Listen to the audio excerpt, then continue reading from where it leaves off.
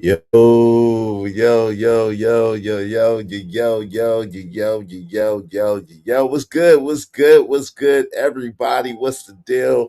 What's the deal? What's the deal? Yo, it's good to see y'all. Good to be seen. Man, how does 3 days feel like forever? I don't know. I don't know. But 3 days feels like forever. It's been a long time. I shouldn't have left you without a dope beat. The step two. Shout out to Timberland and rest in peace, Aaliyah. Hey, listen, man.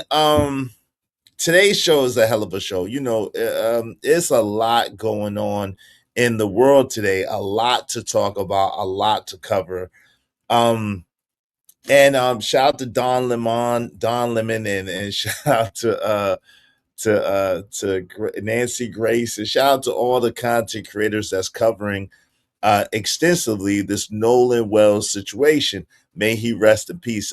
May God grant his parents grace, peace, and ease in their time of loss. His parents, his friends, and his family grant grace in the time of loss. Today's show is inspired by that interview that was done by Don Lemon on an alleged associate, friend, barber, whatever the case may be, of Nolan Wells. The guy allegedly gave Nolan Wells his first haircut, allegedly, and is familiar with the family. Now, come to find out, according to this guy, the reason why Nolan's name is not Walmsley is that Elmore is his stepfather. So that was an interesting thing that actually was confirmed. That was really interesting. But we're going to get into all of that. Today's show is, has the word racism lost its power, or is quiet racism the real problem? We're going to get into it. We got a lot to uncover, a lot to unpack. Yo, tell a friend to tell a friend to tell a friend to come on in. We're about to have a hell of a show. You already know. What's up, Kojak 3 and 3? Great. What up, though? Make sure y'all smash the like button. Subscribe to Kojak 3 and 3 to Great. Gas Mask, what up? What's up, Gas Mask? If y'all could see me, y'all can hear me, put a one in the chat. Leave it to Sense. Forever, ever. Never felt so long. Yeah, it felt a long time. What's up, Marcel? What's up? Hey, man, thank y'all for coming through. Thank y'all for being a part of this fantastic journey. Make sure y'all hit the like button, because likes are absolutely free. Likes cost you absolutely nothing. Yo, it's your man's Izzy Benz, aka Israel Mills. You know the drill. This is the Real Spill with Mills show. Let's go. Let's get it. Yes, sir. Now let's talk about the likes. The LIKES. The likes are free. They're $3.99. Likes don't cost nothing. Likes cost you at all. They for the free ski. They are for the free skis. Do like the homie say, and smash that like button. Come on, push a button. You heard her. Likes are free. Push the like button. Push the goddamn button. Now, y'all already know what it is. Listen, the LIKES are free. The likes are free. But the LIGHTS, everything you see costs money, and it costs money. So if you be so kind, if you feel so inclined, support the show, support the stream, you know what I mean? And show me the money. Spot for a Glock. I took a loss over floss, but still got a knock. Money! Show me the money. So shout out to my player partner, Cajun Darkfire in the building. What's up, Cajun? What's going on, man? Good to see you, man. Pray all is well. Let's do good business, y'all. Let's do good business. Support the show. Support the stream. You know what I mean? Y'all already know. It's time for the show. Let's go. Excuse me.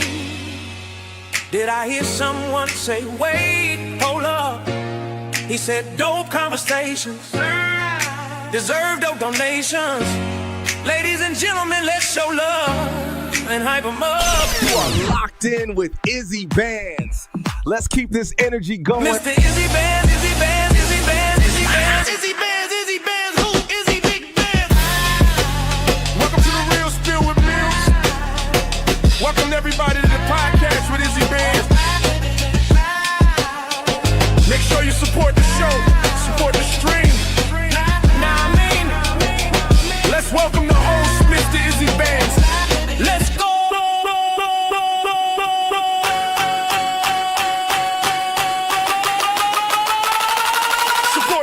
help support the stream. Nah, I mean.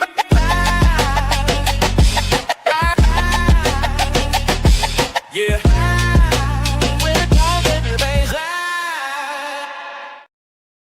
Yes, sir. Yes, sir. Hey, it's good to be back. You know, Sam was on a little baby vacation. You know, we don't usually take any days off, so every once in a while you gotta take a day or two for the fam. You know what I'm saying? Regenerate, rejuvenate, and keep it pushing. You know what I'm saying? Regenerate, rejuvenate, and keep it pushing. So, shout out to my fam. We had a good time. You know what I'm saying? Took a little mini vacation. Didn't want little man to feel like we ain't really done nothing this summer. So, you know, shout out to little Izzy and shout out to little Izzy's mother. You know what I'm saying? You know, we had a little family vacation or whatever the case may be. So glad to be back. Man, while I was gone, there's been a lot occurring, a lot happening, a lot to talk about. And there's this theme that's going on. The theme is racism, right? And there's a lot of people that believe that Ben Crump and Al Sharpton are the reason for the racism. And ironically, Miss Christine Wells Walmsley has been getting, you know, threats, and her job has been being attacked, and her character has been being attacked for only trying to find out what happened to her son.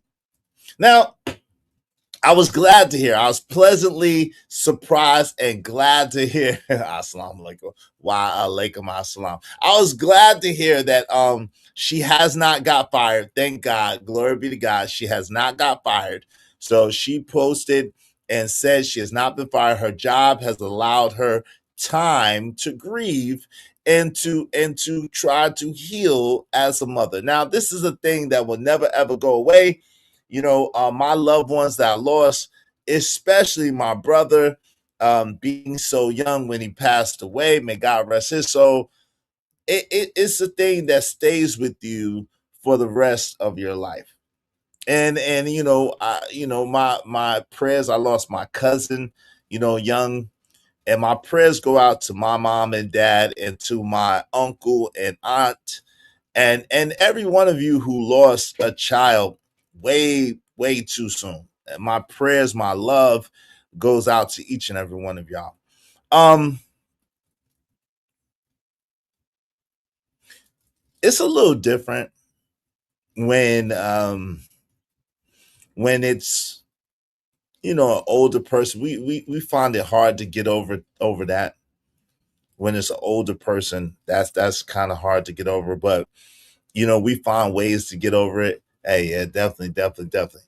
But like even like myself and my man Kojak and others lost a child, you know, early, you know, a baby, you know what I mean, through whatever circumstances. I had a child that was born. Um, you know, he lived for like an hour, and may God rest his soul.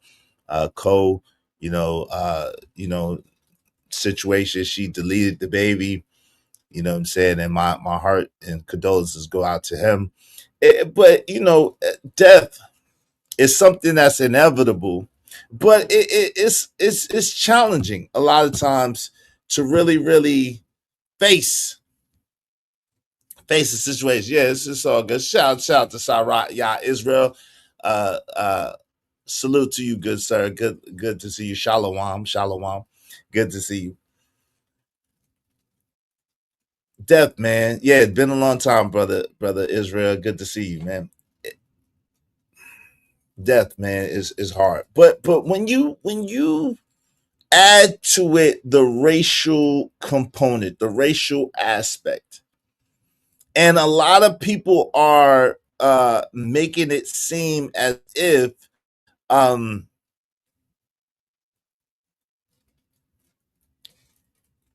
Ben Crump and Al Sharpton are the arbiters of this racial component. It gives us a lot of questions. At least it gives me a lot of questions. And among those questions is quiet racism the real problem, or are we seeing ghosts? Are we seeing ghosts? And I'm not talking about from power. Are we seeing ghosts? Is quiet racism the real problem, or are we seeing ghosts? Who's really being hurt? See, everybody says racism is obvious.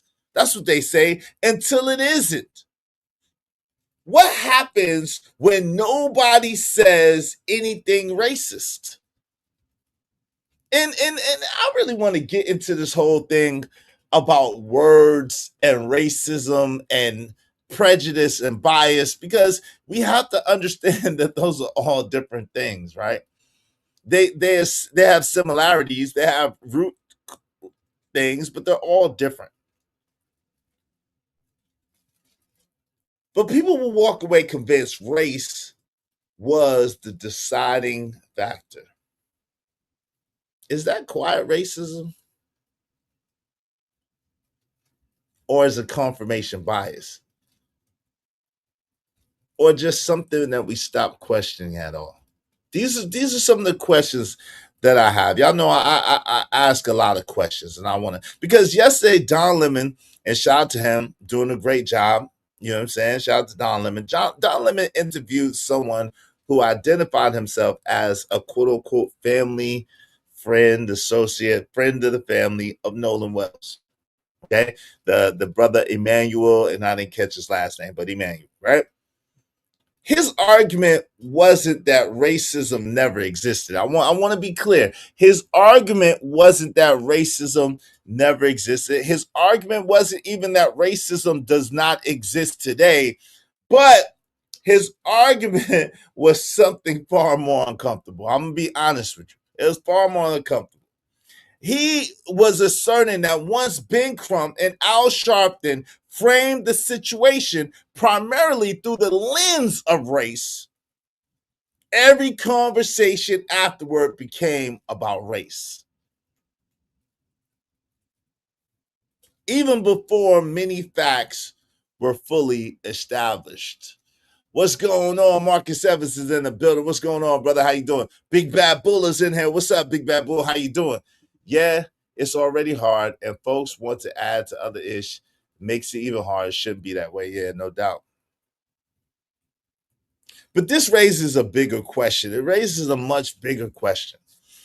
And does talking about racism, and really does talking about racism expose hidden problems?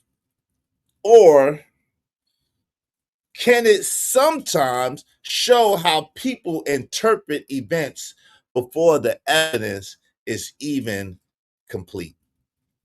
And this is what I want to talk about and unpack today. We have a video. And listen. Shout out to my man Big Bad Bull. Y'all give us a little bit as content creators, a little bit too heat and much love, too much heat for reviewing videos. But I think that it's important to give a visual perspective to actually what we are discussing. You know what I'm saying? A lot of times that visual perspective to what we're discussing helps along the way. So shout out to Jerdy Mac. All right, Jerdy Mac. Jerdy Mac. I came across his video, and he reviewed a piece of The Art of Dialogue. Shout out to Art of Dialogue, and a piece of Don Lemon's content. Now, I appreciate Jerdy Mac in this particular sense. I'm not familiar with him all the way, but this particular video was well put together, and it's a shorter, straight to the point perspective of what I really want to talk about today. So shout out to him. So we're gonna go according to this video, okay? And like I said, I think that y'all give content creators a little bit too hard of a time for reviewing videos. But a lot of times, if we're just describing what's happening, it doesn't give the full picture and allow you to make your assessment, even though you get our commentary along with it. That's the bonus, that's the plus. But you get to see the video for itself. So it's multiple videos put together, a bigger conversation that needs to be had. Shout out to KO Black. Ayo, KO, what's good? All right, so let's get to it.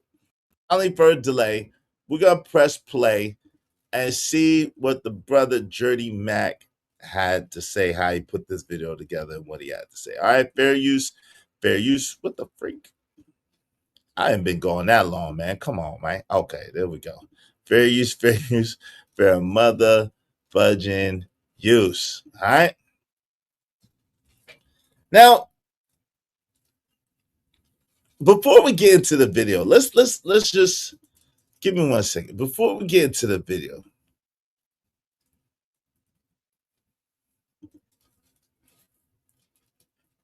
when everything becomes racism, is anything? Because words have weight. And here's a question almost nobody wants to answer.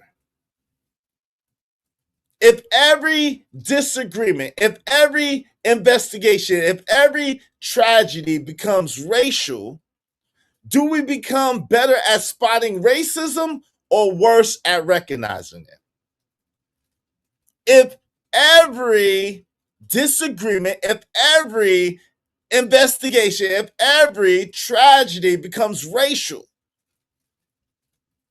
do we become better at spotting racism or worse at recognizing it? I want to know what y'all think. Shout out to the plug. What's up, Drip? What's going on? Drip is in the building. What's going on? Make sure in the meantime, between time, y'all hit the like button. Likes are absolutely free, but support the show, support the stream. Now, help us reach our goals. Help us reach our goals today. Some people believe racism is everywhere. Others believe it's become a convenient explanation. But what if both sides are really missing something? Maybe the real danger isn't only racism. Maybe it's what happens after someone labels something racist before enough evidence exists. Because labeling don't just describe reality. Sometimes it shapes it. So again, I'm not saying that this is not racist or there was no racial motivation. I'm saying, hey, look, there could be. But also, just because there are white people involved doesn't mean that it's racist. Now, I'm a firm believer that with that said, because that's been my consistent stance. However, I'm a firm believer that once these cases get into these courtrooms, get into the public opinion, get into the litigation aspect of it, the investigation aspect of it, unfortunately, it absolutely becomes racial. And that's an unfortunate thing. That is an extremely unfortunate thing. But we got to be able to call a thing and not be afraid to say the truth. What's going on in a building? Shout out to my sisters. It's in it. Hey, Genesis, I am. Hey, Sugars, how you doing? My sister Genesis, I am. RLM is in the building. What's going on, my sister RLM? Good to see you. And Cynical One is in here. Hey, Cynical One. Good to see you. My sisters is in the building, representing.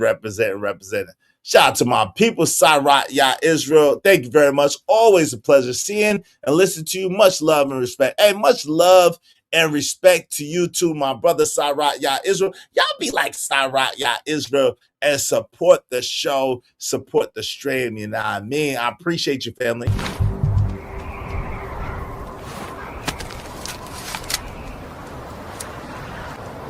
God damn it, I like the way you do business. Yes. Cash App. Everybody. Hit the Cash App. Yeah. Hit the Cash App. Everybody. Hit the Cash App. You know you love to make my stream.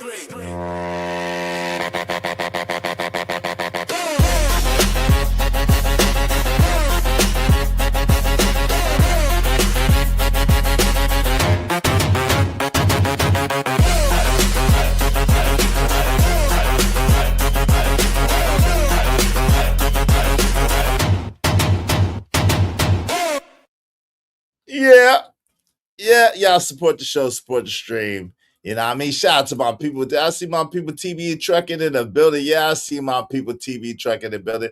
It can be racial without it being racist. That's the truth. That's the truth. But let me be clear. I believe once it gets into the court systems and it gets into the court of public opinion and it gets into the minutia of trial and litigation and legality, it becomes racist a lot of times, unfortunately. And that's unfortunate. Racist. That's unfortunate. Two of my wives in here. Somebody pinch me. Shout out to Co. Okay. What's up, Chris? What up, big homie? Have a good day and keep cooking with fresh grease. Shout out to you, Chris, in the building. All right. So let's get into this. I saw this. I found this very, very interesting. I think y'all will too. It leads to a bigger conversation. And let's talk about shout out to TB Trucking. Appreciate you, bro. I'm glad you're on these shows before you. I'm glad you're on these shows before you was born. Oh, Lord. No, listen. I'm not doing that. I'm not doing that because people say I'm boring too. Yo, it's a matter of preference and opinion, but I appreciate you, TV Trucking. I appreciate you finding me entertaining and you like my content. Thank you very much, beloved. I appreciate you tremendously. Y'all be like TV Trucking and support the show, support the stream. You know what I mean? Thanks, man.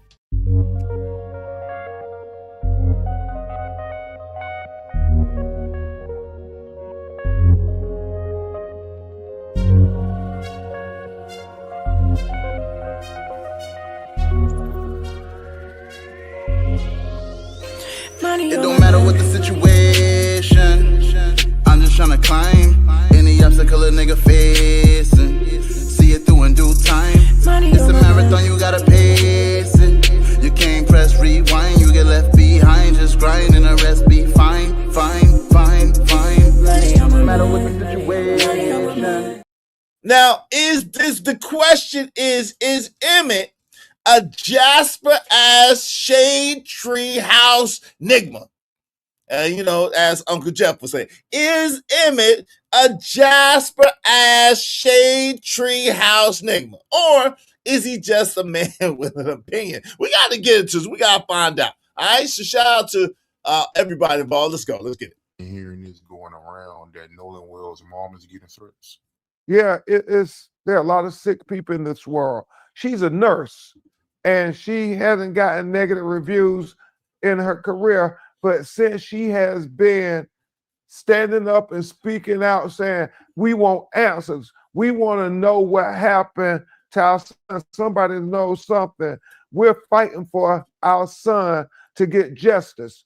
We don't think that he would just drown and nobody would see anything. Now that's racist. Can we be honest?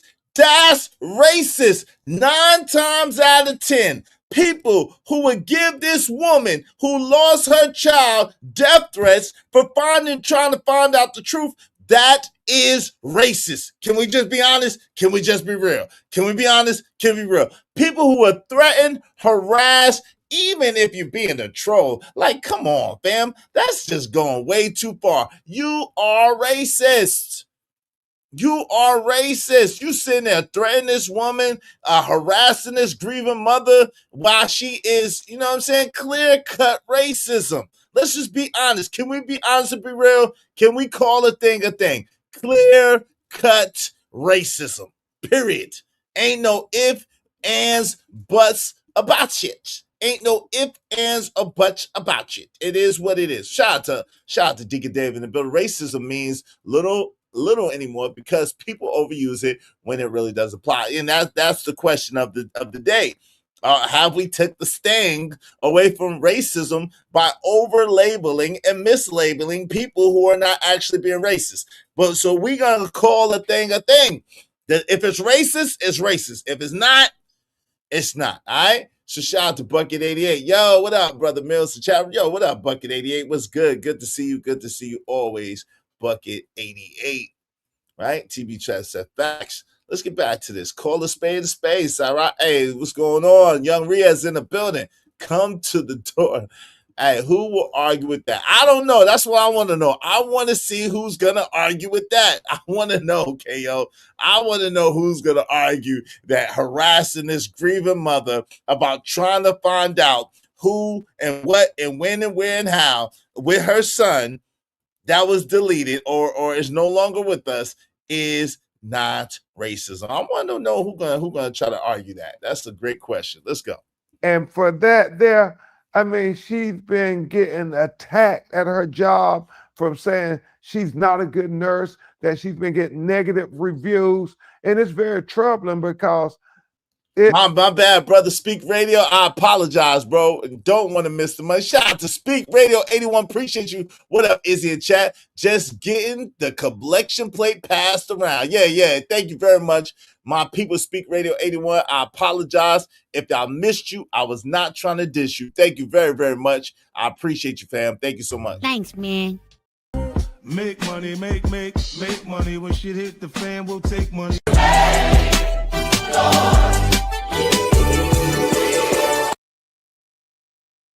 And listen, can we blame him? He said that boy's mom, Miss Christine, may have to move. You may have to move to another state. Hey, listen, can we blame her if she does? Can we blame her if she does? I couldn't blame, her husband and her if they decide to take them and their other children after this case is solved. I'm sure they can't go anywhere until this case is resolved and solved.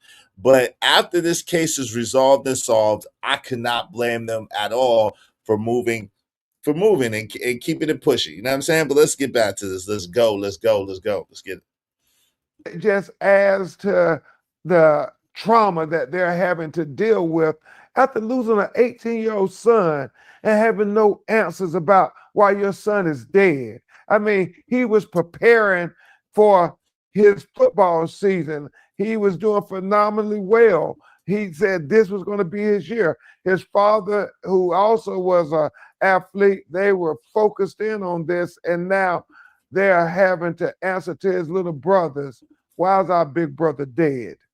Take a beat from seeing patients just to come up here for one more second.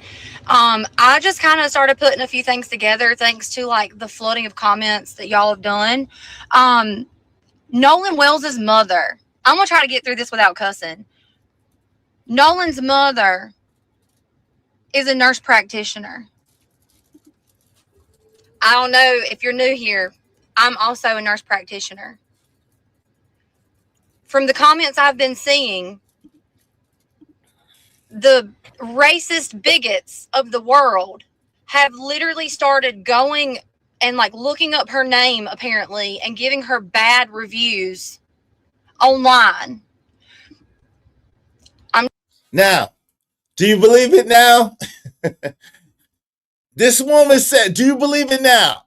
Does she have the complexion for the protection for you to believe it? Do you believe it now? She said it. The racist bigots have been calling this woman, harassing this woman, and trying to get her fired. Do you believe it now? Do you believe it now? Okay? Shout out to her. Shout out to Chelsea Brand. I'm trying not to cuss. God, I'm trying not to cuss because my mama watches these videos and Lord, she hates it when I cuss. I need y'all to understand that not only this woman just lost her son, right, but her job is being compromised because of the amount of hate from racist bigots. The woman can't even lay her son to rest. She takes care of people for a fucking living. Nurse practitioners are the backbone of the United States healthcare system. It is nurse practitioners.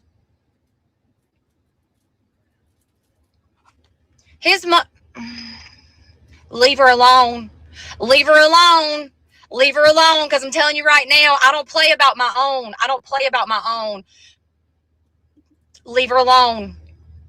Okay, let's get straight to the point. You heard it. Leave her alone. Leave her alone. Leave her alone. Leave her alone. She don't play about her own. The white woman has spoken. She said it. Leave her alone.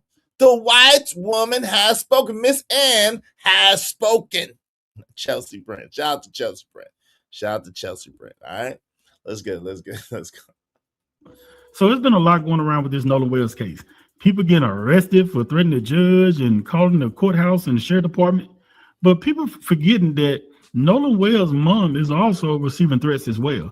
They're actually trying to basically get her job taken from her and get her out of there. She responded to all this stuff, though, that has been going on about her being let go from her job.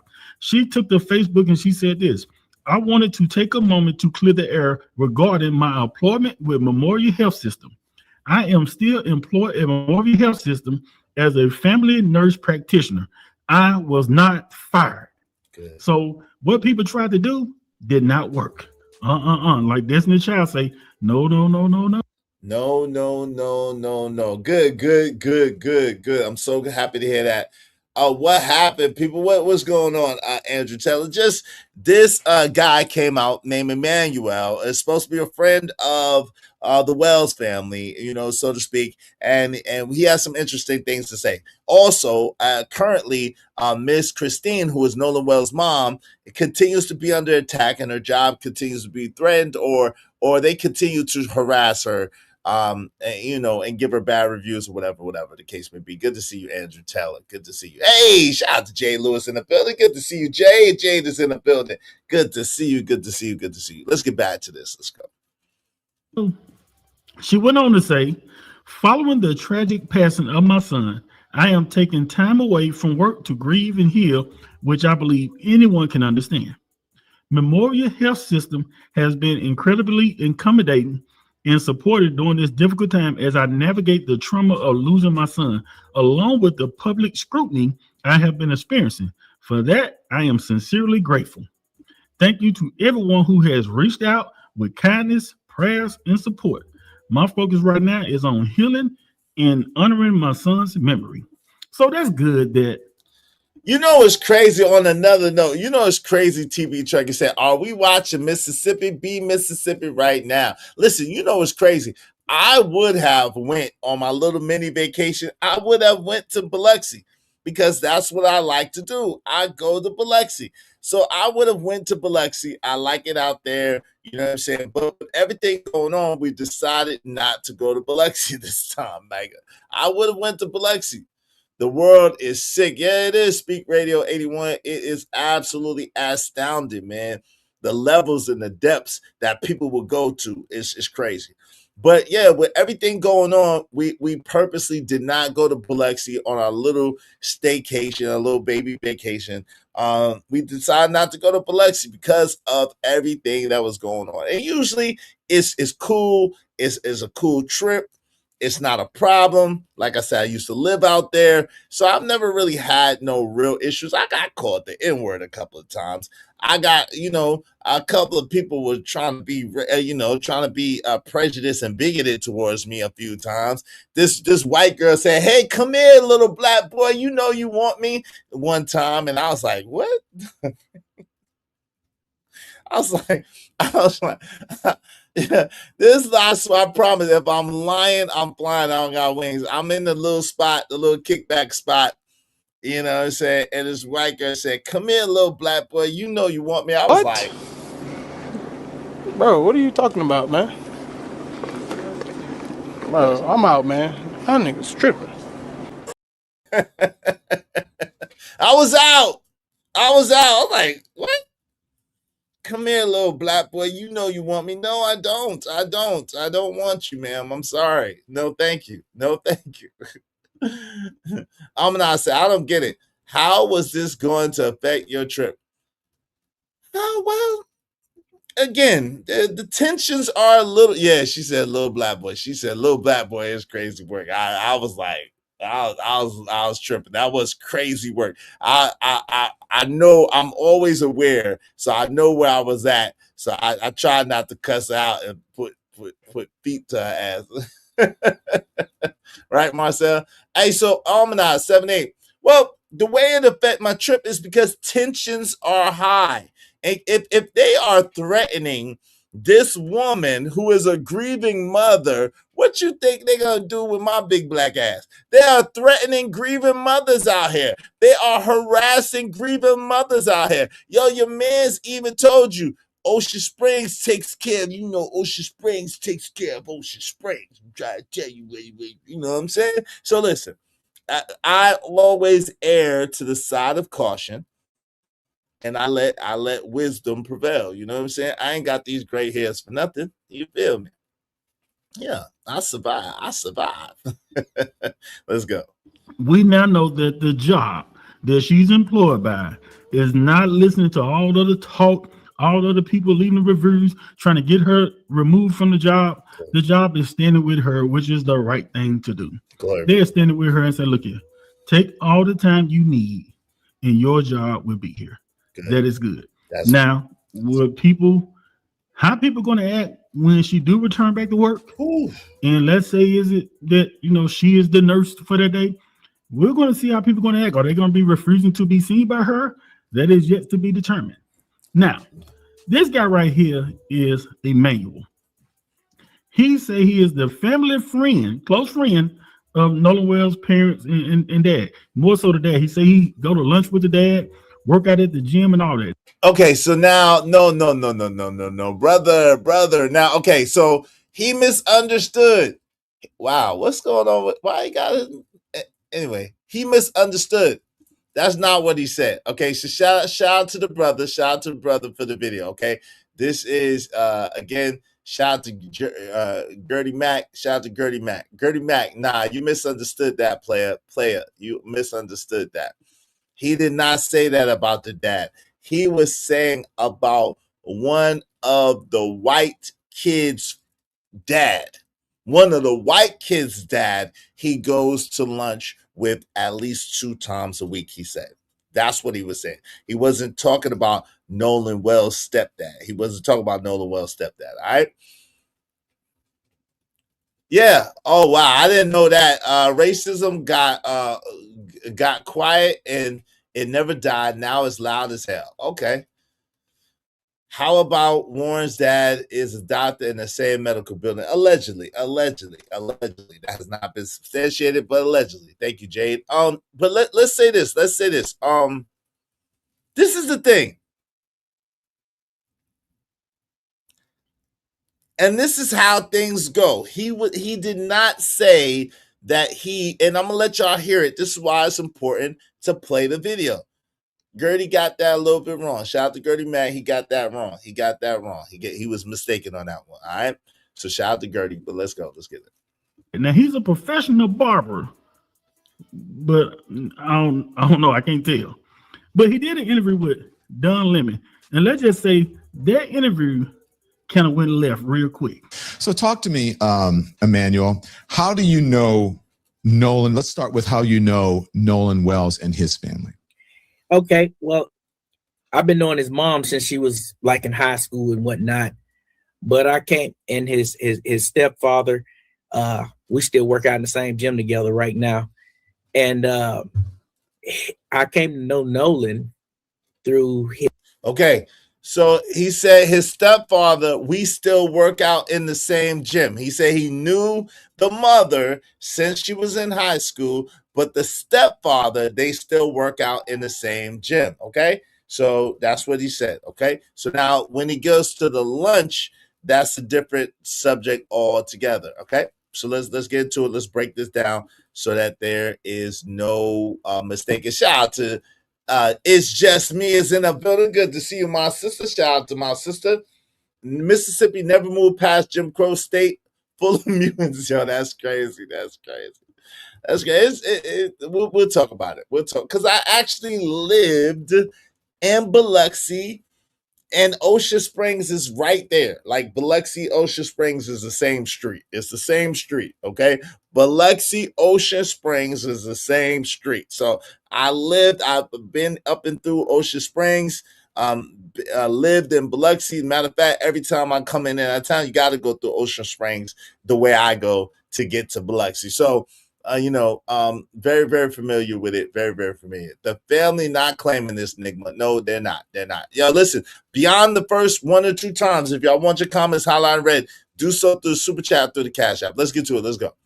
All right. She had this lady babysitting him, and I'm real good friends with her son, Bingo. And they would bring him around, bring him to my barbershop all the time. Okay, she had a lady babysitting him, and he's real good friends with the son of the woman. Okay, so this was so he's not close with Nolan Wells' mom and dad. He knows of them basically, and he's good friends with people that are friends with them, is what he's saying, or associated to them. That's what he's saying. And I gave him his first haircut, and we used to have him to say every time he would leave, we would say, "What's your name?" And he would say, "Nolan Wells," and we all used to laugh at it. We used to make him say his name every single time, man. He was a funny little kid, man. That was what was up, though. Do you know the other kids involved? Do you know some of the friends? Okay, so now listen to this. Okay, so basically he said he gave him his first haircut, and when he used to come around, he used to make them say his name and whatever. Okay, so we're there. So now Don is asking, hey, do you know some of the friends or whatever the case may be? Listen to his answer. Let's go. Yes, I do. Okay, go ahead. How do you know them?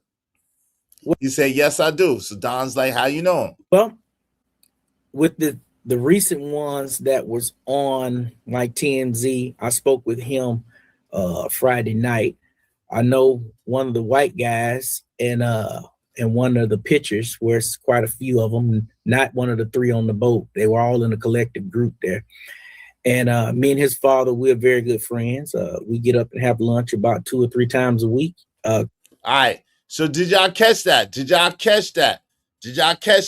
He said, I know one of the kids, not one of the 3. He said he talked to one of the kids Friday that was involved, but he also said, I know the kid that was in the big group picture, one of the white kids that was in a big group picture, and me and his father, we go to lunch like maybe 2-3 times a week. That's what he said. So he has a good white friend, is what he's trying to imply, is what he's saying. Now, again, I don't know him. I don't know nothing about them. I'm just telling you what he said. What's going on?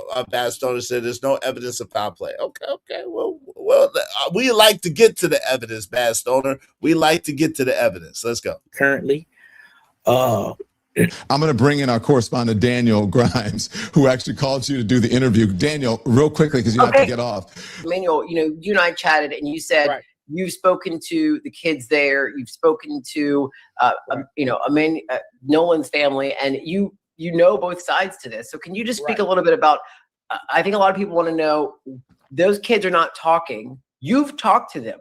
What is their theory on what happened to Nolan? Well, I'm going to tell you what they told me this past Friday night. They said they don't know what happened, but they do believe in their heart that something happened to him. And they said they don't really want to talk to people anymore. And I was glad you brought that in, because I was going to mention this to Don a second ago. They saying that they don't like the way that, the reason why they really don't want to give interviews anymore, they don't like the way that the outside people has been treating Black Mississippians. I'm just telling you what they say. They say they're not believing what we're saying. They think that we this racist place down here, and so we don't really want to give them interviews anymore. That's exactly what was told to me this past Friday night. But going back to your point, so you said that they think something happened to Nolan. Yeah. This guy right here is something else. So you talk to Nolan Wells' friends who was with him. They say that they don't know what happened, but they believe in their heart that something happened to Nolan. But then you go on to start talking about what someone don't like, how something being portrayed, man. All right. So, hey, listen, and this is where it's going to get hairy. Yo, y'all support this daggone show. Hit the like button. This is where it's going to get hairy. Allegedly, Warren has a GoFundMe, and Warren has allegedly got $200,000 collected so far. Allegedly. Go send GoFundMe. My cousin lives in Biloxi. Those coastal cities are a bit more forward thinking, but the rest of the state is full of special needs people. Oh Lord. Shout out to Speak Radio. Salute to Speak Radio 81. Appreciate you, family. Thanks, man. A lot. Appreciate that. They think? Yeah, they think. They think. Of course they think. Of course they think. Well, we'll find out about the evidence after the grand jury comes together. Yes. Yes, we should. But let's get back to this. This is wild. This is where it gets a little bit wild, and where it gets a little bit interesting. Let's get it. Who cares about how something being portrayed when the words out your mouth is they think something happened to Nolan? Don't you? Look at it. I can tell you right now that Don Lemon do not care for this guy at all. What do they think happened? You said he said they don't know what happened, but what are do they have any ideas? Are they giving you any theories? Yeah, they were there. No, one of them told me that they gave to the police about a week or so ago. The last two people Nolan was seen with, one was a girl, one was a guy, and okay. So now allegedly, this I haven't heard this. Y'all can tell me if y'all heard this. I haven't heard this. So allegedly, one of the guys gave the last two people that Nolan was seen with. One was a girl and one was a guy. This is the first time I'm hearing about Nolan being seen with a guy. We heard that Nolan was seen with a girl last, and that's part of the discrepancy. But now he's saying that one of the guys said that Nolan was seen with a guy and a girl. He's not going to say the name for whatever reason, but he's going to tell. A $200K raise for what? Paying for the civil suit that's coming? Well, $200K allegedly for their pain and their suffering and the fact that they're getting threats and the fact that people are trying to attack them. Which, honestly, listen, I don't think that people should be threatening anybody or attacking anybody. Can we at least get all the evidence? Can we at least see what actually happened? What is going on? Why are people threatening people without any evidence, without all the evidence, without all the facts? It doesn't make sense. Shout out to TB Trucker. I believe there was a burner account troll in our chat. Well, listen, don't ban. They're good. They haven't violated any what you call it. Now, if you want to put them out the chat, it is $10 and give them 10 minutes timeout. If you want them out for 2 weeks, it's $50. If you want them out for 2 months, it is $100. All right. So please just don't ban people for free. All right. Again, we here. Yeah, we're here. This happens in America all the time. Family is what it is. Shout out to Kelvin Cook. Let's go. And I won't be giving their names, of course, because I don't need nobody trying to sue me. But that's what I was told, that it was a guy and a girl that they was last seen with on the island. And I want to say this too about the lady that took that video and chopped it up and was able to pull up. If that video is true, Don and Daniel, if that video there is true, it's a lot of people in trouble in Ocean Springs. But I don't know no more details on that. That's just what I was told. And I'm just repeating what I'm told, and take it with a grain of salt or take it however you want to, It's some weird stuff going on down there in Ocean Springs, Mississippi. Something smells real fishy, and it's not seafood. Like, everybody have all this information, but then don't nobody want to tell anybody anything. It's $150,000 on the line for information, and nobody has yet to come forward with anything. But this family friend. Yo, shout out to the Big Bad Bull. Appreciate you for those 380 jewels. The fortune cookie. Thank you very much, Big Bad Bull, for those 380 jewels. I appreciate you. I appreciate you, sir, tremendously. Thank you very, very kindly. Very, very kindly. Let's get to it. Let's go.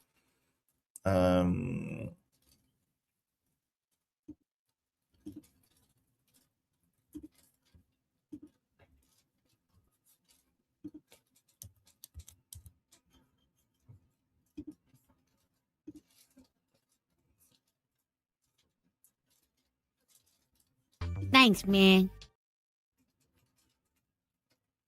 Appreciate you. I appreciate you.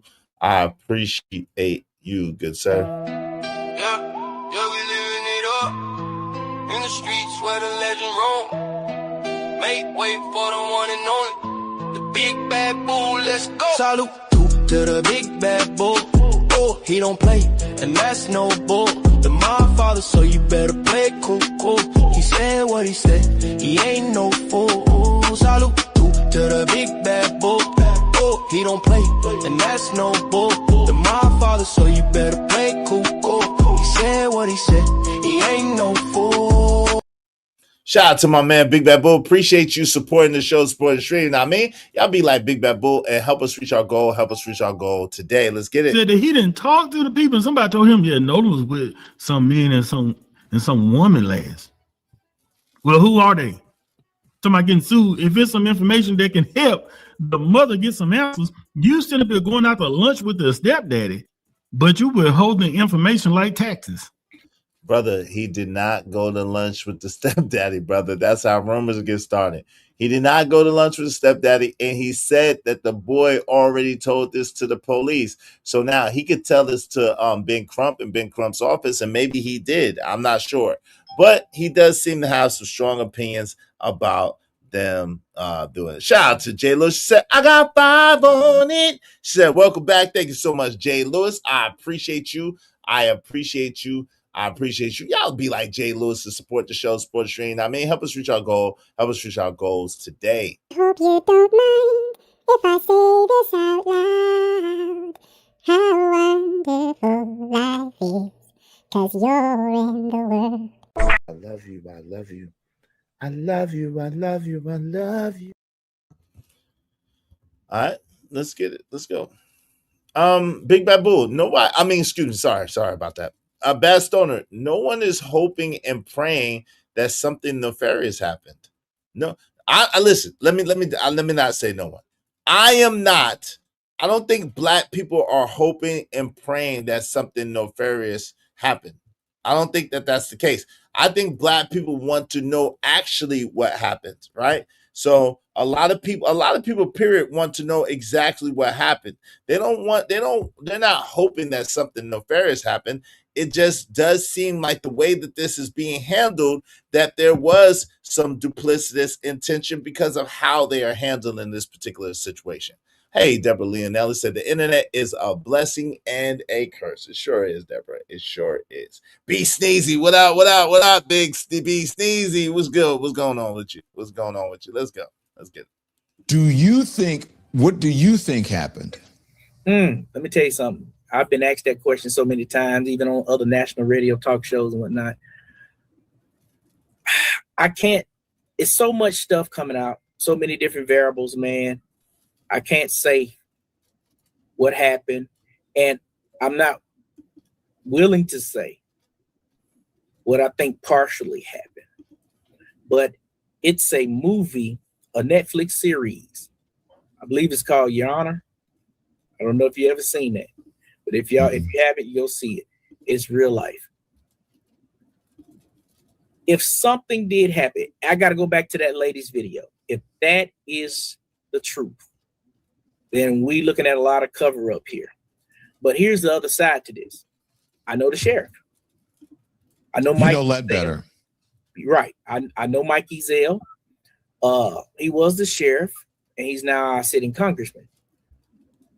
It's hard for me to believe those guys gonna turn a blind eye when if it was any foul play. I just don't see that man walking away. Now, did he speak prematurely? I believe once they found his body, I believe it looked like a drowning when you first take a look at it. But what sparked suspicion is when the mom, Christine, started making phone calls about what happened to my son, how this happened, whatever. Then she started getting mom is the word. Well, that. All right, so that's your answer right there. That's your answer right there. Your answer is this. How did they handle it? Well, when the mom started calling, when Miss Christine started calling, trying to get information about what they knew about her son. The first thing he said on day one that they pulled Nolan Wells' body out the water, because I covered it, Sheriff Ledbetter said, it looks like there's no foul play. That is terrible for him to have said. He was not supposed. That's very unprofessional. That's the first thing. The second thing that they did that would make that they handled it incorrectly was when she was trying to get any information about anything, he was stonewalling her and was not giving her any information. That was another reason why she went and she hired or got Ben Crump and Al Sharpton to bring awareness to the case, and so that she can actually find out what happened to her son. That's it. That's how they handled it. So it was really the way that the sheriffs handled it, the way that the people handled it, that made it the way that it was. No, it's not telling the truth. It's not telling the truth if you haven't even done any investigation yet. It's not telling the truth. And if he did drown, listen, this is the part that a lot of people are just glossing over. If he did drown, then they would know it. And if they saw him drown and didn't say anything about it, they are implicit. Why don't you understand that? If he did drown and it was just an accident and he drowned and they couldn't save him, they would know it. People would know it. And the fact that they just let him drown and no one said nothing about it is a crime. That's a crime. Don't y'all get it? That's a crime. You do get that, right? You can't just watch somebody drown and then people are trying to find out what happened to the person that drowned, and then no one says anything. If you saw the person drown, hey, look, this guy was he just got whisked away by a riptide, a tide, and there was nothing we could do for him. I don't know what happened, but he was in the water. He was ripped away. No one has said that. Come on. And there was over 300 people on the island, if not 1,000. So come on, we got to be for real. We got to be real. No one has come out and said, we saw him in the water. He was whisked away by a tide and he drowned. Okay, let's move forward. Exactly, right? Let's move forward. That sparks suspicion. Well, that is a problem now. Now, right. The sheriff did already put out his statement that they believed it was a drowning. Right. Because that's at the first initial eyesight. And Don, I'm going to say this to you, and Daniel. This case has taken on its own thing that nobody believed would have ever happened. And I believe if we had to start this case over, I believe you'll see a whole nother different case. You know, we all Monday morning quarterbacking. Even the sheriff, everybody that's involved. I don't believe that Ben Crump and Al would come down to Mississippi and say the same things and act the way they did. Because if you notice, he changed his stance. He changed up how he conducted himself. You don't know Al Sharpton. Well, here's what I'm saying. I think that they would handle it the same. But anyway, go on. Go on. I don't want to argue about it. Go on. Right. These kind of friends right here, I don't want no family friend like this in my family. Matter of fact, I don't want no friend like this at all, period. You got to be kidding me. Where is the assumption at? There's no assumption. This is the thing that makes it impossible. There's no say. He said y'all, they said, or whatever. Y'all making assumptions and y'all wasn't there. There is no assumption. No one has come out and said, we saw Nolan Wells get whisked away by a riptide and he drowned. No one has said that. We know the friends are claiming the last time they saw him, he was alive and well with Katie on the island at 3:00. They left the island at 4:30. That's what the friends said. Where's the assumption? That's literally what the friends are saying. Literally what the mother, y'all know her name, the stepmother has come out with. Literally. No assumptions. Just strictly what they said. So, If no one came out and said, "Hey, look, oh my God, we Nolan was on the boat, or Nolan was on the island, and the next thing we know, we saw Nolan in the water, and he's whisked away by a riptide, and we tried to save him." I mean, listen, that might be suspicious to some people, but at least people could get behind that. You were there, you saw what happened. Man, that was a tragic accident. Okay, people can get behind that. But they tried to make it seem as if they didn't see Nolan since 3 o'clock. They don't know what could have possibly happened to Nolan. No one has seen. And then if they didn't see anything, and if they left the island, somebody knows something. Somebody knows something. Somebody knows something.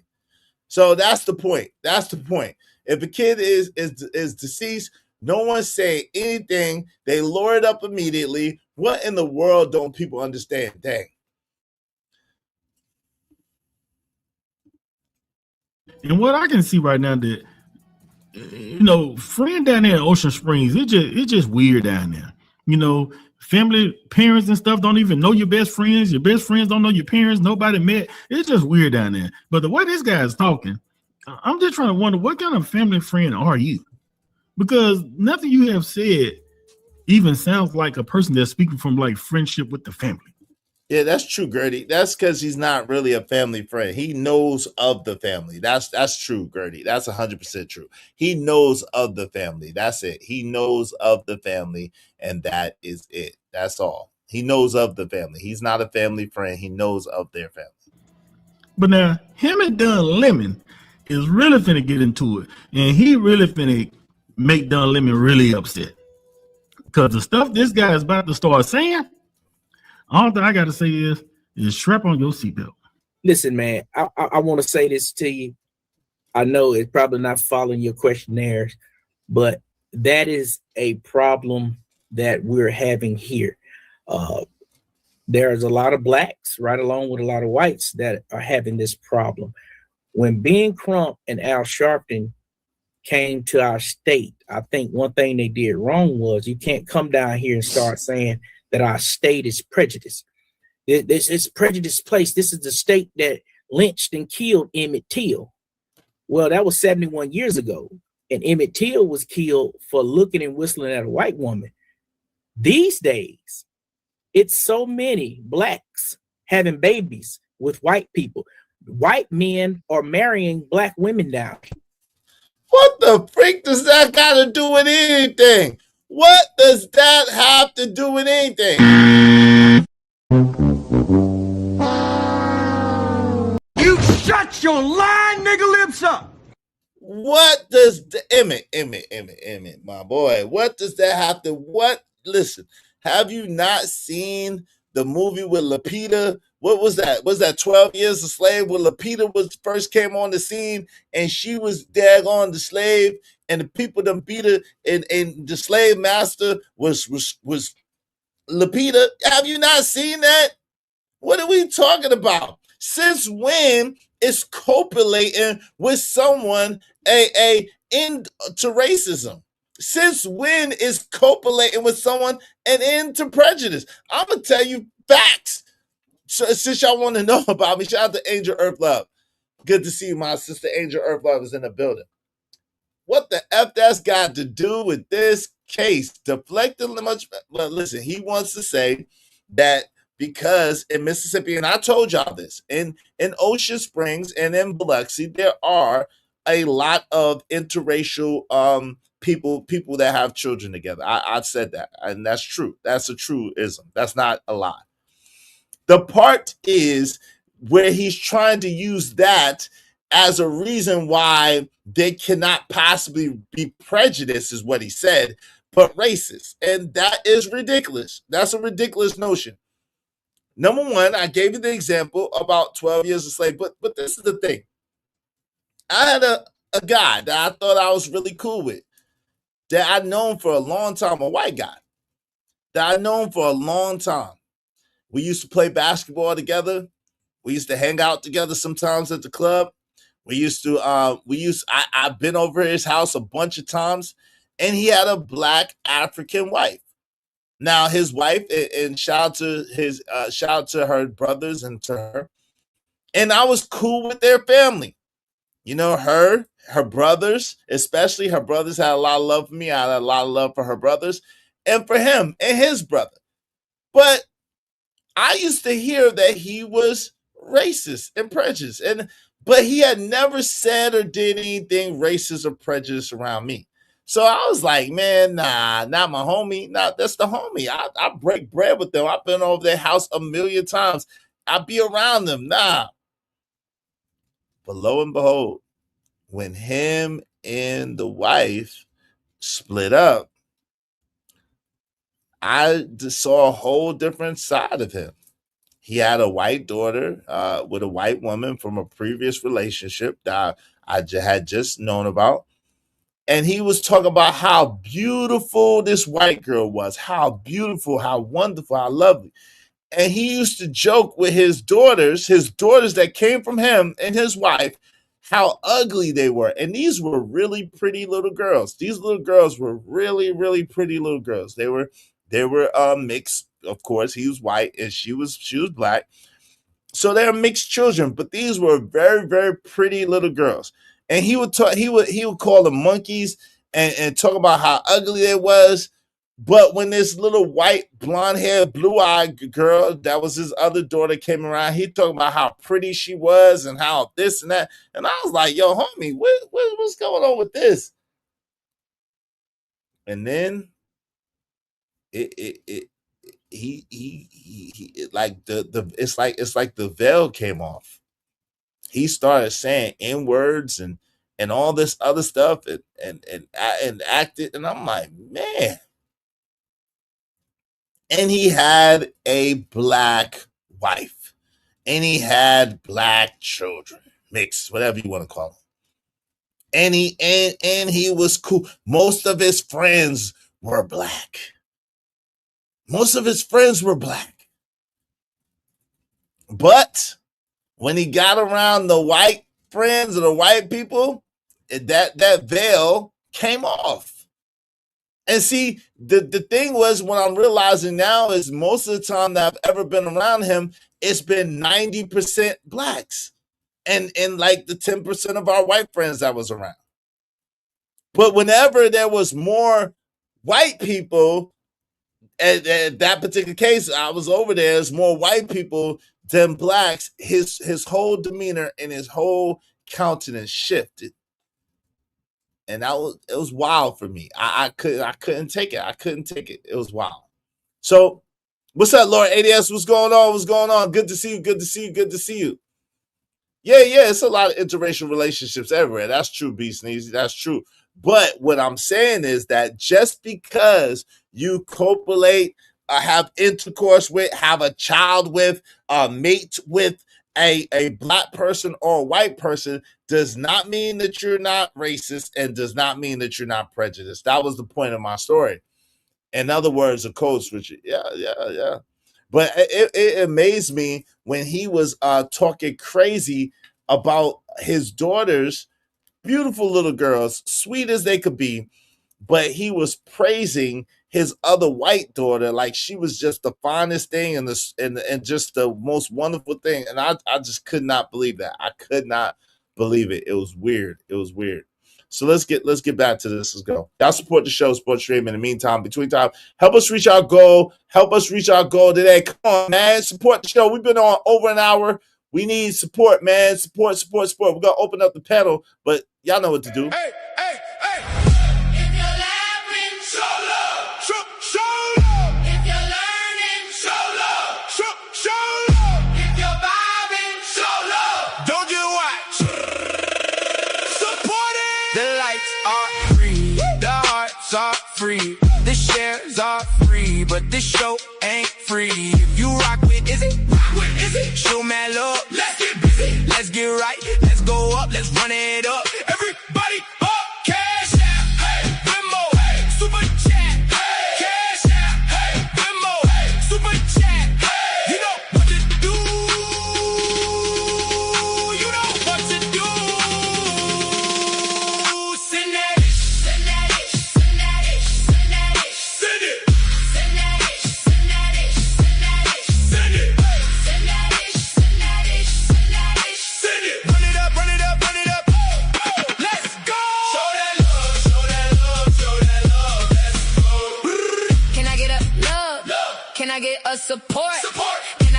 Let's build one community, one family, one vibe, one mission. Cash out, hey, Venmo, super chat.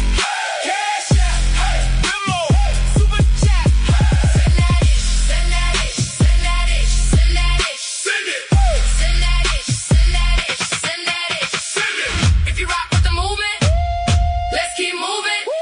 If you love what you're seeing, help us keep it rolling. Send that ish, send that ish, send that ish, send that ish. Send it.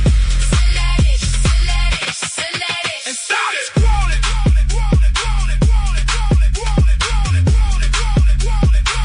And stop scrolling.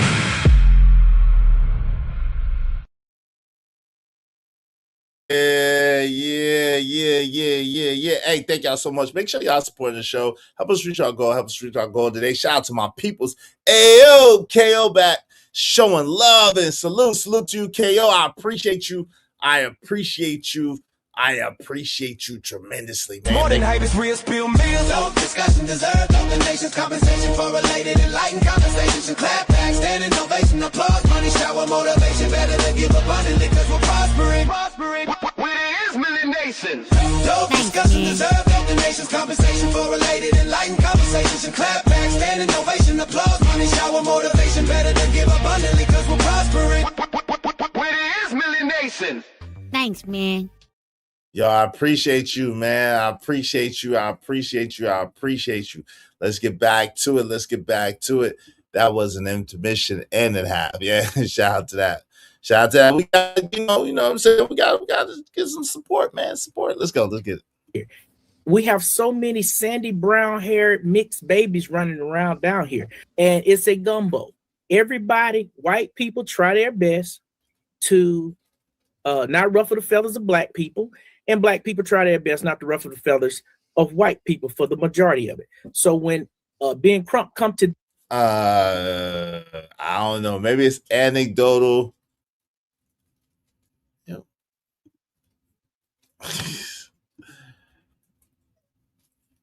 Maybe it's anecdotal experience, but that's not really true. That's not my experience on the coast. Like I said, I've heard the N-word more times on the coast than anywhere else. I've heard the N-word by white people more times than the coast. Like it was a dude when I was homeless that was so-called cool with black people, and he was saying, and I'm like, hey, listen, man, listen. If you could, please don't say that around me. I can't tell you what to say. Just please don't say that around me. I don't think it's cool. I don't think it's okay. I'm not gonna accept you because you say the N-word. Like, yo, can you please not say it around me?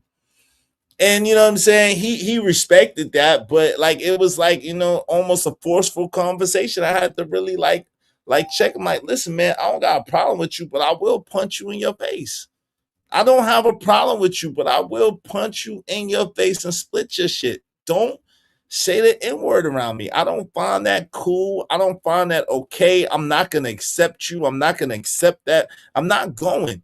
Don't say it around me, bro. I can't tell you what to say around anyone else, where anyone else is at, how anyone else is moving, but I will break you. I told him, I said, I will break your face, bro. Like, please don't play with me. I will break your face and gladly go to jail. Like, stop it. Don't do it. You know what I'm saying? And he respected it. You know what I'm saying? He respected it. But it took some. I had to go there with him. I didn't want to go there with him. I had to go there with him. He was trying to make me explain to him why I don't want him to say the N-word. And I was like, yo, because I will break your face. That's why. Like, bro, we're not about to sit and have no ideological conversation about why I don't want you to disrespect me. Like, no, just don't disrespect me, bro. Like, I don't disrespect you. I'm not going to call you out your name. I ain't going to try to disrespect you. I'm not going to try to, impose upon you. Just please, man, if you don't mind, don't come over here with that, yeah, my N-word. I'm not your N-word. I'm not your N-word, bro. I'm not, bro.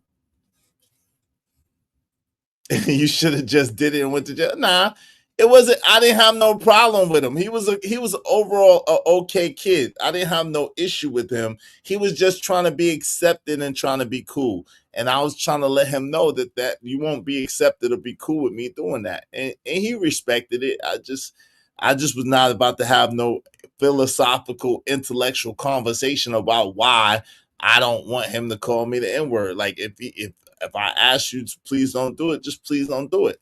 Right. I don't give a F how quote unquote cool you think you are with us. Say that or don't say that. Say that around me. I'll delete you in a heartbeat. Up around and find, dang, I ain't going that far, boy. You know what I'm saying?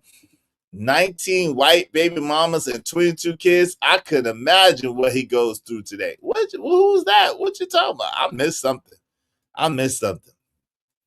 Don't go to jail. You'll never be the same. That's hilarious. He was Jackie Chan in Russia. Y'all support the show in the meantime, between time. Y'all are wild. Let's go. This town and start saying things like that. He's alienating these people and he's getting pushback now. That's why he's getting all this pushback.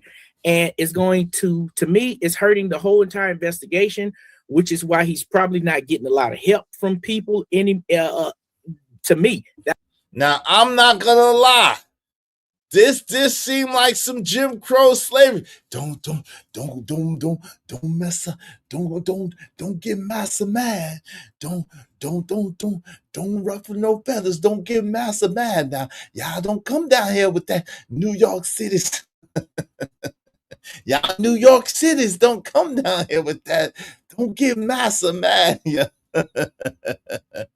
Yo, man, what are you talking about, bro?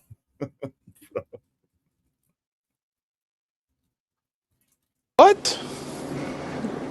Bro, what are you talking about, man? Bro, I'm out, man. That nigga's tripping. Bro, what are you talking about, bro? Bro, what are you talking about? He ain't gonna oh Lord. Y'all support the show. Let's listen. That's the deal. You cannot come in here and tell us how racist we are. Well, these people showing you how they hate you doing that type of stuff in our community, and he's going to get this type of pushback that he's getting. Okay, can I jump in here? Go ahead. So you are good friends with the family. You hang out with the dad and go to lunch, but you messed up, man. Stop saying that. Hola, rocks. What's up, Hola, rocks? What's good? Good to see you. Yo, Calvin, you tripping, man. Send some bread, man. You tripping, Calvin. You are tripping, Calvin Cook, for real. Send some money, man. You wildin'. Let's go. On a national YouTube interview with Don Lemon criticizing the lawyer that the family, your friend, hired. You can't make this up. Okay. Now, look, I'm from Louisiana, so I know there's lots of mix. I mean, that we are all that's what Creole and mulatto is about. We've been mixing it up. We invented mixing it up in Louisiana. So I understand what you're saying, but that doesn't end racism. Sometimes it heightens it, right? Because then there's a hierarchy, and then there's colorism, and then people say, well, I can't be racist because I'm married to a white person or whatever, or I'm married to a black person, and we know that that's not true. The other thing that sounds like, though, and I just want to put this here, I'm not trying to insult you, is like it kind of sounds like back in the civil rights movement when people would say these outside agitators are coming here and telling us what to do, and we don't want race mixing here. Do you understand what I'm saying? So I understand how people may feel, but sometimes I just want you to take this into account. Sometimes it takes, and I'm not saying they're doing this, but just to think about this, sometimes it takes someone who comes from the outside to hold up a mirror so that you can see what's happening, because sometimes you're too close for the forest to see the trees. All right. Okay. Okay. Now that's a good point. Don Lemon is making a good point. He looked like Paul Mooney. That's crazy. Yo, shout out to Sexy Red TV. How you doing, Sexy Red TV? Good to see you, my sister. Shout out to Sexy Red TV. Y'all make sure y'all supporting the show, supporting the stream. You know what I mean? All right. Let's get back to it. Let's go. So I'm not saying that that doesn't exist, that people shouldn't feel that way, but I think that people should have an open mind about it because that's what civil rights leaders did back in the day. Well, okay, go on. We do. I'm for them coming to find justice, but you cannot walk into this town claiming. What's up, Sway? What's going on, Sway, in the building? Sway said, too close to the trees, can't see the forest. Oh, Lord. That's right, Sway. That's right. Let's go. It's racism. All these same state that killed Emmett Till, these racist white people. When if y'all want to open up the panel, we need just 6 more people. 6 more people. No, I apologize.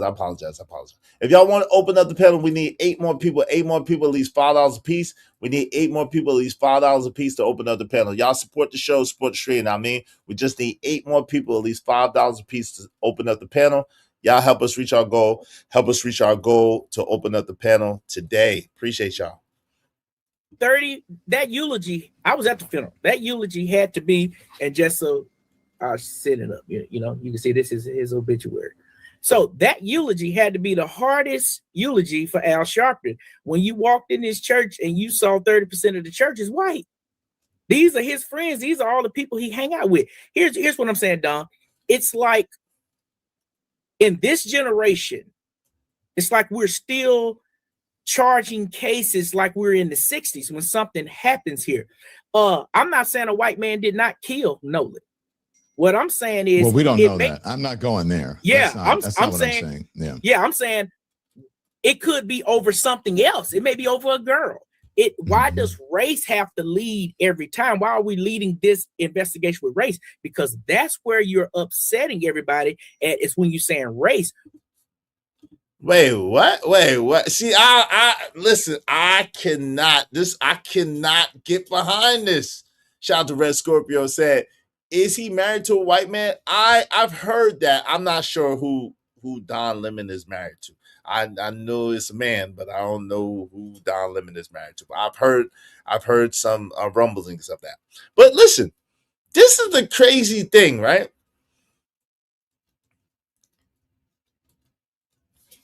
I can't get behind that logic. That logic to me is not logicking, right?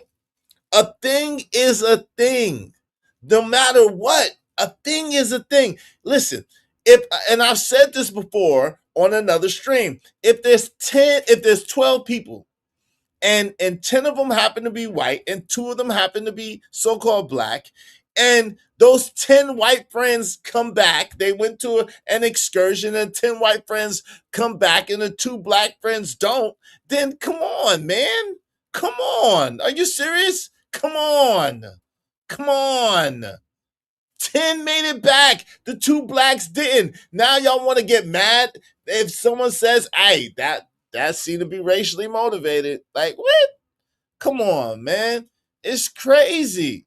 It doesn't make sense. Now, Jay says dumb what he's saying. I ain't going to go that far, but it just doesn't make sense. Yeah, it's an aquarium. It's an aquarium on the monitor, yeah. Y'all support the show, support the stream. I'm gonna get a whole aquarium behind me. Soon. It's gonna be a whole aquarium behind me, like soon. Hopefully, perfectly sooner than later. That's my goal, to have the whole joint be an aquarium. I love the fish, man. I love the fish. Swim with the sharks, man. I swim with the sharks. But let's get back to this. Let's go. Let's get it. When he's been hanging with them same white guys all his life, who cares about upsetting someone when your friend of the family, they have lost their 18-year-old son, and you're on here trying to defend about what Ben Crump and Al Sharpton. Hey, Bridget M, my sister's in the building. Nah, it ain't gonna be no real fish. Hey, listen. Hey, when you see me have the real live brown liquid, that means I got that bread. It ain't gonna be real fish right now. I ain't got that bread yet. But when you do see me with it, that means I got that bread. Just because I got that bread, baby, don't mean I'm a cash out. You know, for some reason, when you got that bread, everybody wants you to cash out. They want to love this, they want to love that. Yeah, I got that bread. I got it. I got that bread. If you want that bread, you can have it. All right, then y'all know. So I'm gonna be like Ice Cube and All About the Benjamins, $400 for some koi. Hey, I think it was 600, but yeah. I think it was 600. But let's get back to this. But yeah, I'm gonna have that bread. I'm gonna have some real sharks in there and everything. I'm gonna have sharks in my tank. Watch. Dropping them doing when they came to Mississippi? Look at you, got to be kidding me. The Nolan Wells parents and dad need to go get a pair of scissors and cut him off immediately. Not everybody lives in Mississippi. And so the people who are on the internet, the people who don't live in Mississippi, they see a black guy with all white guys and they go, oh, he's the only one that didn't come home. The history of Mississippi, blah, blah, blah. So people start putting two and two together, and that's why race is involved in this, because that is the history of America. Now, whether race played a role in his demise, no one knows that. But there is no denying that race plays a part in this case simply because of the optics. That's where the race part came in. That may be offensive to some people there, but the truth is often offensive. That is the reality in America. Yeah, yes, sir. You can ask me. We're here to have a conversation. Okay. When Emmett Till was killed in 1955, I believe it was, he died for whistling and simply looking at a white woman. Now we have went from there to making babies with these white women. When does that go out of the window for, as you know, this racial component of?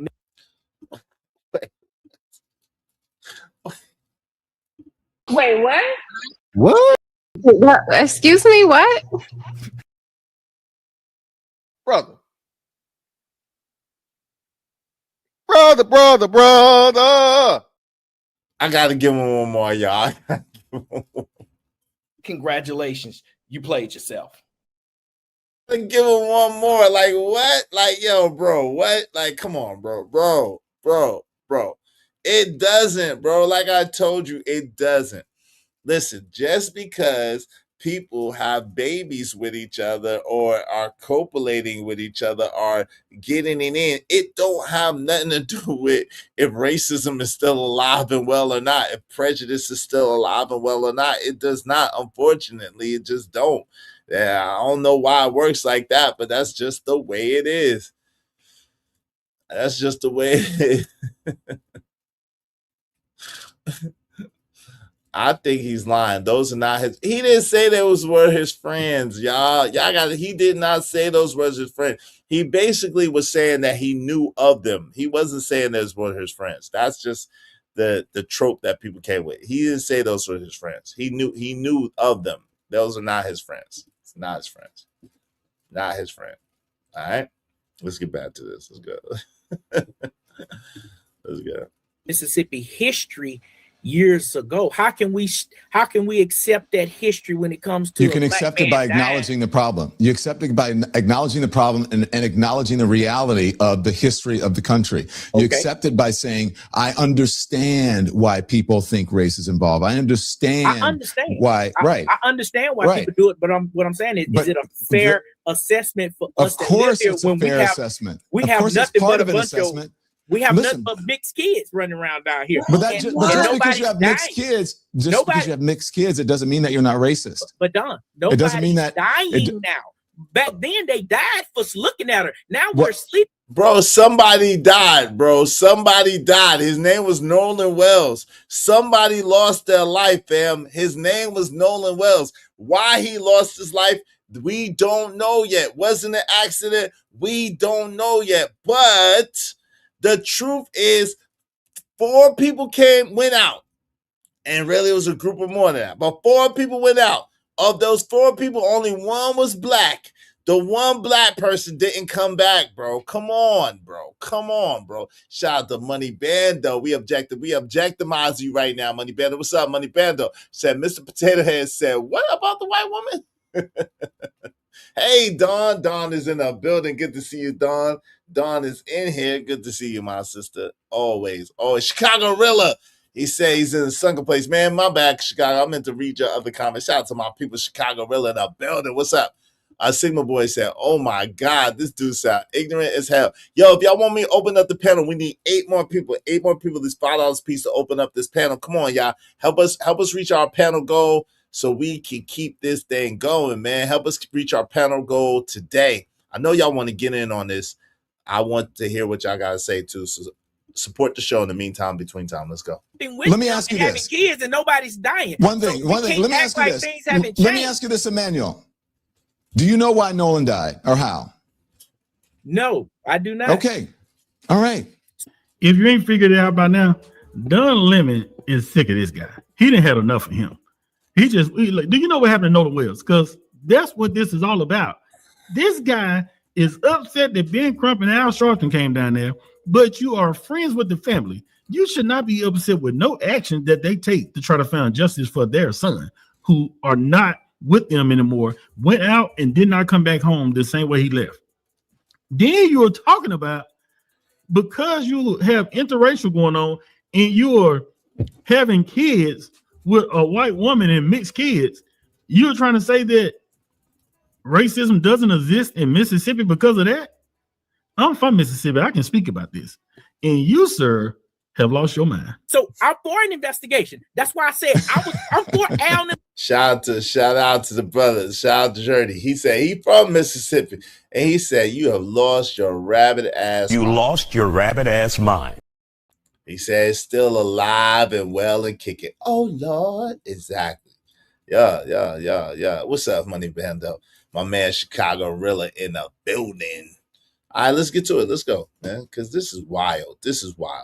Coming here and investigating, but Don, what I'm saying is, I don't think he should have led with this strong racial, the same people who killed Emmett Till, and I mean that was almost 100 years ago, and we're now sleeping with white women, and white men are now sleeping with black women, creating babies with these people, man. You know, this interview was a waste of time, and Don Lemon realizes that as this guy continues to talk, he realized that why did I even have him on here? Like, the family don't need nobody like this out speaking on their behalf as a quote unquote family friend. But this whole thing about because you having kids with white women that you trying to act like, look at something wrong with this dude. But Don Lemon is finna turn it up on him because he done had enough. So things finna start getting real heated. So don't tell me that racist. Shout out to Big Bad Bull. He said, just curious. I haven't been there, but he said, just curious. If the Mississippi blacks ain't in the streets protesting Nolan's death, then why should the rest of us that ain't even from there be so much in an outrage? Most deaths seems like race bait. Well, listen, I used to live out there. I don't live out there now, so I'm not sure if anybody's protesting or not. But it does seem to be some people who do live out there who are very, very concerned and very, very in outrage about what happened. So that's just what I have gathered. Yeah, he got totally away from the topic. That's a fact. But watch what he's about to say now. This is a wild take he's about to say now. Let's get to it. Racism is stamped out in Mississippi and where you are because people are sleeping together. First of all, people have urges, and people used to sleep with each other on plantations. Which is true. I'm just saying, the master used to sleep with the people on the plantation, women and men. I think that's slightly different. Okay, Jade said they are protesting out there. I'm not sure. But I have heard that some people, black people that do live out there, are in outrage about this situation and the way it's being handled. So that's what I heard. But I haven't heard about a protest, but I have heard that. Okay, let's go. Topic than what I was speaking of. Like this Saturday, I was out at dinner, man, and everybody in the restaurant was mixed. I mean, I see a black woman here with a Mexican guy, and they got 2 kids, 16 to 17 years old. I mean, of course, that happens everywhere. That's how we are down here. Who really cares about the quiet racist? He's a racist, and he's quiet, and he don't say nothing about it. He over there. If he not bothering you, he can be racist over there. As long as he don't come and shove it down my throat, I don't care what he. All right, so this is where we want to begin. Who cares about the quiet racism? As long as he don't try to shove it down my throat, pause, right? Who cares? Now, sometimes the most dangerous racism isn't always loud. Can we just be honest? Sometimes the most dangerous racism isn't always loud. You never saw it coming, right? Not every bias announces itself. Not every prejudice announces itself. Sometimes it's silent. Sometimes it's systematic. Sometimes it's personal. And sometimes people see racism where none can actually be demonstrated. Which possibility scares y'all the most? Which possibility scares y'all the most? The silent racism, the quiet racism, or where people see racism where it doesn't actually exist? Which one scares y'all the most? I'm curious. See, I'm going to be honest. Yesterday, this discussion right here wasn't really about Nolan Wells, right? This happened yesterday on Don Lemon's show, and this wasn't really about Nolan Wells. It became about something much, much bigger. And the question is, can quiet racism, quote unquote, influence decisions without obvious slurs? And at the same time, can accusations of racism influence how millions interpret a story? Because those two questions aren't mutually exclusive. They really deserve to be examined separately, but both need to be answered. They need to be examined separately, but both need to be answered. My man TB Trucker said the system is the quiet racism. Oh Lord, shout out to TB Trucker. Ski Master Sister said quiet racism is the thing.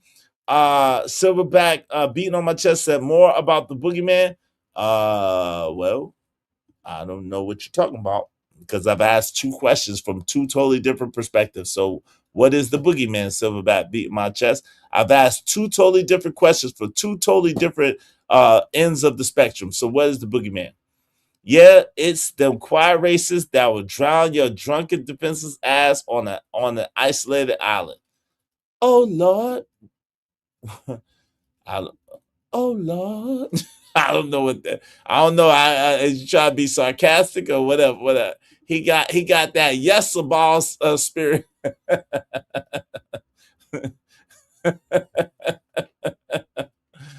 Oh my God, bro! Shout out to Chicago-Rilla. Peace to the gods. Peace to you, Chicago-Rilla. Because of Rilla, we just need 7 more people. 7 more people. At least $5 a piece, and we will open up the panel. Thank you, Rilla. I appreciate you, bro. I appreciate you.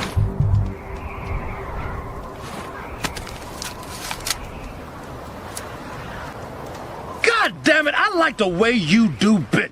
I got money.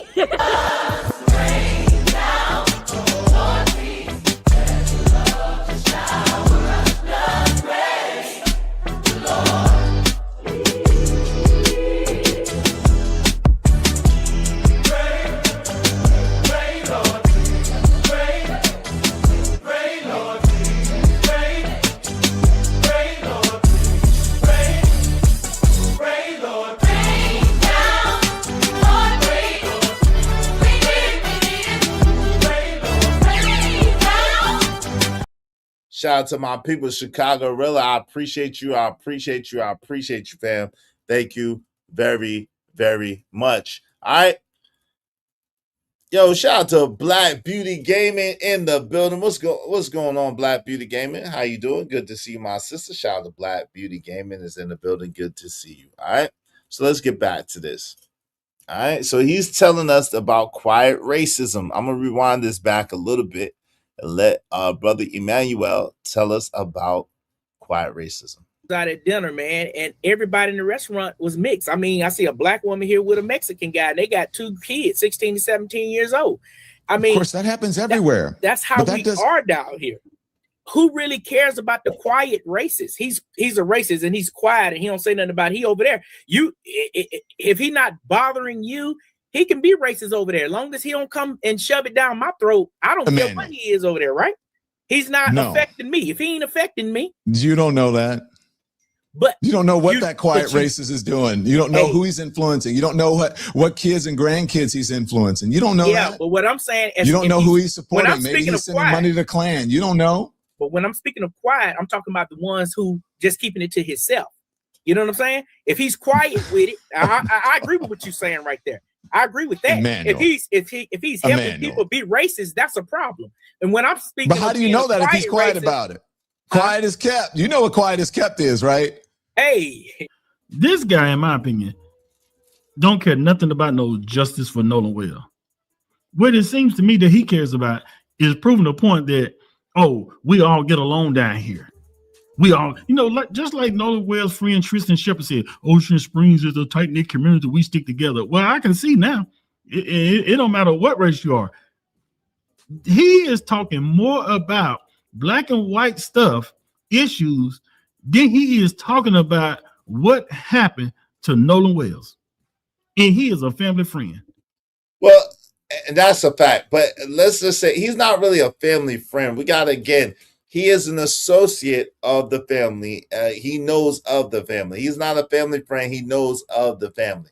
So we got to really, really be clear about that. Chicago Real said those racists up here will smile in your face and stab you in the back. That's a fact. That's a fact. Dollar Washer said he just wants butter biscuits and gravy.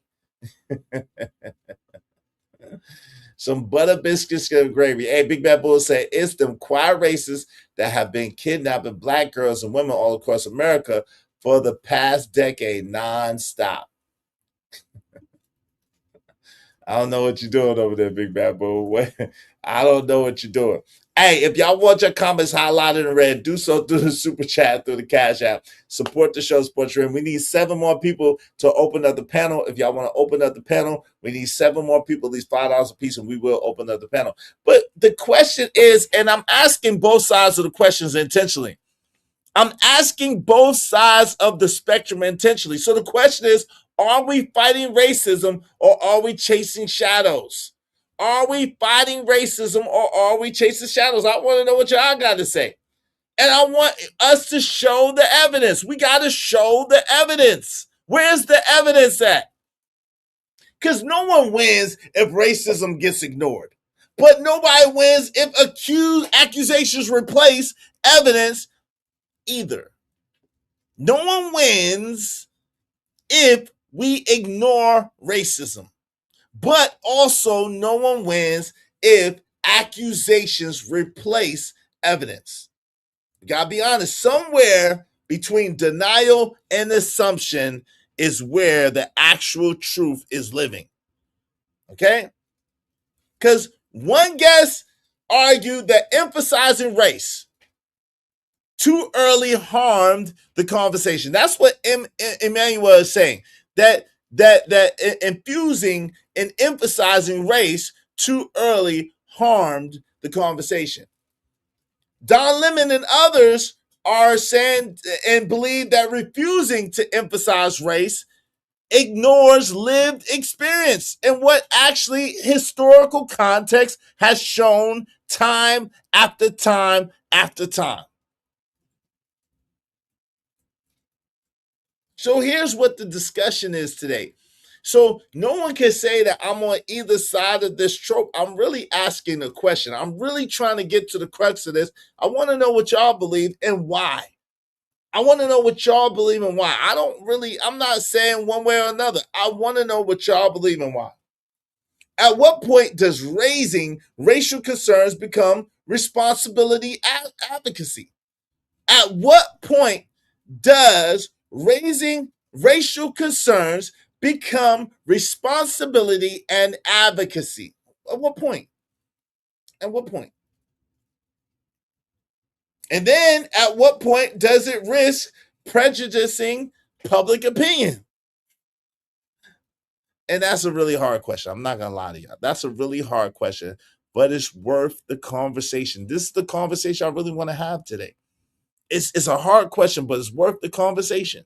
Shout out to EJ 300K. Racism and supremacy stems from the Bible. It's been okay. Well, you said when it affects, but that's the question, Dollar Washer. When doesn't it affect us as so-called black people? Like people will say, Like my man Big Bad Bull say, hey, we don't live in Mississippi, so this doesn't affect them.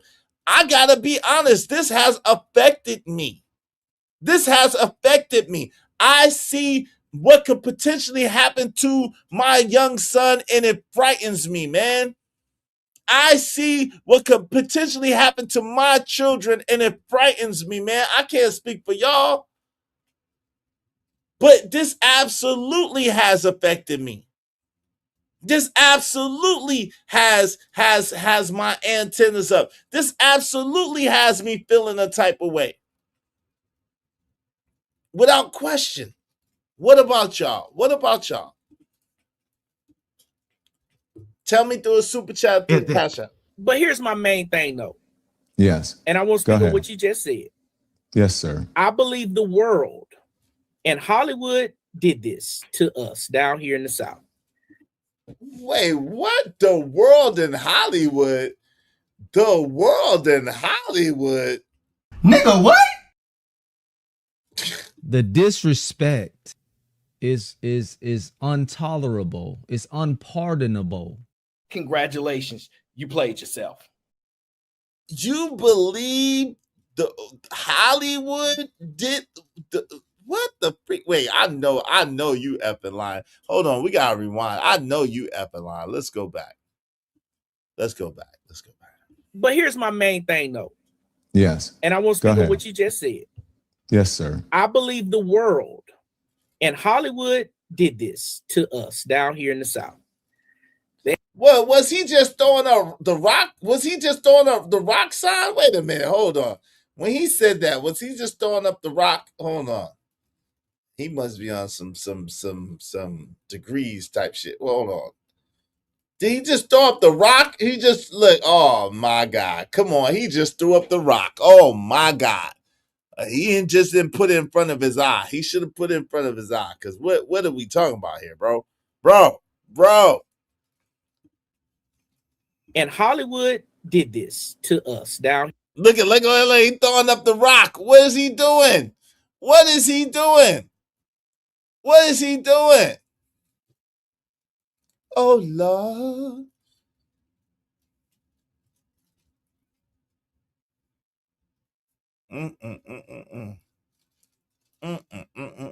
Jesus, Jiminy Crickets. Hey, if y'all want this panel open, we need 7 more people, at least $5 a piece. Come on, y'all. Open up the panel today. Support the show. Support the stream, I mean. Here in the South. They have made everybody in the North, East, West think that we so prejudiced down here.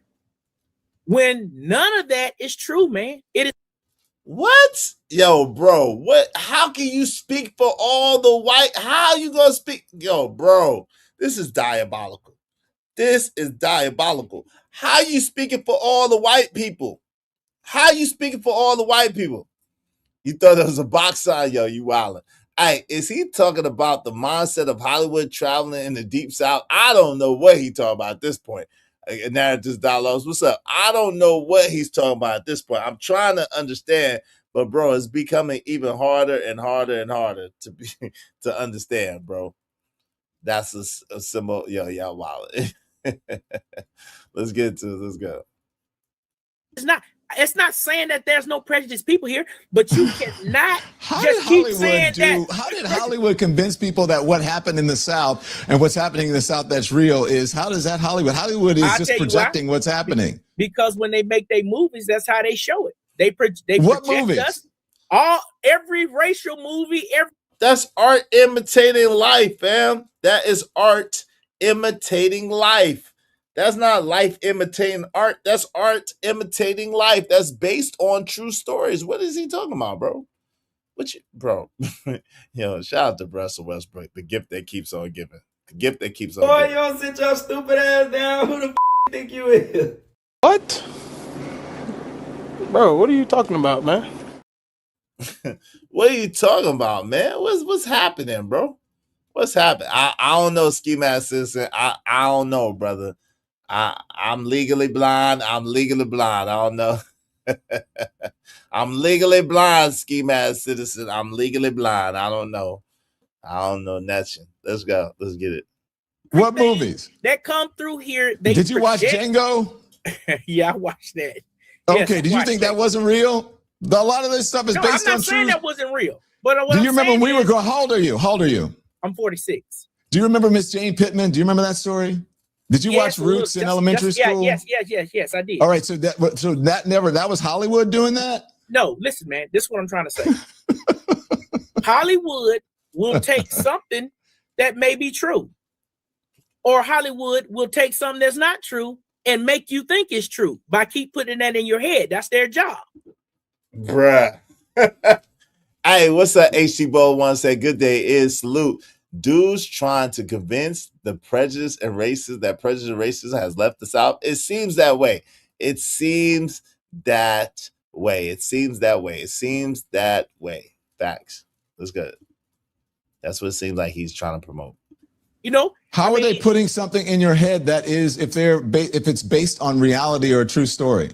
But so do you think it that might the have image used to been based on reality and a true story, but you cannot keep coming down here telling the world that, listen, man, people comment in my comments all day about how racist we are down here.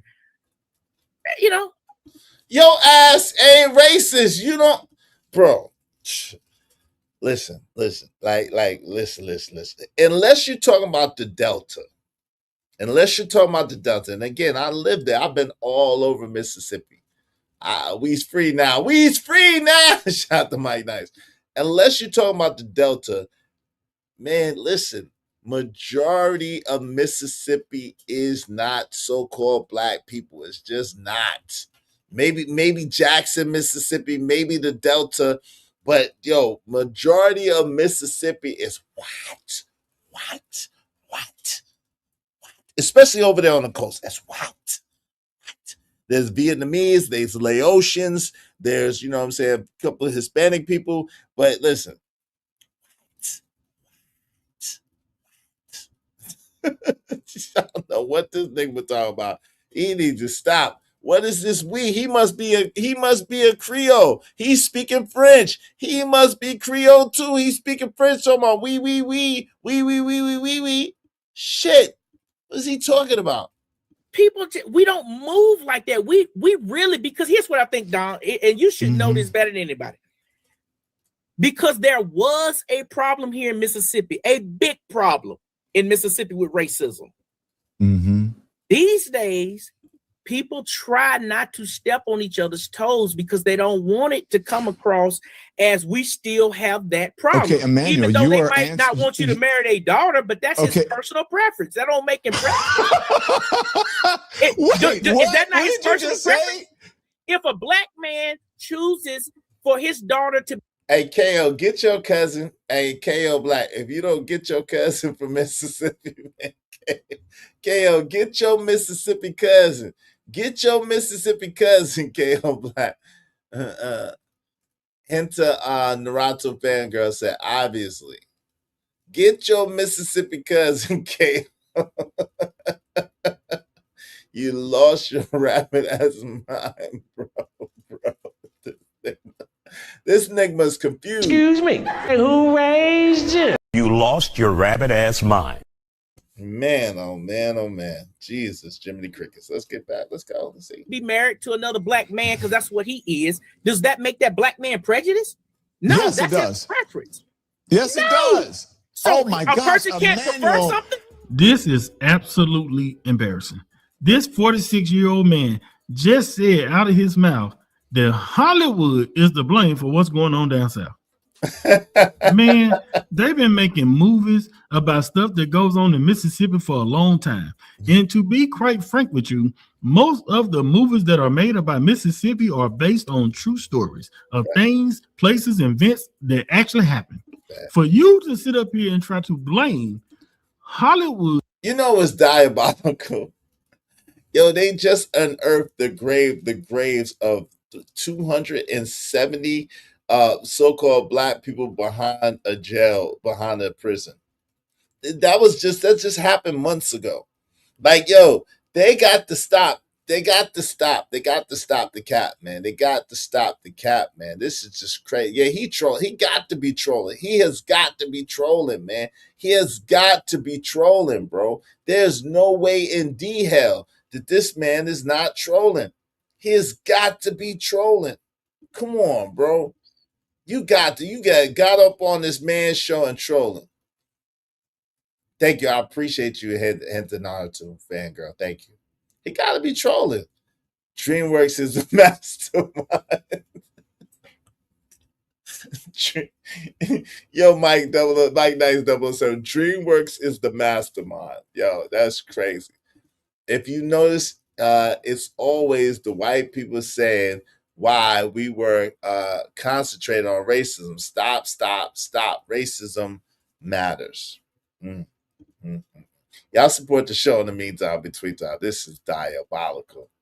I don't think that Mississippi has changed her ways yet, mister. Yeah. Well, most of the things in Hollywood are not just movies. There's a lot of shit that does go on there. Not much of race, but there's blackballing if you're black and do not follow their rules. Well, yeah, of course. But let's go. Mississippi has the absolute worst history in the country when it comes to racism and black issues. Well, maybe not the worst, but close to the worst. It's some definitely atrocities have happened in Mississippi, but that's not the only place. Let's get it. Making movies, giving a prediction of what Mississippi looks like, which is true because the movie are based on true stories. You can go down a list of Mississippi movies and you can tell that those things happen. And for you to be a resident in the state of Mississippi and you do not know that, that tells me everything I need to know about you, buddy. So you can't have a preference for what cake or what car you prefer? Does that mean that you're prejudiced against? Well, you can't compare cars. You can't compare cars to people. That's not the same thing. Come on. So you're saying people are not allowed to have a preference? That don't mean you're allowed to have a preference, but if the preference is based on race, that's problematic. No, because we're all humans. If you like people, some people like dark-haired people, some people like light-haired people. But if you discount an entire race, that's racism. No. If a man says, "I want somebody that looks like me or resemble me to marry my daughter," that does not mean that person That's not your decision. Racist. That's not your decision. Yeah, we know it's not his decision. But he didn't say that. Decision. I didn't say anything that person wouldn't. Now, I disagree with Donna. I actually agree with this dude on this. On this part of it, I actually agree with Emmanuel. Like, you should have a right to decide what you like and what you prefer and what you don't necessarily prefer. Because you prefer something that looks like you or something that's of your tribe, that does not make you racist. I don't agree with that sentiment. And then Don is kind of getting into some other stuff where, you don't have a right to choose. And that might be true at the same time, but that's not the point. I don't think that preference, even though people try, even though I know, and shout out to Taz, you're in the back of my head right now. I know that some people use these arguments in order to substantiate some mess. I'm not. I'm just saying that your preference is your preference and you're entitled to that as a human being. So I would not say that because you prefer, because for real, I do not prefer white women. I just don't. But I am not racist or really prejudiced against them. I just don't. That's just not my preference. I prefer black women. I just do. But that's just me. But I don't hate white women. I don't have no disdain for white women. I like white women too. I think they're cool. I think there's some pretty white women. However, that's just not my preference. That's not what I'm tend to be attracted to for a relationship. That's just not what my preference is. But that doesn't mean I'm racist or that I dislike white people. It doesn't, because I don't at all. Shout out to Anton Chigrin said, the word racism is like ketchup. It can be put on practically anything, and demanding evidence makes you racist. Thomas Swell. Well, he's wrong about that. Unless you understand white supremacy, its tenets and what it stands for, everything that you tend to think will only tend to confuse you. Neely Fuller Jr. So, hey, listen, shout out to Thomas Sowell, but I would go with Neely Fuller Jr. before I go with Sowell. So that's just me personally. But hey, what I know. What's up, Night Slayer? He should have influenced her. Influence who? Who influenced her? Who's her? Nightish, what are you in the right chat? What are you talking about, bro? What you talking about, bro? Shout out to Nightish. What's up, Nightish? Great day, great day, great day. Hey, if y'all want your comments highlighted in red, do so through the super chat, through the Cash App. Support the show, support the stream. Now, man. All right, let's get to it. Not accept another race come marry his daughter. I'm just saying it does not mean that a person is racist if he wants. Are you in the if a black man wants his daughter to marry another black man, that does not make him a racist. And the same with a white guy. If a white guy wants his daughter to marry a white guy, look, I'm going to move on. Let me just say this. I'm going to move on because I want to talk about you. Okay. It's exactly what I said to you in the beginning of this. You're too close to it to even understand what it is. First of all, it's not that dad's decision about who his daughter marries. That's the point. That is actually misogyny, right? The fact that you think that you can control or you should control who your daughter marries, and the fact that you don't understand that. Control it. I didn't say he can control it. She can pick. Oh God. If you look up the definition of racism, it is preferring in that definition someone of your own race. So when are you allowed to have a preference? When are you allowed to have a preference? I gotta go. You can't have a preference. Everybody has a preference, but that's not racism. But racism is totally different than a preference. If he prefers, that's what I'm trying to tell you. Like even like. Oh my gosh! I'm not going to go on with this. I'm gonna send you someone who can talk to you better about this, and it's Eddie Glott. I'm gonna give you your number. People like this is the exact problem in Mississippi. It's people like him that try to act like. I don't know.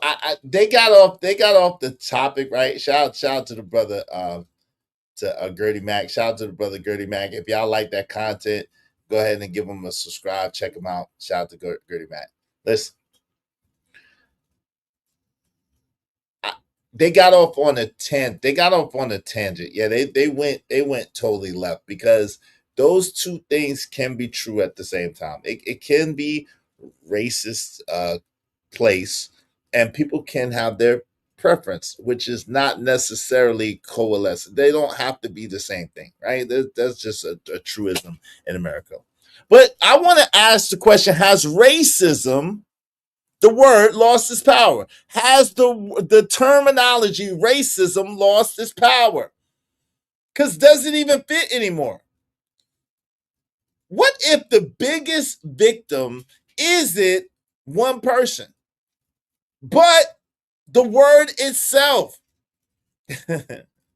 Because when a word gets applied too broadly, people stop listening even when it generally applies. Can we admit to that? Can we all agree to that? Imagine two worlds. In one, people refuse to acknowledge racism. In the other, people assume racism before facts are settled. Neither world produces justice. Neither one. Neither world produces justice. The challenge isn't choosing one or the other extreme. It's learning how to separate evidence from assumptions. That's what we're talking about today. We're trying to take away the assumptions from the evidence. We're trying to get to the bottom of things.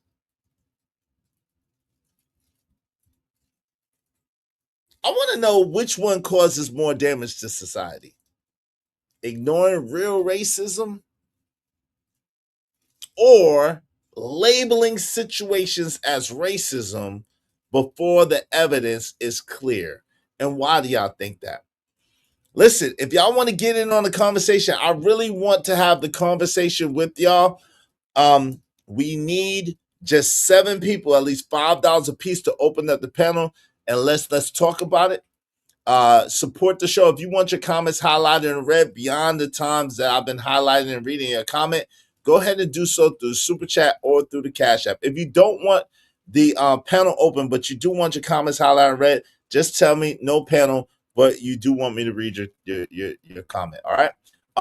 Andrew Taylor said, I just think the word racism gets misused and misplaced in this day and age. Where it actually applies, we don't use it. Then we use it where it's inappropriate. That's a good point. That's a good point. I can't argue with you on that. Ola Ruck said, Don Lemon should just crash out for the culture. Just say, shut your crazy ass up. Well, it's too late. That interview already came and went. It's too late. That's an interesting point that you make, Andrew Taylor. I'm not going to lie. Yeah. He did. He had enough, KO. He had enough. Let me see if anybody had any profound thoughts on the subject. Let me see.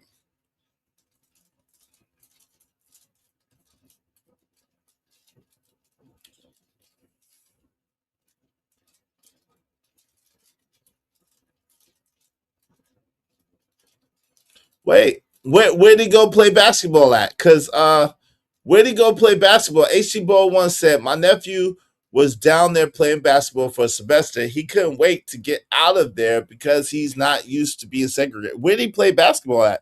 Because Ocean Springs and Biloxi is definitely not segregated at all. It's definitely not segregated at all. Not at all, right? It's very, very interwoven, intermingled. Like he wasn't lying when Emmanuel, the guy, was up there, said that. He wasn't lying about that. Ocean Springs and Biloxi, the golf course is very, very intermingled, like very, very, very intermingled. So I'm curious as to where he played ball at that you would say that he didn't like it being segregated. I'm curious about that. Help me understand.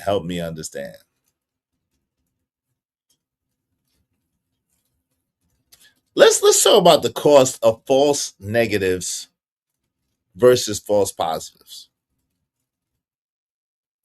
See, false negatives is where real discrimination gets unrecognized. False negatives is where real discrimination gets unrecognized. False positive is where discrimination is alleged without sufficient evidence. Okay. Oh, okay. I shout out to Dr. Manhattan said racists started to lose weight to me when I started posting about not getting the job due to the side effects.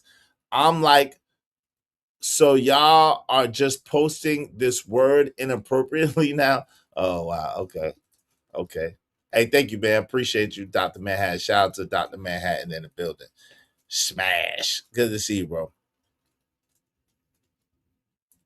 So y'all have no thoughts of, hey, listen, man, I could shut it down. If y'all don't have no, I thought for sure that y'all had some thoughts on this that y'all would like to share, that y'all would like to talk about, that y'all like to get into. Now, if y'all want me to change the subject, there's a lot of other stuff to talk about. If you want me to change the subject and you want me to talk about something else, shoot me a $20 Cash App or a Super Chat and say, yo, change the subject to such and such. I got y'all. I thought for sure y'all would want to talk about this, though. What's up, Studio Mansion? What's up? But we do need 7 more people to open up the panel. You know what I'm saying? I'm going to give y'all a little bit more time. But if not, I could shut it down, man, and just I thought so, too, Studio Mansion. I thought it was a great topic, too. And I want to talk about it, but, you know, y'all know how I do. I like to talk about it with y'all on the panel, man. Or if y'all support, I'll talk about it through the chat. But we got to get some support in here. All right, we gotta get some support in here. If there's no support, it don't make sense. If it don't make dollars, it don't make sense. Yo, Silverback, like what, bro? Like I don't know what your problem is or what you really trying to do. Like I don't know what your problem is, what you really trying to do, because that sounds like a shot, and it seemed like you've been kind of throwing shots all day. I don't know what you getting. Racism is a played out topic for weak men. No, it's not. Like if we don't, the thing is this, we cannot pretend like racism don't exist. If we pretend like racism don't exist, then we're only tend to repeat the problems of the past. Now, I agree with Andrew Taylor is we cannot apply racism just as a broad end all be all to all things because that's not applicable. But I don't know what kind of shots you keep trying to throw, but you know, it's a little wild, man. I don't know what shot. What's up, Abi Wadi? Peace. Abi Wadi in the building. What's going on, fam? How you doing, fam? What's going on?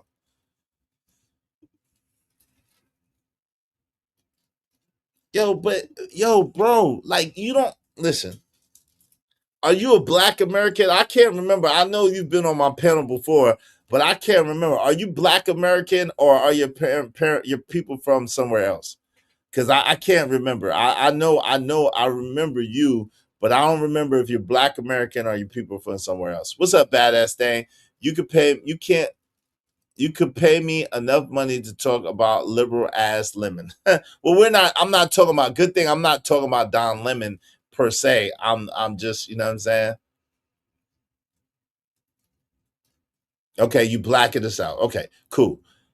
So how is that playing a victim? But how is recognizing that racism exists playing a victim? Help me understand how recognizing that racism exists is playing a victim. Help me understand. What's up, Ratchet? What's up, Ratchet City? What's going on? What's going on?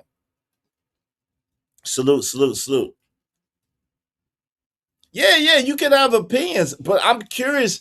I'm curious about your opinion because it doesn't really make sense to me. So maybe you could make it make sense. And it seems because I'm talking about racism, and you said what your comment was that only weak dudes talk about racism. And so what I'm trying to understand from you is like, how is identifying that racism exists? How does that make you weak? And you can have your opinion, but you should be able to substantiate it. You're a man, right? You can't substantiate your idea or your opinion. You can't stand on what you believe. You don't have no conviction, no courage or your conviction, my brother, my strong brother. Denial is real. Denial is not just a river in Egypt. Hey, yo.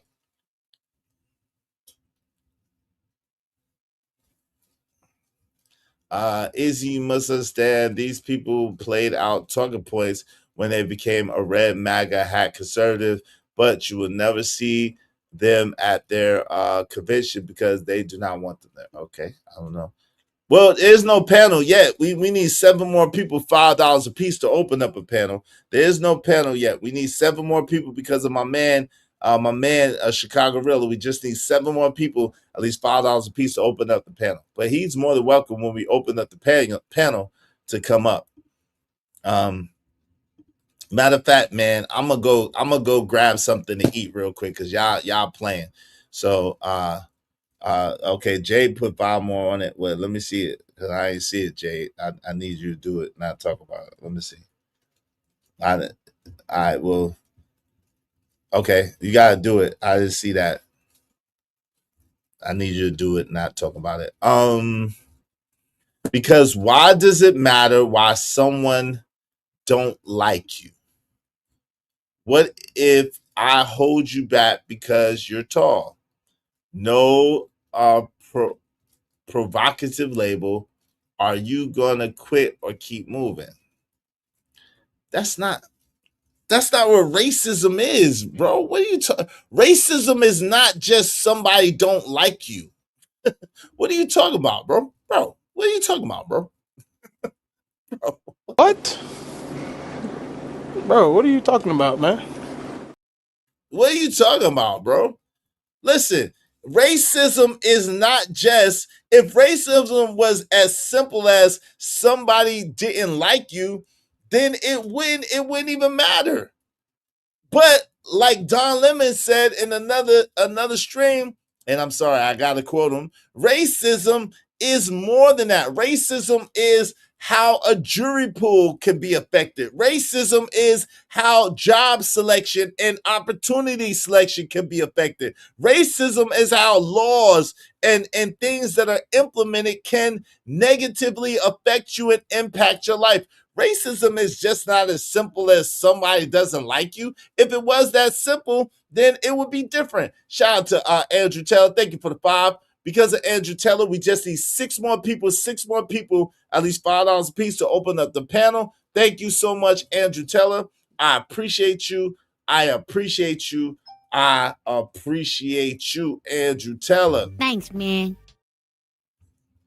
I shout out to Jay Lewis. Thank you very much, Jay. She said, I don't have to question her. She put 5 more on it. Listen, the Jay, there was that one time in band camp. Thank you very much. Don't mind if I say this out loud. How wonderful life is, 'cause you're in the world. I love you. I love you. I love you. I love you. I love you. Because of Andrew Taylor and Jay Lewis, we just need 5 more people, these $5 a piece to open up the panel. Let's open up the panel. You're talking about allowing another man to hold you back. Can't nobody stop me, bro. I'm not quit. Listen, fam. You've been around long enough and you watch me enough to know that I'm not talking about nobody holding me back. As an individual, I'm not speaking about that. I'm talking about a system of things in place to put hurdles and obstacles in your way unnecessarily just because of the color of your skin. Does that mean it's going to hold you back? No. Does that mean it's going to stop you from getting to where you need to get? No. But does that mean that there's unnecessarily obstacles and hurdles in your way? Yes, it could be.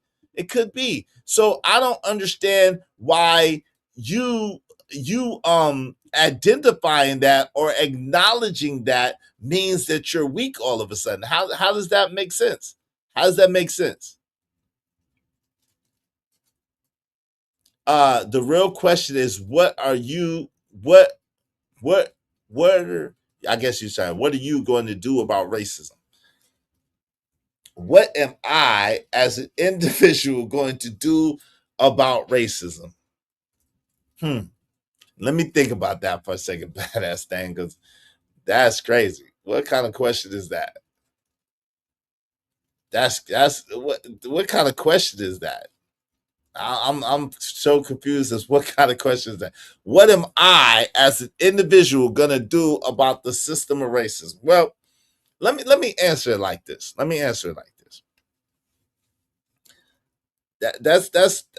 That's a crazy question, but I will answer it. I will answer badass thing. The thing is this. Keon, right? Keon, that's a crazy ass question. I'm trying to like think about how I'm even gonna attack. What am I as an individual? I'm not the Messiah, right? No, I'm not the Messiah, bro. Don't do that to me. Don't do that to me. I'm not even close to Messiah. I'm not even worthy to wash the Messiah's feet, man. I'm not even worthy to be under the Messiah's feet. I'm not the Messiah. I'm a man just like all of you. I'm a man just like y'all are men and women. I ain't no Messiah. I can also stop you. Y'all need to stop playing. Facts. I experienced racism firsthand, and the racism blocking me stopped the effing cap. Shout out to Jay Lewis. Besides that, plenty of black people don't like whites and help blacks first. That's racist. We just got to grow up and stop lying. Ain't no reparation. But who said anything about it? Is a badass thing. It is a crazy question to put that on one person. Not even if it's me. It really is. Not even if it's me, but to put it on one person to attack something as large and as big and overwhelming as racism, that is kind of wild. I ain't gonna lie to you. That's wild. So if it's okay to complain about it and not do anything, well, I'm not complaining about anything. That's the thing. So badass thing. To acknowledge something means that you're complaining about it. Let me ask you that first. To acknowledge something means that you're complaining about it, to acknowledge it? That's the first question I have for you, badass thing. And that's why I need y'all to come up. Nah, Izzy, what are you going to do about the white man?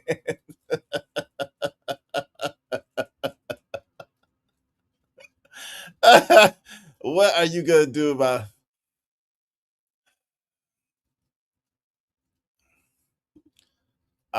people in position can't stop you? Are y'all sick? Two things can be true. Listen, I'm not. Hey, y'all gotta hit the. Hey, we need 5 more people. 5 more people, at least $5 a piece, and I will open up the panel. Come on, y'all. Support the show. Support the show. Nah, I got you. Nah, it's just all good. And listen, I don't mind the difference of opinions. Y'all know how I give it up. I do not mind the difference of opinions. It's cool to me. Shout out to my people, B Sneezy. Because of B Sneezy, we just need 4 more people. 4 more people, at least $5 a piece. 4 more people to open up the panel. Not for our channel goal, but for the panel goal. I'll tell you about the channel goal a little later. Yo, B Sneezy, $5 said, changing O2 sensors and valve cover gaskets, but I'm racist against Class A and B class vehicles. Thanks, man. Thank you, B Sneezy. I'm on my grind to get this money. I can't stop it till I'm filthy. With that wood, the people, Zebo like the rock. I dropped. I ain't no trapper. I'm a hustler. Shout out to B Sneezy. I appreciate it. Just 4 more people. 4 more people. At least $5 a piece. Okay, how many times do you have to acknowledge? I'm playing the, well, listen, let's be honest, man. Badass thing. Until the problem stops, this is a whole new conversation. This just happened yesterday, bro. What more do you want from me? This just happened yesterday, which is a good conversation to me about quiet racism. Is it that racism has lost its punch as a word, and or is quiet racism the problem? So it's just, yeah, we're just having a discussion. It's just a discussion, y'all. Come on, man. To have a discussion, and y'all obviously feel passionate about it and have something to say about it, which should make it a great discussion. But we need 4 more people to open up the panel so we can have the discussion. That's all it is. It's a discussion. It's not me saying, oh, racism, holding me back. The white man is holding me back. Oh, hold my mule, Lord. Hold my mule, Lord. I've been working on the railroad, Lord. And no, this is me having the discussion, acknowledging that, yo, in America, there's some disparities and some things that go on. So to say that, and to say that in Mississippi, this stuff is still going on, come on. It's just the truth. It's just the truth, right? It's just the truth. Don't get mad at me, Nigma. I'm just here telling the truth. Get mad at me, nigga. I'm here telling the truth. If somebody else should have told you. Yo, Big Bad Bull said, you being racist, Izzy. You know us Nigmas is broke. No, you're not broke. Y'all just being cheap today. Y'all just being cheap. Some of y'all ain't broke. Y'all got it. Y'all ain't broke. Y'all got it. Y'all got it.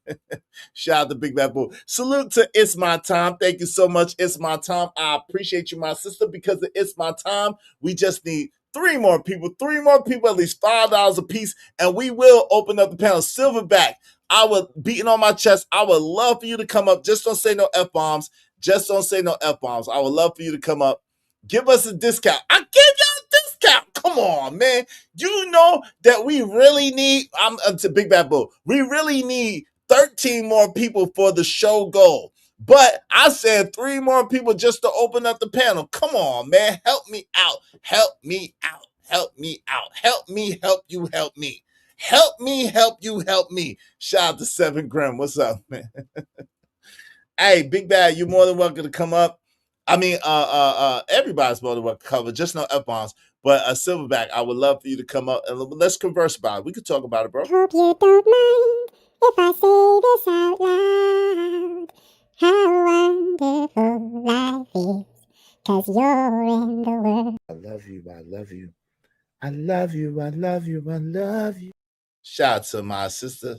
Okay, you pay $5 more for the song. Okay, I'm gonna play it, but I need my $5 more. So Jay says if I play the Big Bad Bull song, she gonna pay $5 more for that. So that if Jay pay that, we'll just need 2 more people, at least $5. Here's the Big Bad Bull. I can't be brought, but I can be borrowed.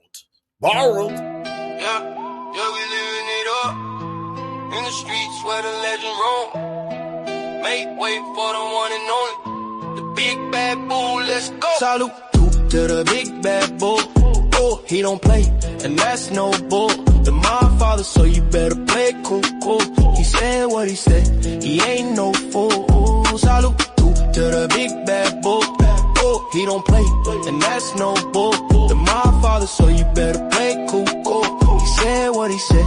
He ain't no fool. From the block, they talking whispers. Legend rise when the night get crisper. Big Bad Bull walks through, you feel the shift. When he rolls up, you know he's a gift. A poet in the game, his words cut deep. Dropping knowledge from the heights, watch the crowd leap. Wise words spoken to my father, we be quoting. What's understood, don't need no promoting. Keep your salutation, congratulations. He's Big Bad Bull, there's no replacement. Skip, reset, she on play, stay in your lane. If you step to him, then you playing with pain. Salute to the Big Bad Bull. He don't play, and that's no bull. The my father, so you better play cool. He said what he said, he ain't no fool. Salute to the Big Bad Bull. He don't play, and that's no bull. The my father, so you better play cool. He said what he said, he ain't no fool. A gentle giant, the lady man, with a heart of gold, he'll always take a stand. Philosopher vibe, he's the one you gotta know. Standing tall, head high, he always steals the show. Agree to disagree, but he maintains his stance. Gonna teach you life lessons, give you a chance. Practice what he preach, ain't no lies in his game. Big Bad Bull, man, respect the name. Respect the man, respect the vision. In this gritty life, he's the one with precision. With a mic in hand, he commands the crowd. When he speaks the truth, he makes us all proud. Salute to the Big Bad Bull. He don't play, and that's no bull. To my father, so you better play cool. He said what he said, he ain't no fool. Salute to the Big Bad Bull. Hey, shout out to the Big Bad Bull. Thank you very much, Jay Lewis. Thank you very much, Jay Lewis.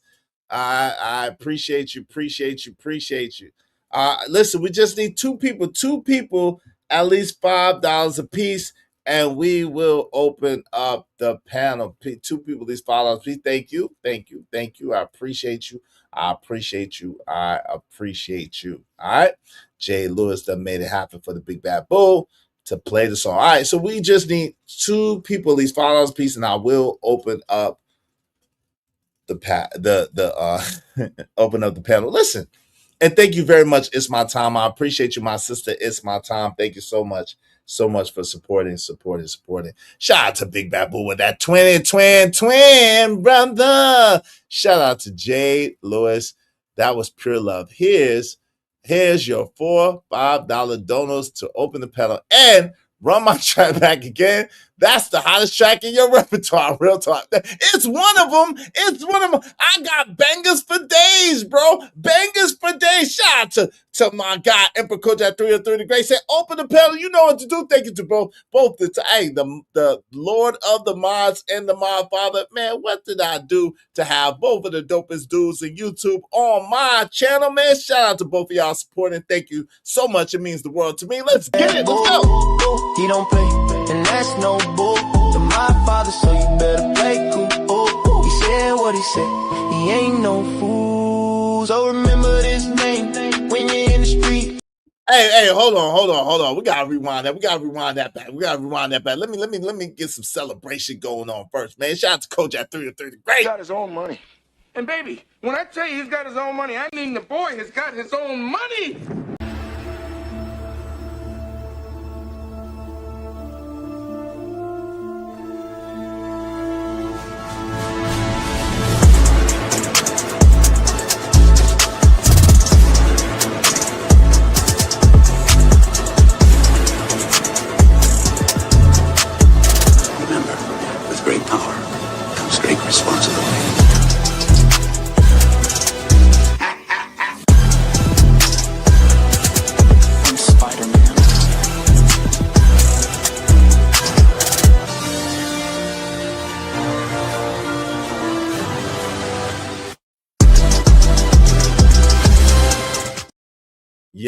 Yes, sir. Yes, sir. Yes, sir. Shout out to Big Bad Bull. Let's get it. Big Bad Bull, can't accept defeat. We ride.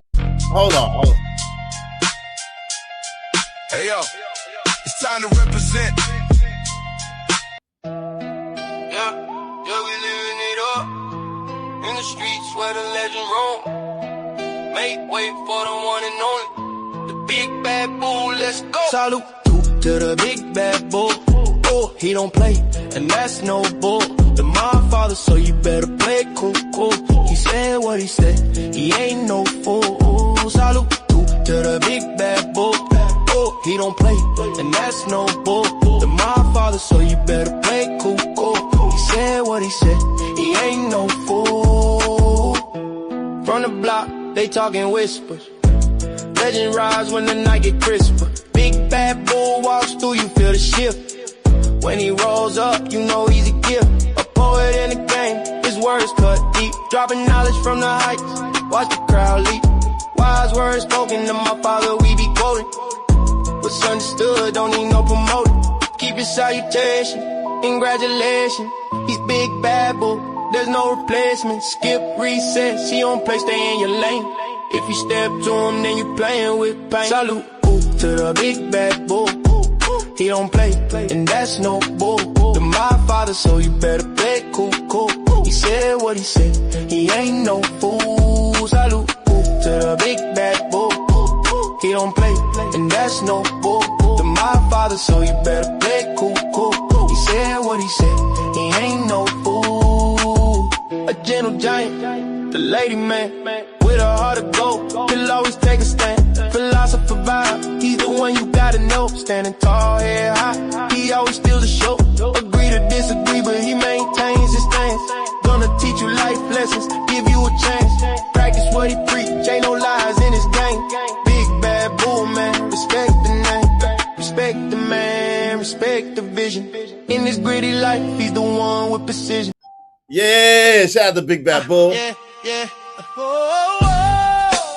Hey.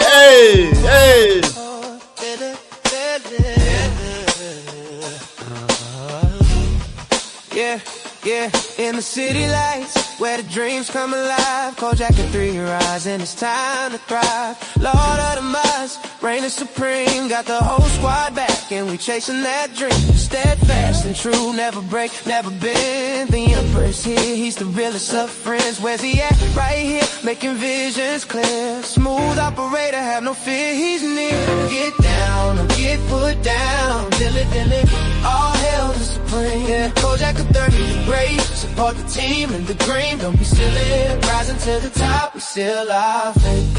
Yeah, we still our faith. Yeah, we still our faith. Yeah. Rising to the top, we still our faith. Yeah. The ladies stay near, they feeling the vibe. Chatting wives about, we living this life. With big faces in the game, we breaking the mold. An abundance of loyal hearts, stories untold. Respect, royalty, it's not hard to see. Life's a sketch, ain't no tears, just glee. Hierarchy's tight, there's no room for fear. Moving through the shadows, he'll be here, my dear. Get down, get put down, get down. All hail the supreme. Yeah, Kojak at 30, the great. Support the team and the dream, don't be silly. Rising to the top, we still our faith. Out of nowhere like a hero he appears, with wisdom so deep, it's rich like a seer. The thief of joy, they can't compare. Get right or get left, man, don't get stuck unaware. Navigating life like it's ours to command. Building our empire, strong as we stand.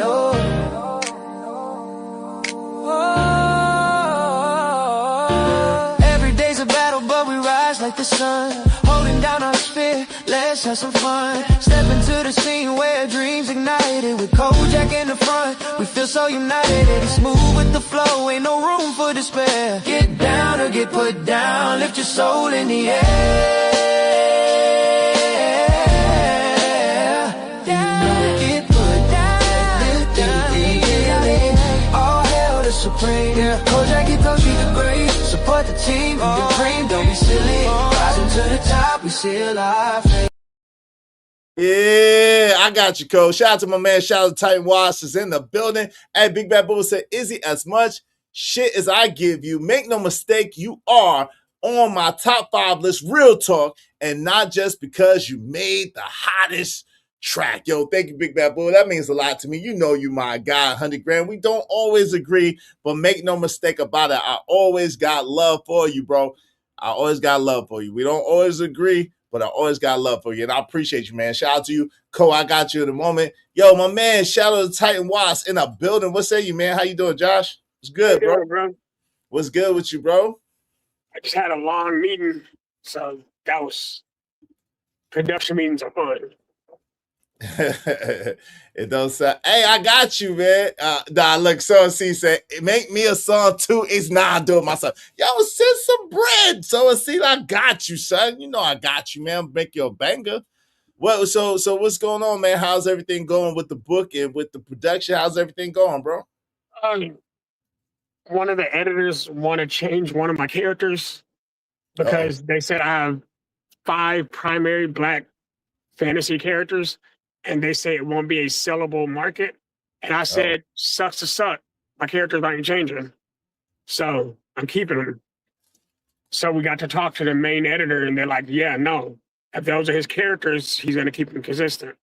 So Okay, so they want you to make you. Oh wow! So shout out to so my man got a book coming out. Shout out to Titan Watts. Make sure it's really an epilogue. It's gonna be like a whole adventure novel, a whole series, if you will. So make sure you tap in with shout out to Titan Watts and look out for that epic series coming soon, man. It's coming soon to some stores and to some streams near you. All right.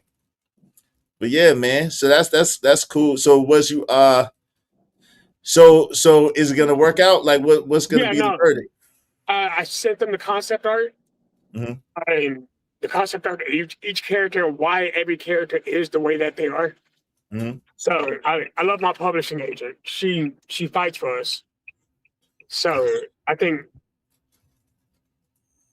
as long as they don't try to edit anything else, we should be on shelves in the next 3 weeks, or at least available online, because they're trying to do POD, but specific Walmarts want to have the book in store. Okay. So I think that's an interesting thing. That's what's up. So y'all already got Walmart on board. That's what's up. Hey, Taste of Caramel, how you doing, my sister? Good to see you. Let me bless my brother with his last track. Shout out to Kojak 303 the Great. Hey, listen, y'all, we got the tracks for y'all. Make sure y'all support the show, support the stream. We're about to get back on topic in a moment. Let's get it.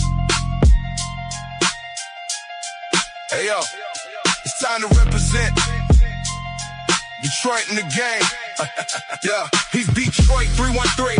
True to the game. Pistons, Lions, Tigers, Red Wings. We ran this lane. Champions in the booth. Heavy hitters in the frame. KO World. Watch the Gone Emperor. Kojak's the name. Get down to get put down. Dilly dilly. You know the flow. All hail the Supreme 313. Let the whole world know. You wanna lose an arm, a leg, a finger, pay the toll. Contemplate kindness for weakness. You just sealed your soul. He's Detroit 313. True to the game. Pistons, Lions, Tigers, Red Wings. Champions of flame. KO World. Emperor. Kojak ain't playing face to fame. 313 the Great, remember the name.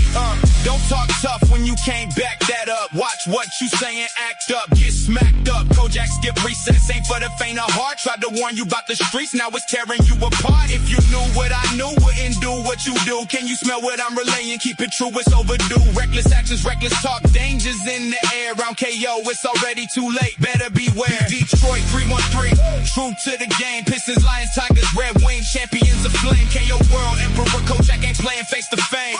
313 the Great, remember the name. 313's the call, we own the night. Keep your head up, stay strong. Detroit's in sight, ain't playing no games, just a legacy to claim. Emperor Kojak 313, lighting up the flame. Flame, flame, flame, flame, flame, flame, flame, flame, flame.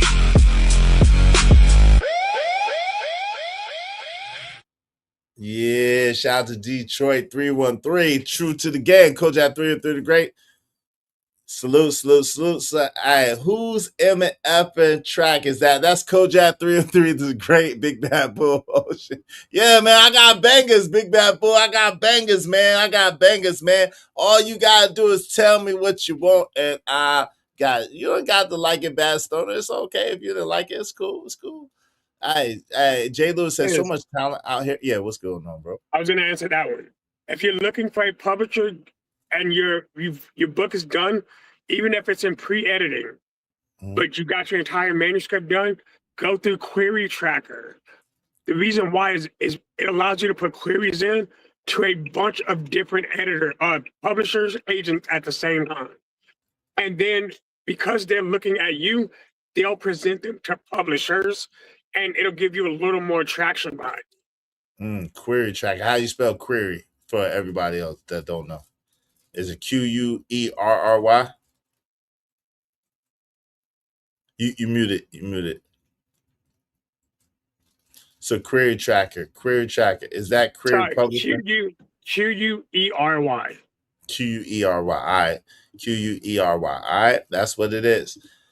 So, yo, Money Marco, congrats, Shadow. What's up? Is the chat? What's up, Money Marco? What's going on? So, Query Publishing. There you go. Query Tracker. Query Tracker. Tracker. Yep. All right. So today's topic is: has the word racism lost its power, or is quiet racism the real problem? What do you think from your perspective, Shadow of the Titan Wasp? What do you think, man? I mean, racism is racism. I think people mistake separatism for racism, and they are not the same. Right. Even though they look very similar. Right. So I think actual racism does still have a meaning, but I think people are mistaking words that are not it. Okay. But it definitely still has its meaning and power. No doubt. So how you thought that was Sono C talking about? I thought that was DMX on the track for a second. You need to stop, bro. You need to stop that shit. You need to stop. Don't even sound like X even a little bit, man. You need to stop that, man. Yo, so were you able to see Good afternoon. Yo, were you able to see that stream with Don Lemon and the guy that allegedly knew the family and was familiar with the family? Wait, which family? Of Nolan Wells' family. No. Okay, yeah. Well, so this guy was talking about in Mississippi, racism basically doesn't really it's just quiet racism. And if it's quiet racism, why would we have a problem with quiet racism? What do you think about quiet racism versus overt racism? First and foremost, I've been to Mississippi a number of times. To say it's quiet racism is almost goofy because, like, I was driving from, I think, Houston to Florida, and there was a gas station I tried to pull up to, and they would literally say, "Hey," I was the only black person in the car, and they say, "Hey, one of y'all should probably get out and go pay the gas." So, yeah, no, you can miss me with that. But do you remember what part of Mississippi it was? It was southern side. I don't remember the exact city. Okay. I'd have to look at my record, but because I made a note of it, because it made me mad enough that because I was strapped at the time, because Texas and Montana, I'm a cowboy. Right. So I was like, all right, cool, let's play that game then. But that was me being young and stupid. Right. But it was southern Mississippi. Because it was going from, I think we were taking 10 from Houston going down towards Florida. Okay, yeah. So you passed through Long Beach, past Christian, Bay St. Louis, Gulfport, Biloxi, Ocean Spring. You passed through a lot of those little cities going that way. Right. Gaucher. No, you didn't pass through Gaucher going 10. No, I don't think I didn't sound from there. Yeah, but Bay St. Louis, Long Beach, past Christian, Pascagoula. No, not past. You didn't even pass Pascagoula. But yeah, I know what you're talking about. Hey, listen. Hey, Silverback, come up, man. Come up. The panel is open. You're more than welcome to come up. What's going on, M. Mills? How you doing? M. Mills is in the building. You're more than welcome to come up, man. Hey, listen, the link is pinned. Y'all come up. Let's have the discussion. So, I think overt racism is actually easier to deal with than quiet racism. Because why do you think so? I know, yeah, because I know who you are. You're saying what you're saying. And I've dated white women before. With that being said, I've met both quiet racist parents and overtly racist parents. It was easier to deal with the overtly ones. Shout out to M. Mills. She said, I was just in Oxford, Mississippi last month, and yes, they are still racist. Oh, Lord. So that's what I wanted to say, because that was another point that he was making. He was saying, because in Mississippi, so many people are intermingling and you know, co-mingling, whatever the case may be, that he finds it hard to believe that racism, what's up, Leonard, is still so prevalent today. Oh, okay, you work it. Okay. No, that doesn't even make sense, because a lot of that is first generation intermingling. From what I remember about Mississippi is there's a lot of separatism. It depends on what part. And the Gulf where they live is not, is very, very intermingled. It's very, very you know, convoluted. It's not really separate. You know, guess what? Brittany Renner is from Ocean Springs. So that kind of gives you an idea. Her mom is white and her dad is black, I think. So Brittany Renner is from Ocean Springs. So that kind of gives you an idea of how things are in Ocean Springs. There's a lot of, you know, mixed people, whatever the case may be. But I think there's another step to that. So just because people end up in relationships that their families are against doesn't mean that it's not there. Because I've seen a lot of interracial families where the man's black and the family treats him like a son. But the minute something even seems like it's off, he's every N-word in the world. Dang. Ooh-wee. I haven't seen that. I'm glad I haven't seen that yet, but I could only imagine. I look, Bad Stoner, I lived in Ocean Springs and Biloxi. I lived in Biloxi for a while, man. Stop it, fam. Yo, what's up, Leonard? What say you? I did live down there, bro, in recent times. Relax. Hey, what say you, Leonard? What's going on? I prefer extreme overt racism because it simplifies things. I'd rather somebody tell me, you know, we don't like your kind around here. Thank you. So now I know where to not be. It's very simple. See? What are the dangers? What are the dangers of quiet racism, if any? The dangers of quiet racism is you may be reeled into a situation where overt racism is right there and get caught up in a situation, whereas you don't make it. Yeah, overt racism could be violent too, Andrew Taylor, but the thing is with overt racism, like Leonard was saying, at least you know what's coming, at least you know what to expect, and then you could kind of move accordingly because you know you're not welcome there, you know they don't want you there, and you don't have to be over there. You know what I'm saying? Because you know that you could be in danger. But that covert racism, ooh, the quiet racism, boy, sneak up on you and get you. You know what I'm saying? They like my man said, they kiss you in the mouth and stab you in the back. Yeah, but one thing I don't like is this perceived racism. Okay, yeah, that's what we're talking about. Go ahead, let's talk about it. I ain't with that because I saw a video and it was this black guy, right? He's outside a Louis Vuitton store. It was 10 minutes to closing. Security's at the front. We're not letting any more customers in. Told the dude, we're not letting any more. I've been here plenty of times and see, this is racist. No, it's not. The store is closing. They got 10 minutes to closing. It's only 2 people in the store. Yeah, and if you come in here, it'll be 3 browsing and shopping. They're already in here. What are we supposed to kick them out just because we close at 6? No, they announced the store closing at 6. Bring your purchases to the front. This dude did a video, made an all big to-do about it for what? And it trips me out because I'm like, only in America do you see black people fighting to spend their money at white businesses. That's insane. I'm not finna argue. Well, we're closed. We can't. Okay. When I spend money with you, that's boosting your doggone revenue. I'm not gonna beg you for me to come spend money at your business. But that's what this dude was doing. He was 61 years old. I was just sitting here like, dude, I'm older than you. Man, I would have hit him with a water balloon if I was there and one was available. Be like, now what you gonna do? Goofy? You don't beg somebody to spend your money. Hey, give me 1 second. Shout out to Train Harder 24. What's up, Train Harder 24? Go ahead. What were you talking about earlier? No, what he's describing. It's one thing when it's an actual a racist act. It's another thing when somebody's being stupid and then they blame racism for why people are responding to the stupidity. Right. And see that, and that's how racism lost its power right there, through the perceived racism, because you can't get your way. It's racism.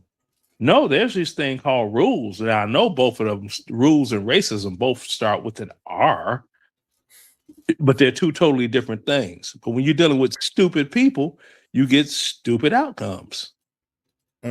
So let me ask you a question. So do you believe that because of the perceived racism, that the word racism or the concept of racism has lost its sting, and is kind of like a disservice to the community, and why?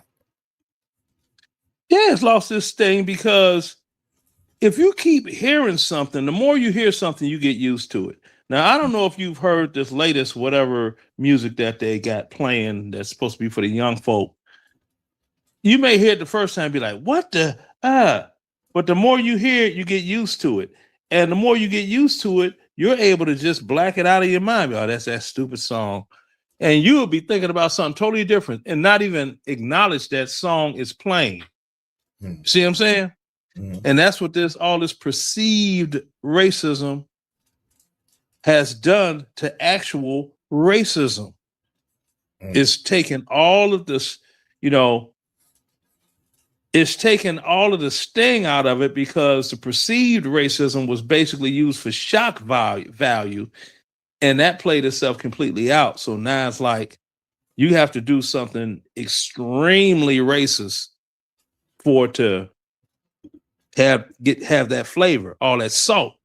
That's the salt that you said. That's a good point. At Big Play, Ray 44 said that's a surprising story on the coast north of I-10. Not so much. Oh Lord. yeah. I get it. Well, like even if it happened in Jackson, Mississippi, that would be kind of surprising too. But yeah, on the coast, it's a lot of intermingling. You said colorism is worse. Why do you say that? It's my time 61. You said colorism is worse. I don't think so. Colorism hurts people's feelings. Racism ends people's lives. I would say colorism is not worse, because colorism hurts people's feelings, may hurt their ego, may hurt their pride, but racism ends people's lives without question. And see, with racism, if you got true power as of racism, you could prevent someone's progression in the job field. Right. Anybody think about that? Yeah. I mentioned that earlier. The job field, politics and laws and procedures and policy on the all different types of places that racism during the jury pool, in the legal system.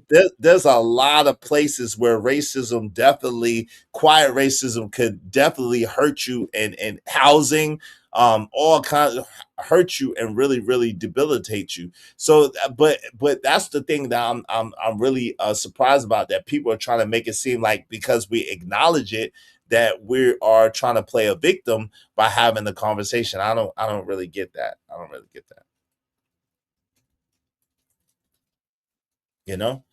Redlining, loans, housing. Yeah, that redlining and housing is the same thing, but loans, yeah, that's a fact. It's my time.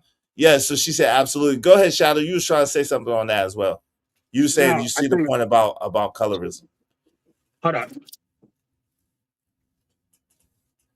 Well, I just think that, listen, humans naturally look for patterns, right? We gotta acknowledge that there is some pattern recognition going on, and humans naturally look for patterns. Not only that, there's confirmation bias, there's attribution bias or attribution error, And so what's up, Lord ADS? I'm asking why prior beliefs influence interpretations of ambiguous events. ADS, what say you, man? What's going on? Welcome to the show. What's up, Izzy Bands? Lilith Leroy remix. What's up?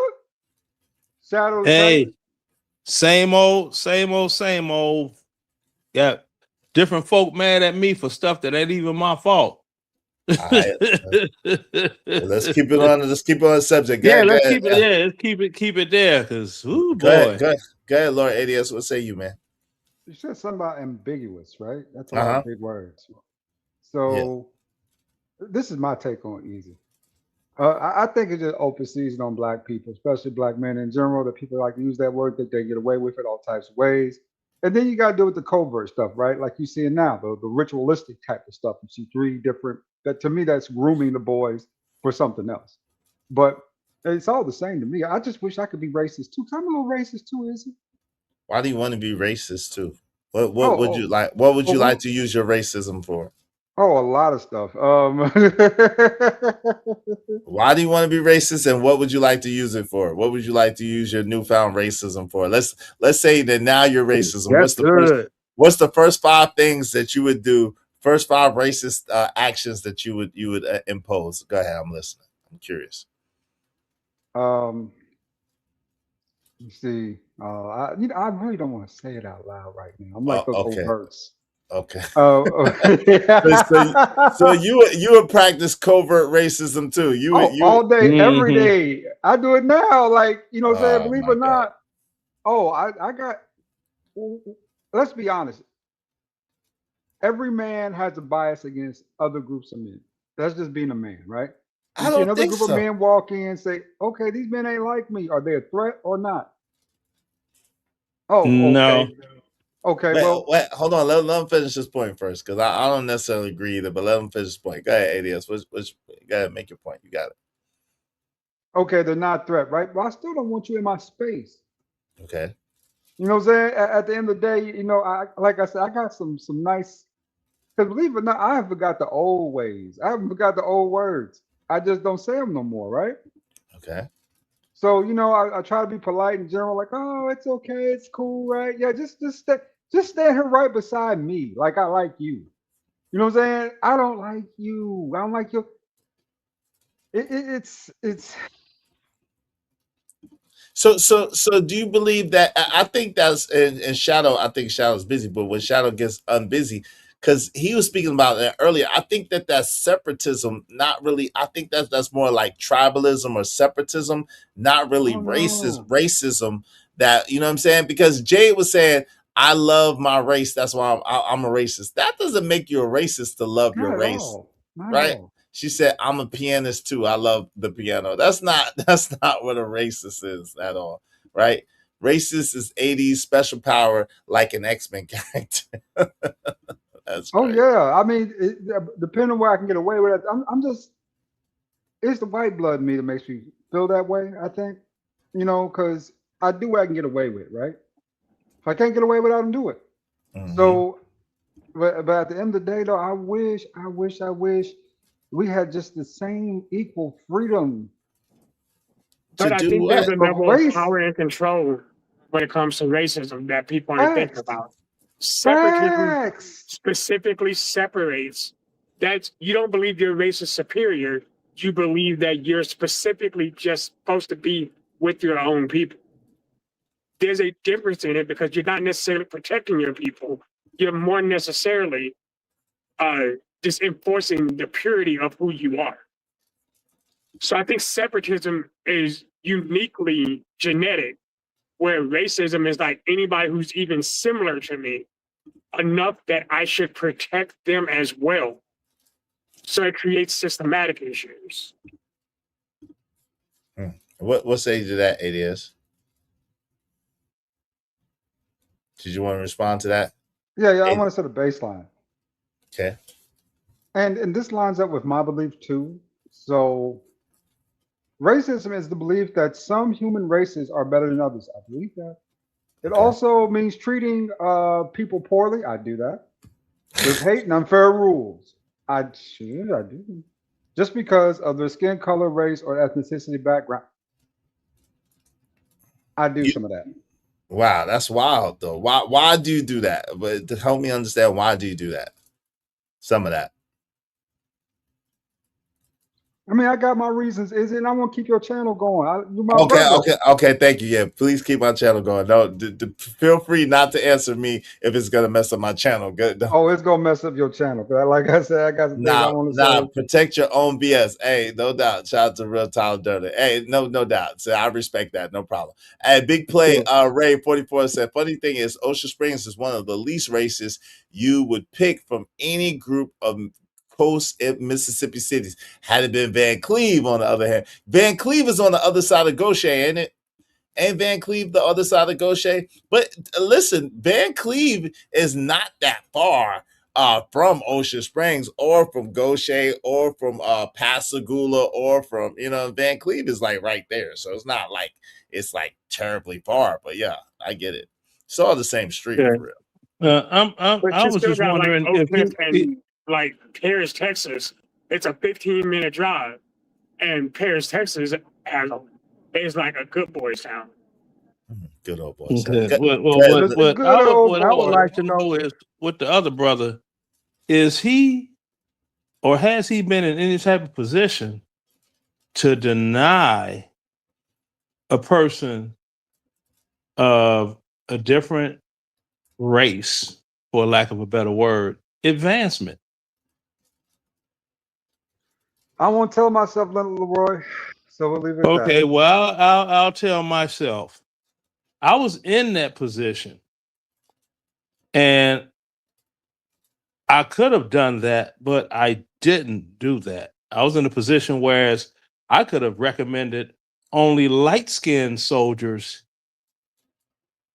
be recommended for advanced promotion, or only black soldiers, and not the white soldiers. If anything, I could have wrote paperwork that said deny promotion advances because they don't show the proper leadership traits for the rank that they're holding right now.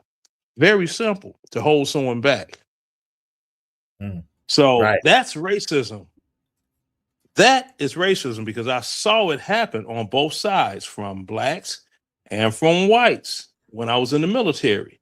That is racism. If you were in a position that you could hold someone back based on your advancement, in their career, that's racism. All this other, I don't like them because whatever. That's just some personal BS right there. Yeah, that's prejudice, right? So prejudice, you know what I'm saying? If prejudice is just you don't like them for whatever reason, but racism is when you use that prejudice and you have power to enforce your prejudice on people. That's when it becomes racist, right? When you have the power to enforce just based on their race being a different race than yours, right? Right. Yeah, to prevent them from advancement. Like, when it comes to the hot pockets, I ain't with that. But you know what I'm saying? If I'm in a position where I could deny, any of the hot pockets or ubiquitous people advancement, and I do it because I'm the doggone person that's got to sign off on if they doggone advance or not, that's racism. Okay? Well, that's not racism. That's bigotry. That's bigotry because no. Hold on. Because, no. Just set a baseline. Hold on, real quick. That cannot be only if you do it to people who are not of your race or your ethnicity. So if guys that are your race and your ethnicity, you can't be racist towards them because you're of the same race, but you're being bigoted and you're being prejudiced and you're using that prejudice and that bigotry to hold them back. So you're being a supremacist, but you're not being a racist. You know what I'm saying? There is inter-race racism in Black America, and people don't want to acknowledge that. There's the light skin, dark skin thing. They call it colorism. It's inter-race racism. That's exactly what it is. But that's colorism. It's not colorism. It's not colorism. No, it's not. But hold on, one mic. Let me ask you. Okay, I'm trying to ask you the question, right? Give me a second. J. Lewis said, and they do this to us all the time because of race. It happened to me. Sorry that happened to you, Jade. I appreciate you sharing that with us. So let me ask you a question. How can someone of the same race be racist towards you? Wouldn't it be color? It would be colorist. I could get that. It would be bigoted and prejudiced. I get that. But racist, I don't get that. So help me understand how it could be racist. Okay, I'll tell you exactly. Exactly. I'll use 2 examples. Female, light skin with the long hair, DJ. Dark skin with the nappy hair, DJ. Don't hire her. She's not good for the image of the party or nothing. Hire her. Even if the dark skin one is better than the light skin one, for the image of what we're trying to convey and bring it to our fold. Let's get this one that passes the Bryant Gumbel test on the team, opposed to that one. That's interracial racism. That's colorism. It's based on skin color. That's not colorism. It is. See, young people younger than myself are confused. This colorism thing, because that's what it was called. Racism is racism. And I'll give you another example. I'm gonna land my plane. You have Cubans that look just like us. Then you have your Ricky Ricardo looking Cubans, right? The Cubans that look like us get no love because they look like us. While the Cubans that look white get all of the privileges of Cuba. Is that racism or is that colorism? That's colorism. That's not colorism. Well, hold on. Actually, hold on real quick. Actually, that would be racist because again, the white Cubans would be white and the white looking. None of them are white. Okay. Hold on real quick. The white looking Cubans would be white, considered white, and the dark looking Cubans would be considered black. That would be their ethnicity, even though their nationality is all Cuban. So that would be considered racism. Not they're all the same nationality, but they're not all the same ethnicity. So that would be racism. It wouldn't be colorism. It's the same thing as if, Lupita Nyong'o was actually a Black American woman instead of what she is. And if it came down to it, for hiring purposes or whatever it is, they'll pick Vanessa Williams every time over Lupita Nyong'o. It used to be like that, but that's not really. But so that color. Hold on. Interrace racism. Okay. Colorism is a form of prejudice or discrimination that gives preferential treatment to people with lighter skin tones and marginalizes those with darker skin tones. It often happens within the same racial or ethnic group, though it can also occur between different groups. So again, that's there. And look up racism and read that, and it'll say the same thing, except it will not say within a particular group. It's all racism at the end of the day. I ran a baseline. Cherry picking. I got an answer if y'all want to. Hold on real quick. Shadow was trying to talk. He's actually not wrong. Their definitions are so analogous that it's almost uncomfortable. Because if you actually put the definition of colorism up next to the definition of racism, they actually link side by side until a very small deviation, and then they go back to the same definition. And I can see where he's coming from. Wait, hold on. Traditionally speaking, colorism is a form of racism by its pure definition. I got a baseline for it that I went ahead and Googled just so we can set a baseline. Colorism is closely related to racism, functioning as a specific subset or offshoot of it. It involves skin tone bias, distinct group dynamics, and global roots. Key differences and connections, in-group versus between group. Racism typically operates between different racial groups, whereas colorism can happen both between different groups and within the same racial or ethnic community, such as among Black, Latino, and Asian individuals. I didn't know they were colorists too. Definition of bias. Racism judges the subjects, people based on broad racial classifications, which colorism specifically privileges lighter skin tones and marginalizes darker skin tones. Okay. So right, it's colorism, it's not racism. Okay. Right, Yeah. hold on real quick. It's colorism, it's not racism. Go ahead. All right. It's all the same. They're all in the same doggone. They're all in the same group. That's like getting a doggone Florida orange from a California orange. They're still oranges. No, it's different. It's different. It's different. It's different. Now, this is what I'll say. I'll say it's different because Black America wants it to be different when it's the same thing.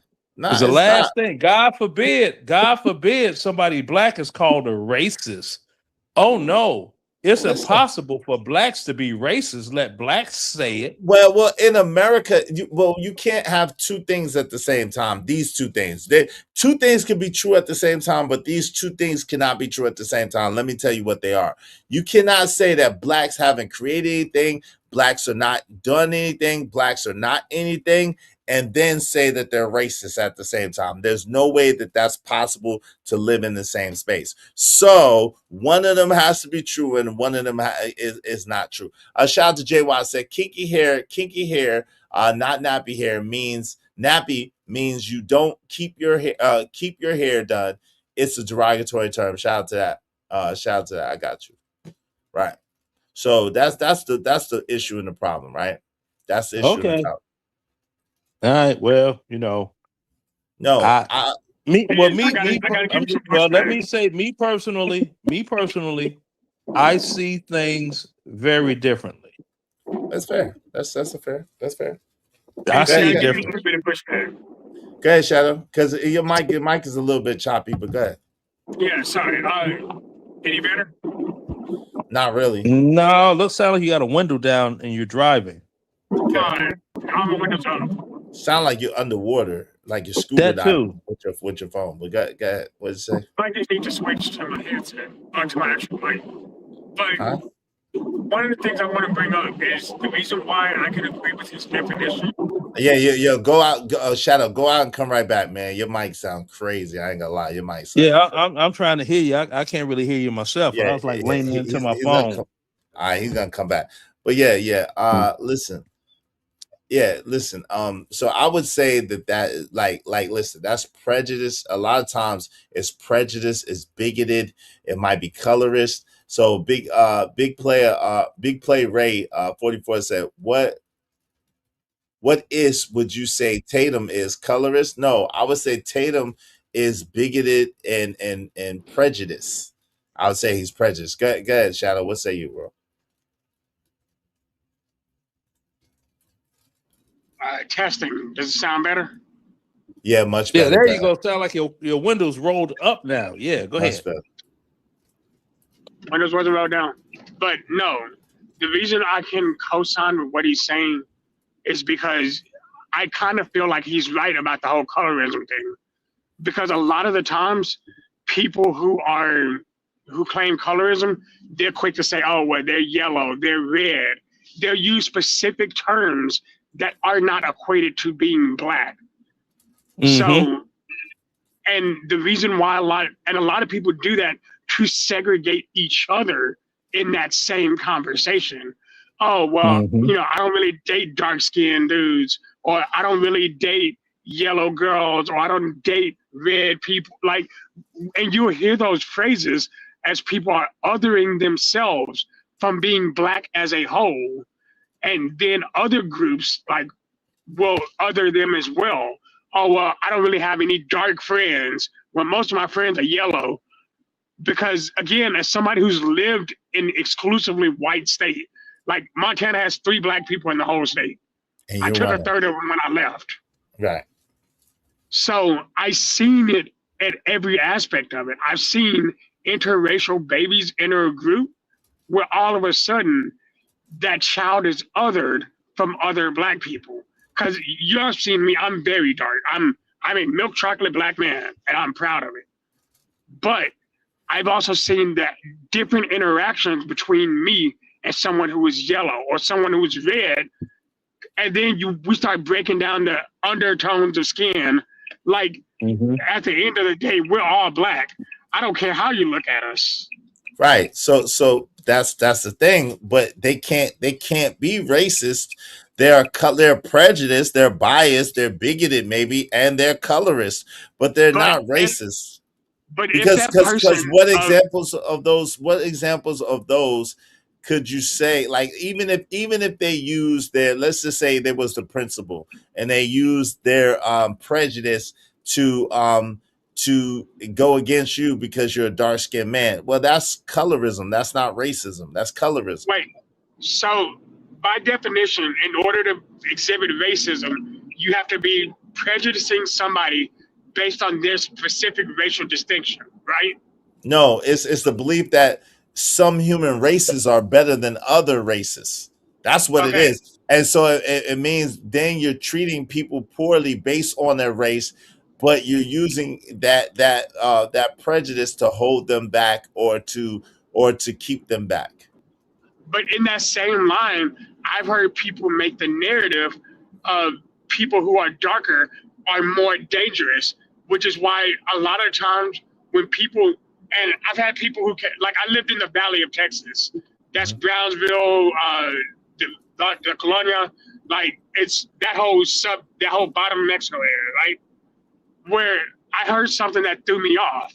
And it was whenever one of the warnings that some Hispanics had gotten on their way to Texas was avoid darker Black people because they'll kill you over a quarter. And I didn't just hear it once, I heard it multiple times because darker people were more dangerous.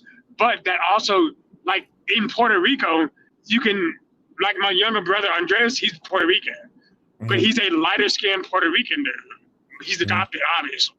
But in that same conversation, he's like, I don't really deal with darker skinned Puerto Ricans. I don't deal with Morenos because they are what they are. Like there's even specific words for who they are.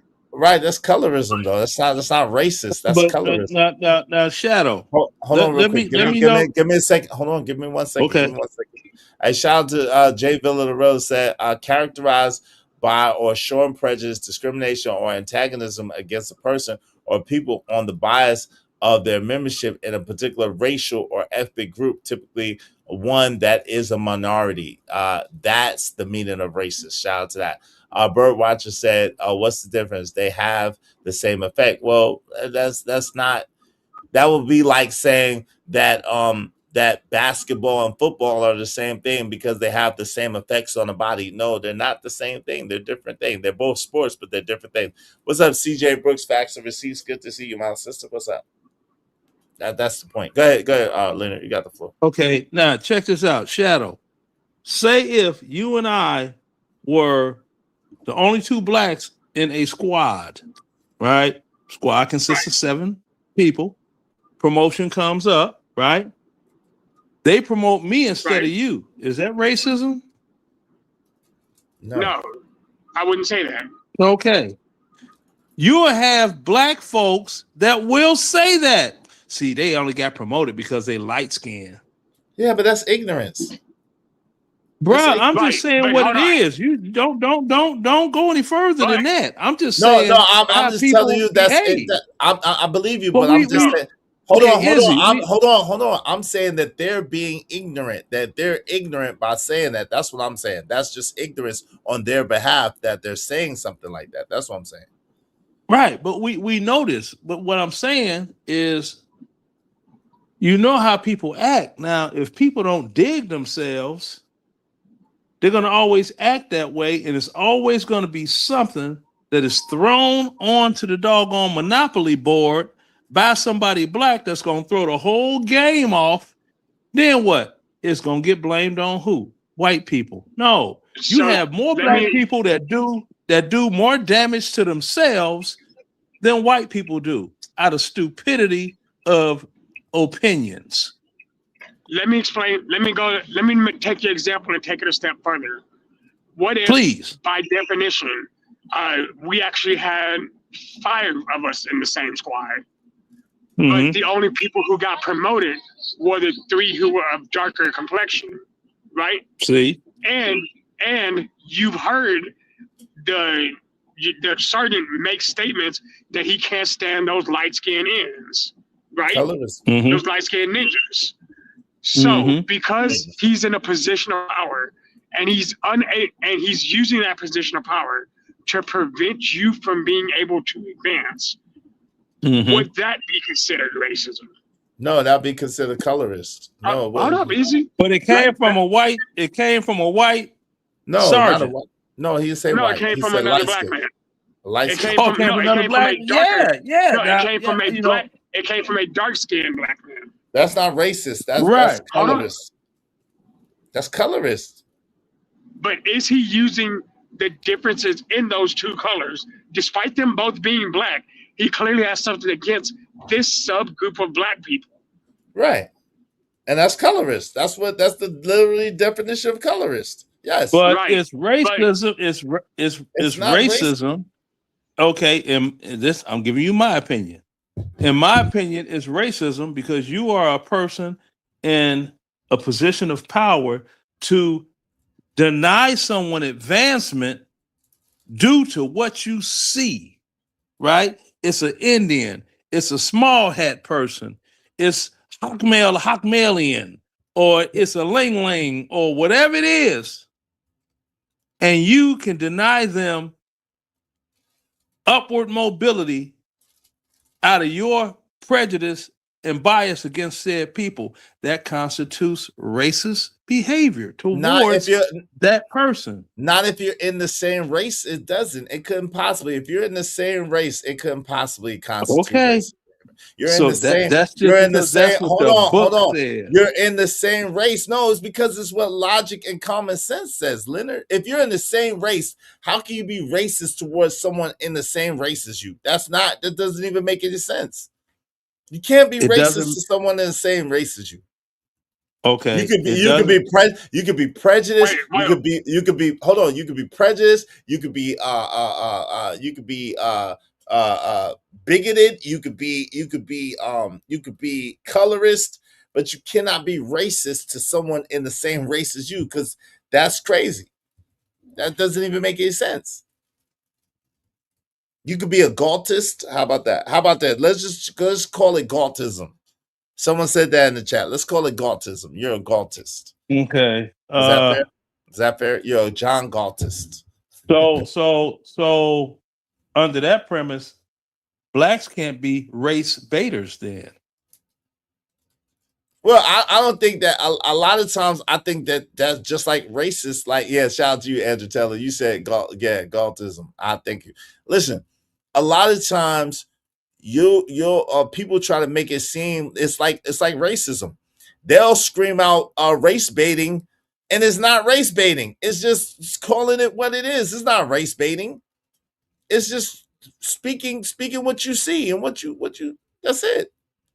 Okay. So you got the tennis girl lightening her skin. She's called a self-hater. Okay.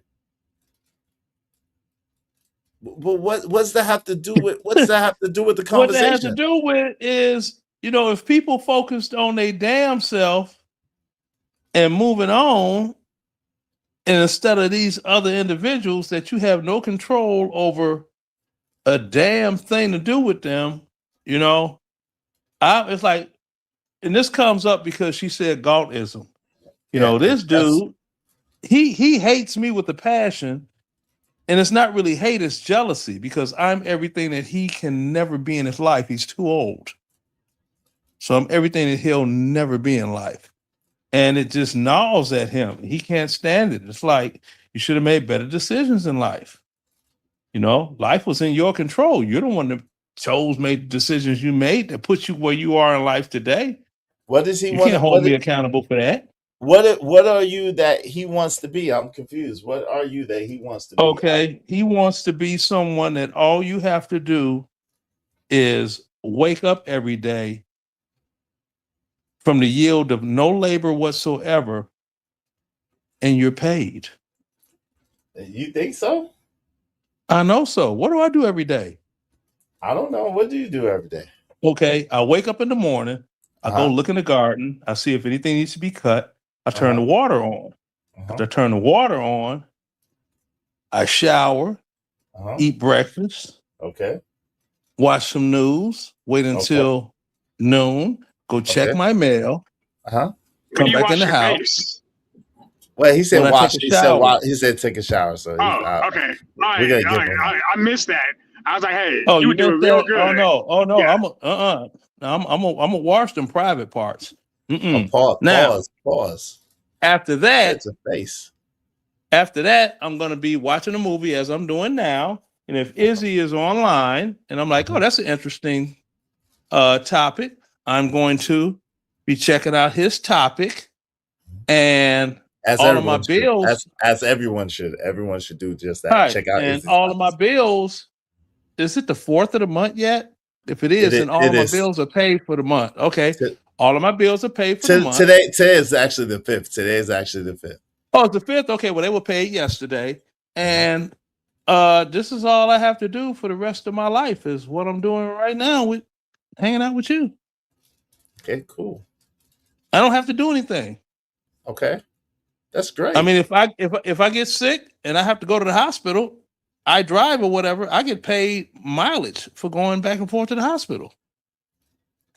You can't beat that.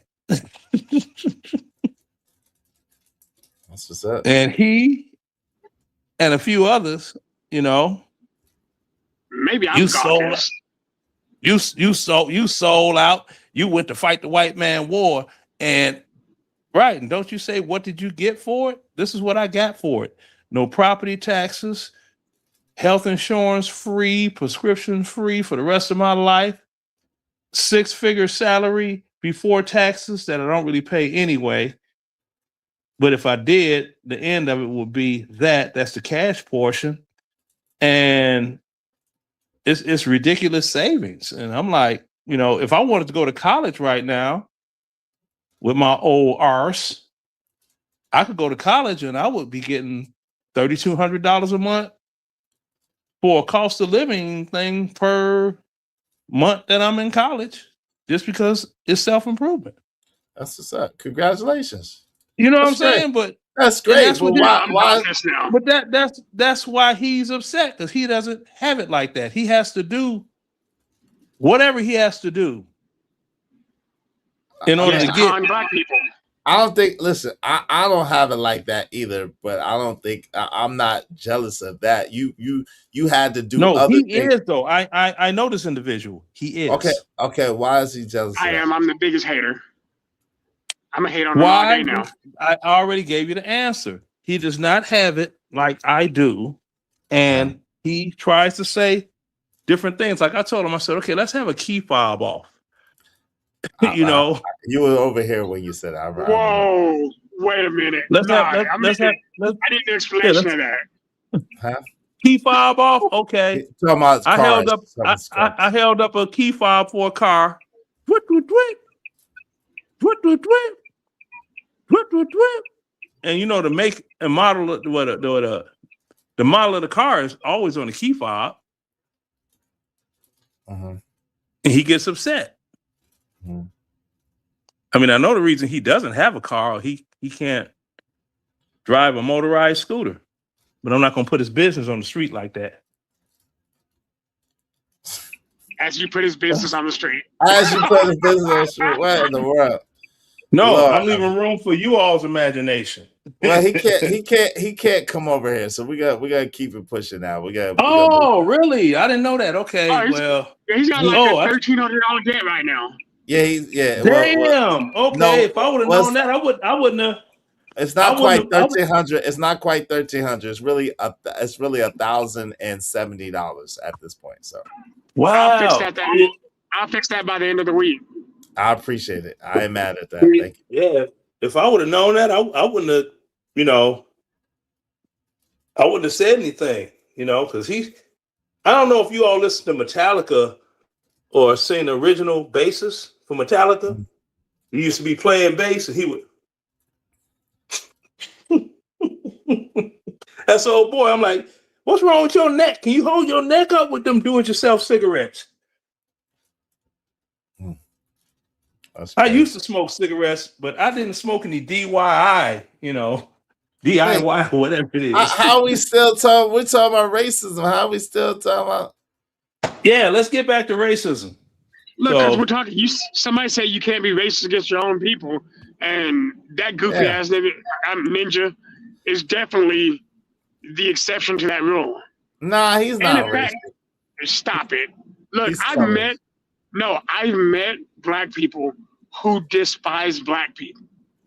Right. Mm-hmm. I think John Goxon a character, but I've met people who, like black men and women, who vehemently despise other black people so much to the point that they will actively work against black people. Right. But that don't mean they're racist though. But I understand what you're saying. But they can't be racist. They're prejudiced. They're bigoted. They, you know what I'm saying? But you know what I'm saying? You know what? It's only blacks that say that. It's not only blacks that say that. I call racism what it is, and it doesn't matter if it's interracial racism within your own, or if it's, external people that are, you're against Mexicans or you're against these people, or La media. Poquito y media. Bueno. Okay, I'm gonna mute him. Go ahead. I'm sorry. Yeah, mute him. He's getting gasoline from the Buno Uno. Yeah, I don't know what you're doing. But go ahead. That could have been me being racist on the Buno Uno. That's not racist. Come on, man. I know. I'm just, oh my God. I'm just trying to make funny. I know, but that's what I'm saying. But you just said it. If you always screaming racism for every little thing, then it takes away from the real meaning of racism, and it takes away from the real sting with racism, right? Exactly. It's like those guys that say, you get with a black woman, she's only going to do so much, but that black woman will turn 180-degree opposite and be a completely different person if she's with a white man opposed to being with you. I'm like, okay. If you say so. I mean, I haven't seen it, but okay. All right, if y'all want to keep the show going, we just need 10 people, at least $5 a piece. If y'all want to keep the show going past the next 30 minutes, okay? If y'all want to keep the show going past the next 30 minutes, we need 10 people, at least $5 a piece. Y'all support the show, support the stream, you know what I mean? Help us reach our goal. Help us reach our goal today. Yo, when you're ready, Shadow, just come off of Yeah, he's in Texas. Help. Oh, really? Okay, I thought he was in the DR or something. I heard. Nah, he's in Texas. He's in Texas. Oh. Hey, Leonard just be babbling. Ronnie said, "Dag, Ronnie, come on, don't do my man Leonard." I do be babbling. I'm from Babylon. Oh no, that's crazy. That's crazy. You're Babylon. I'll make a joke out of anything. Dude. It's good when you give less than a damn. I mean, I don't even have enough to give a damn. I give the least bit of damn.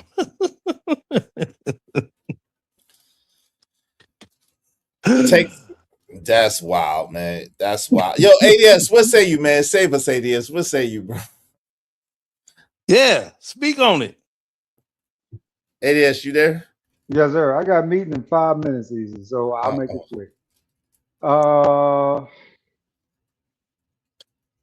I think that some of it, I think Leonard is right about a bit of it though, right? Because I think a lot of it is that it isn't necessarily racism, it's just the other person thinks that you're superior to them, right? Okay. You know what I'm saying? They've already internalized it. They look at you and say, wow, you know what I'm saying? This big light-skinned brother here, he's sexy too, smart. You know what I'm saying? I don't measure up to him. Yeah, he ain't on no. Wait, hold on. Let ADS finish, Leonard. Jesus Christ. Yeah. So when that occurs, you can feel as if that person is just by talking to you, because they talking, saying directly at you, you can feel a sentiment about that, right? In the back of your head, like, why are they talking to me this way? You know what I'm saying? They sound a little biased. They said, no, they're just being honest with you, right? So I think that's some of what we're calling racism, just something internalized with other people where they feel like they're less than somebody else for whatever reason, they tend to display this, against that person, just, based off appearance or whatever else. Now, I think another part of that is just actual, the word racism, right? Someone just believes that they're superior to you. Like I see a lot of people in certain groups who believe that they're superior to you, but when I look at them, I think to myself, slob. Right? You're not, You're not one of those, Right. You're not an elite Brit, You're not, a rich, Euro, right? You're from one of the poor countries. So it's all a matter, of the, I guess, the internal perspective on it. But all right, Izzy, thank you for having me up. All right, appreciate you, man. See you. Have a good meal. Yo, Shadow, what say you, man? You there? You too. Yeah, I'm here. All right, go ahead. What say you? I was being adult, so I'm finna go be a big kid. Okay. What happened? I'm confused. What I miss? No, I was doing adult things, and now I'm finna go be a kid. Okay. Because but no, Okay. I think the belief that Black people can't be racist is ludicrous to me, because I think anybody has the capacity to be racist.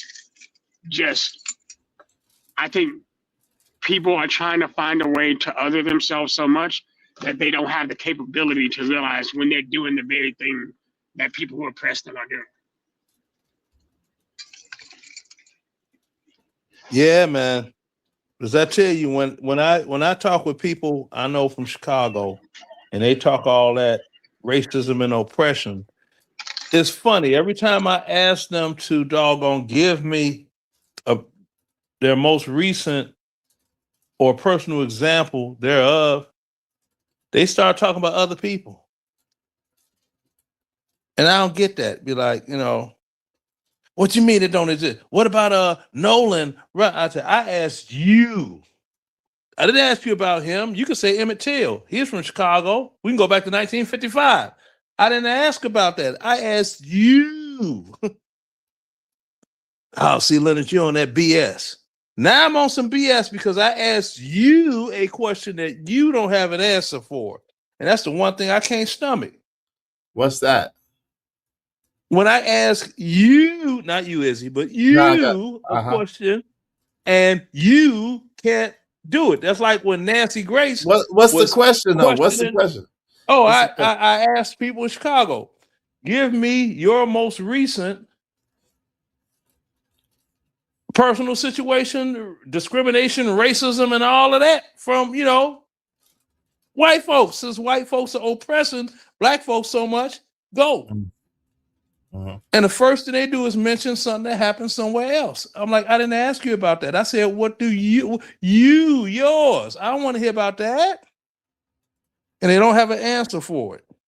Then they get mad at me. I'm like, what are you getting mad at me? I asked you a simple question, and you pulled the doggone Brandon Tatum, Nancy Grace. I pulled the Nancy Grace. Okay, that was a good answer. Now, the question I actually asked you, Brandon, is, did they show you pictures of them together? Boy, did she tear his ass up? I don't mean to sidetrack the conversation, but I was like, go on, Nancy.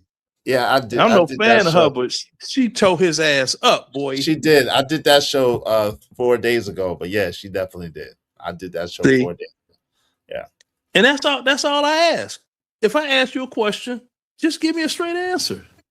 Don't sit there. That's a good question. As soon as you say that means you're about to lie to me because you're thinking on what you think I want to hear or how you could go around. You know what I mean? Hey, y'all, we only got 12 minutes left. If y'all want to keep the show going, we need 10 people, at least $5 a piece. We only got 12 minutes left. Y'all. The counter's on. We haven't got no support. Y'all support the show, support the stream, now, man. Support the show, support the stream, now, man. Why bother being on racist white media? They not gonna listen to you. Well, listen.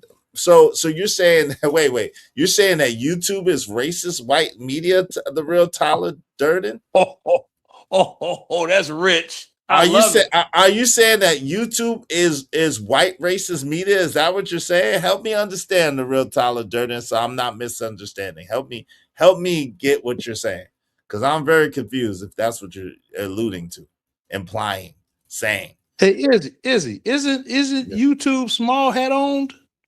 I'm not sure. I don't know, but I don't know. I don't know who owns it. I don't want to get into that. Hey, support. What's happening? Brandon Tatum, Charlie Kirk, all them. Okay. But are you saying that YouTube? But I'm trying to understand. Are you saying that YouTube is that? That's what I need to understand. Wall Street Wizard said, light skinned Leonard only cares about his. Oh my God. Remember, I told you I got haters everywhere, and I love it. It makes my liver quiver. They keep me in the algorithm. Wait, it makes your liver quiver. Wait a minute. My liver quiver. That's old school. That was before you was born. It makes you don't know about that. I don't. Liver quiver. I don't. Liver and quiver rhymes. Never mind. I know, but I'm a man. Why would my liver be quivering? Okay, look, you jive turkey. Whoa. You got me going back to the 70s before you was born. Calling you a jive turkey. Yeah, man. Listen, you gotta relax. I was born in the 70s, but you gotta relax. I know you told me you was born in 76. So I was like, damn, I was 76. Like, see that back in 76. Grade. You see that back in 76 up there? You see that back in 76? Big time. Oh, okay. I never noticed that. Yeah. Cool. That's fun. Man, that's funky. Yeah, back in 76. All these 70 terms. Talk about all the things that happened in 76. But yeah, a lot of great things happened in 76. Yeah. What happened in 76? You had Izzy was born. Black History Month. Black History Month became an official 30-day holiday in 1976. How was it a 30-day holiday when Black History Month is only 28 days and 29 on a leap year? Okay, well, you're getting into exact numbers. What I'm trying to say is, it went from Black History Week to a month. I got it. Yeah, it became a month-long ceremony, and then I always recommend. I talk to people. I tell them go back to like the second episode ever of the TV show Good Times in 1974, and when JJ drew the picture of Black Jesus, and Michael wanted to hang it on the wall next to the white Jesus. And he told his mama, can I hang this up for Negro Week? Some people don't even know it used to only be a week, and it wasn't Black History Week. It was Negro Week. Yeah. That's when I grew up. Then it became Black History Month. No doubt. Hey, shout out to Miss Jill. 1991. What's going on, Miss Jill? Said the bicentennial was 1976. Yes, it was. He's right. I was there. I did get him. I got him with that one, Cole. He didn't know what to do. Hey, greatest thing happened in 81. An emperor was born. Me. That's what he said. Shout out to Emperor Coach at 3rd. Yeah, you know, the greatest thing in 1981, house music was born, and I birthed it. So how did you birth? How did you end up birthing house music? Like, how did you end up bringing like being a pioneer of house music? What's up, Chocolate Earth Foundation? Good to see you. Oh, Chocolate Earth, she's so sexy. I'm gonna leave that alone. Damn. See, that threw me off right there. Good looking women. Oh Lord. Anyway, I was at this club. I was doing my DJ. He said you was laid up in the house. That's how you created house music. Yeah, that's cute. But I'm at the club doing my You Dig. And I was playing different edits of it's sort of like beat breaks out of New York, but they were edits in Chicago, extending some parts, this and that. And the owner was like, "Hey, what kind of music you play?" I was like, "House music," because I got it from the basement of the house. It was the old stuff. I was remixing it and laying beats on top of it and all of that. This is before they had samplers, digital samplers and stuff. He said he created "Follow Me." Why don't you follow me to a place? And you know what? Where we can be. And he created the soul clap too. No, that "Follow Me." I did a remix on it. I did a remix on "Follow Me" for all these house music DJs that didn't set their life up right. You know, GoFundMe. Why don't you go fund me? I'm having issues medically. Have no health insurance. Okay. Hey, CJ Brooks said, wait, so all those songs I danced to in the club in NYC was because of Leonard? Hey, Leonard remix Roy in the flesh. Leonard remix Roy in the flesh. I never. Nah, I'm just kidding. Don't do that. Yeah, you know how people be, but like I said, what are you doing? You had people, and let me hit this other doggone phone here. Okay, hold on. Let me hit this other phone. Chicago house music DJ Leonard Remix Roy. Just the other phone now. Yeah, pick Leonard Remix Roy is a key figure in early Chicago house music. He's known for claiming the genre's name came from his mother in 1981, suggesting he played the house music records. He played at places like the Bitter End before joining the army. Hey, you played that, but if you play that every time you come over here, we're gonna have a problem, bro. No, it's different. They say different stuff. No, hold on, time out. You remind me of the Pants on the Ground Man. Did you know that the Pants on the Ground Man from American Idol was stopping people in Atlanta? He was stopping traffic in Atlanta to make people get his autograph. Did you know that? You reminded me of the Pants on the Ground guy. Pants on the Ground, man. Pants on the Ground, don't mess around. You don't know Pants on the Ground from American Idol? Well, listen, he was stopping traffic to make sure that they got his autograph. Yo, shout out to Big Draws Forever said next week, Leonard would tell he invented the internet by accident playing around the library computer.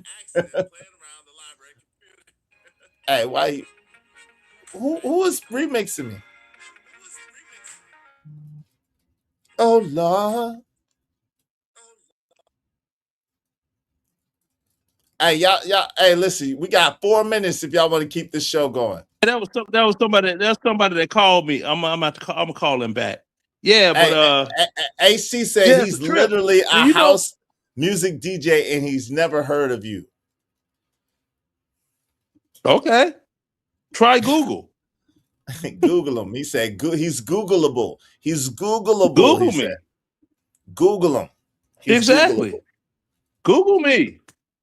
Follow me. While you're at it, look up the first book written on house music in 1995. You know, what kind of house party is this? They wrote about me back then. Girl, I house you. Say what? Girl, I house you. You in my hut now. When you in my hut, hey, you know what's up. Let your mind be free and your body jump a little higher. Jump to Pokemon. Rock your body. Do the house music all night long. Say what? House music all night long. Say what? House music all night long. Yeah, girl. The sample for that song is the most sampled house music song in history. It's "Move Your Body," the house music anthem by Marshall Jefferson. It was released in '86. Pump Up the Jam used the same sample. Pump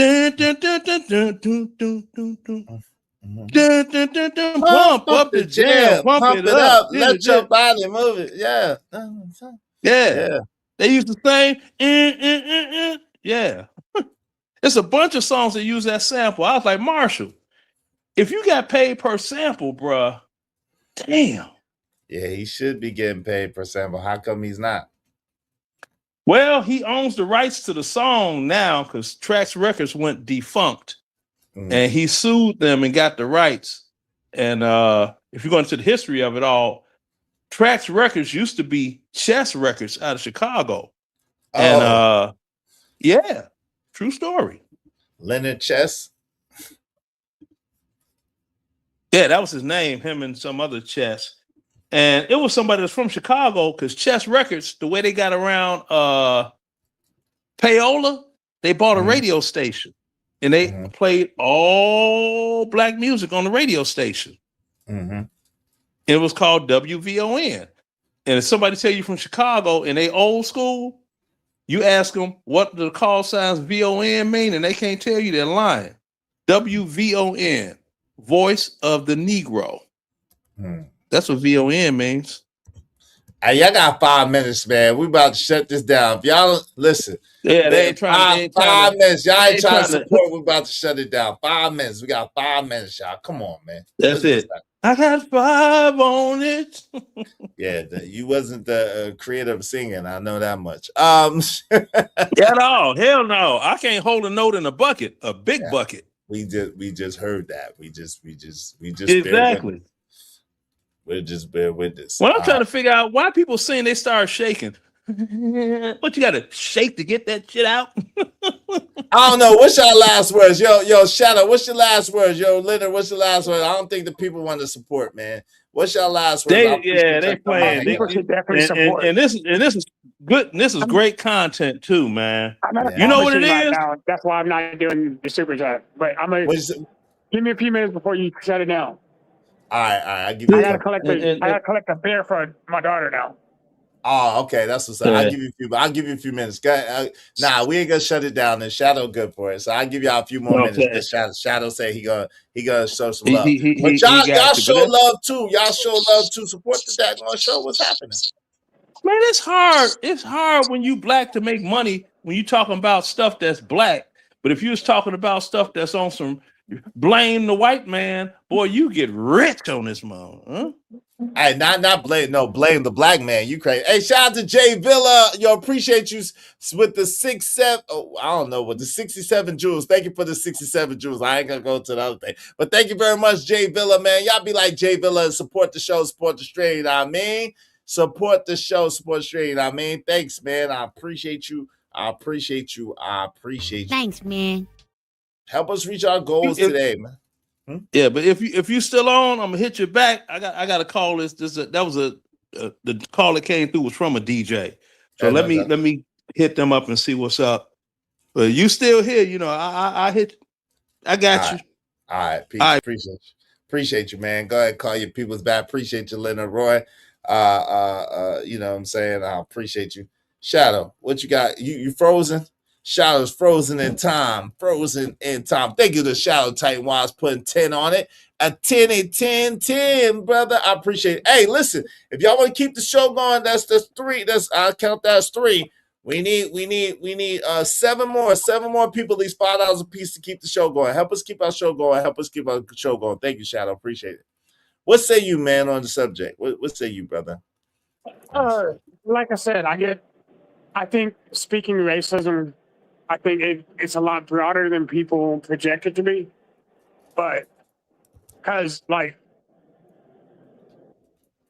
I think racism at its core is dangerous.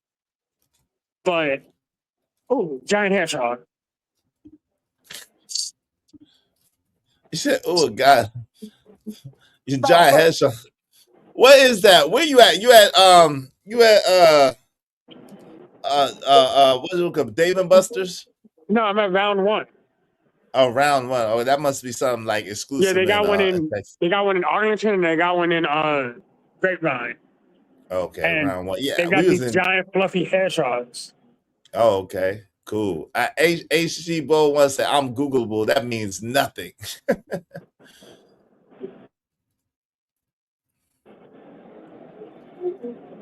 All right, shout out to my peoples. The real Tyler Durden said, Denny, and I appreciate you, man. I appreciate you. Thank you very much. Shout out the real Tyler Durden. Hey, because of real Tyler Durden, we only need 6 people. 6 people at least $5. I thought for sure y'all want to talk about this. Hey, listen, but I ain't gonna lie.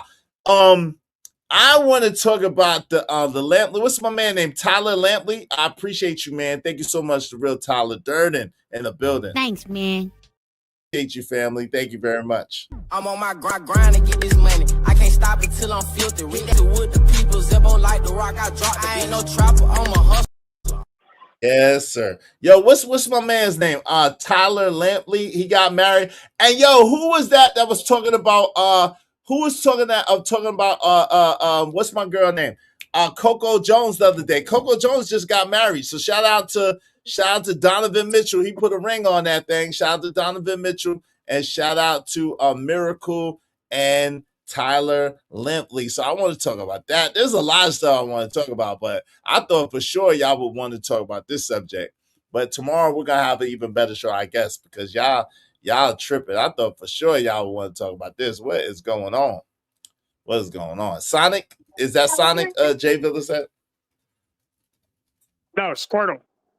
Oh, Squirtle. Yeah. That's a Pokemon. That's a Pokemon. Yeah, Squirtle. Hey man, I got them Pokemon Time magazines. Shadow, man. I'm trying to get rid of them. I'm trying to sell them. I got the whole collection, bro. So if you know anybody that want them, let me know, man. You know what I'm saying? I'm giving a good price. You know what I'm saying? I got the ones when they first came out and everything. What's up, Black Man Unfiltered? Ole Miss just took down the Confederate flag. When did it take it down, man? When did it take it down? Shit. In Mississippi, bro. Man. When they take it down, Black Man Unfiltered? Shit, they still got the Confederate flag up in Alabama.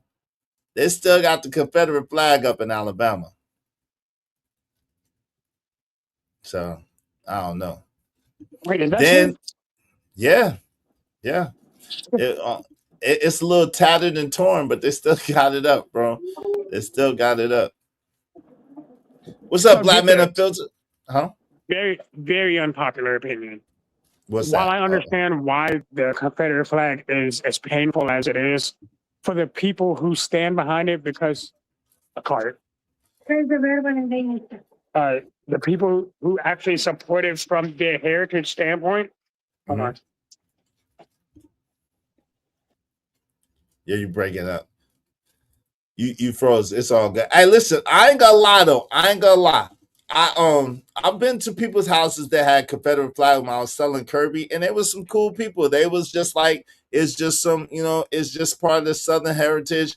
They was cool. They wasn't racist. They wasn't on no bullshit. They bought a Kirby from me. They tried to feed me from their table. I was like one of the family. You know what I'm saying? So yeah, go ahead.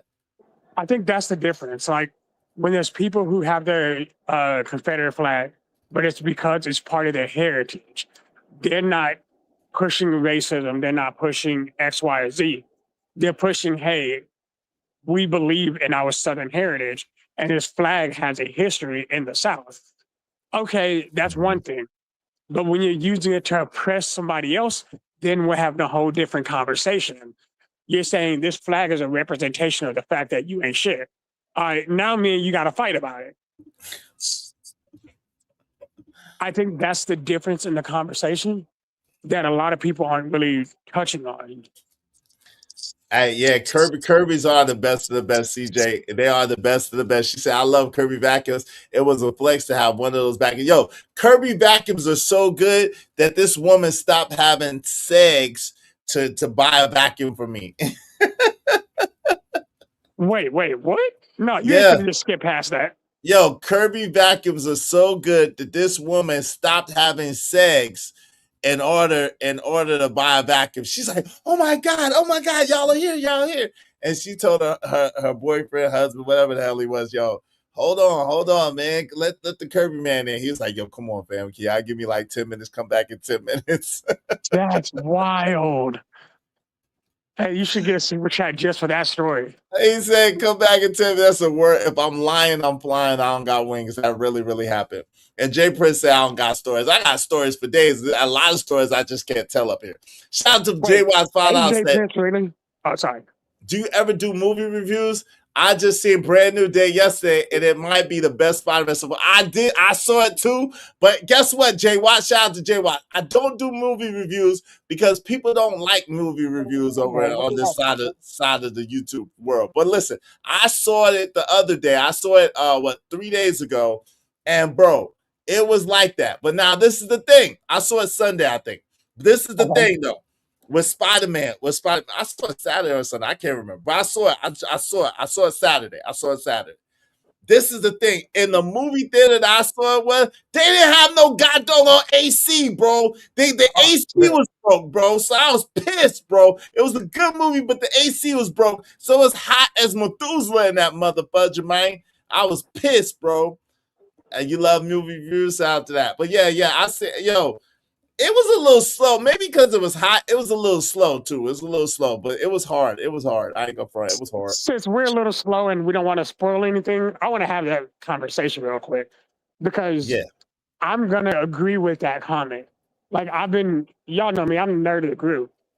I've been going through the Spider-Man. I took my kids there. I even picked my son up wearing the Miles Morales Spider-Man suit. I'm gonna say, I don't understand why people are ranking on the Brand New Day. The movie was well done. Yes. It was a slow build. It was a slow build up though. Like the build up was really slow, and then like, you know, I didn't like the way that they introduced Jean Grey, but that was, I mean, when I found out that was Jean Grey, like that was crazy. That was crazy. You know what I'm saying? That was insane. You know what I mean? But it makes sense. And here's the reason why I like how they introduced Jean Grey. Because of the way they introduced her, it introduced her to the MCU in a protected way.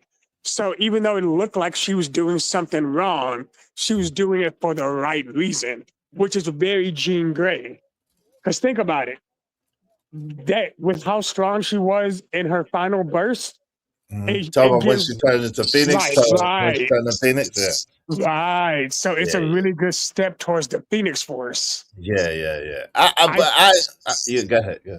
I think the way they did that was well to set up for the Phoenix Force if it shows up in another movie.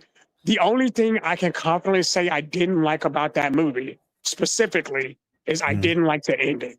I didn't like the hidden scene because the hidden scene was vague for no reason.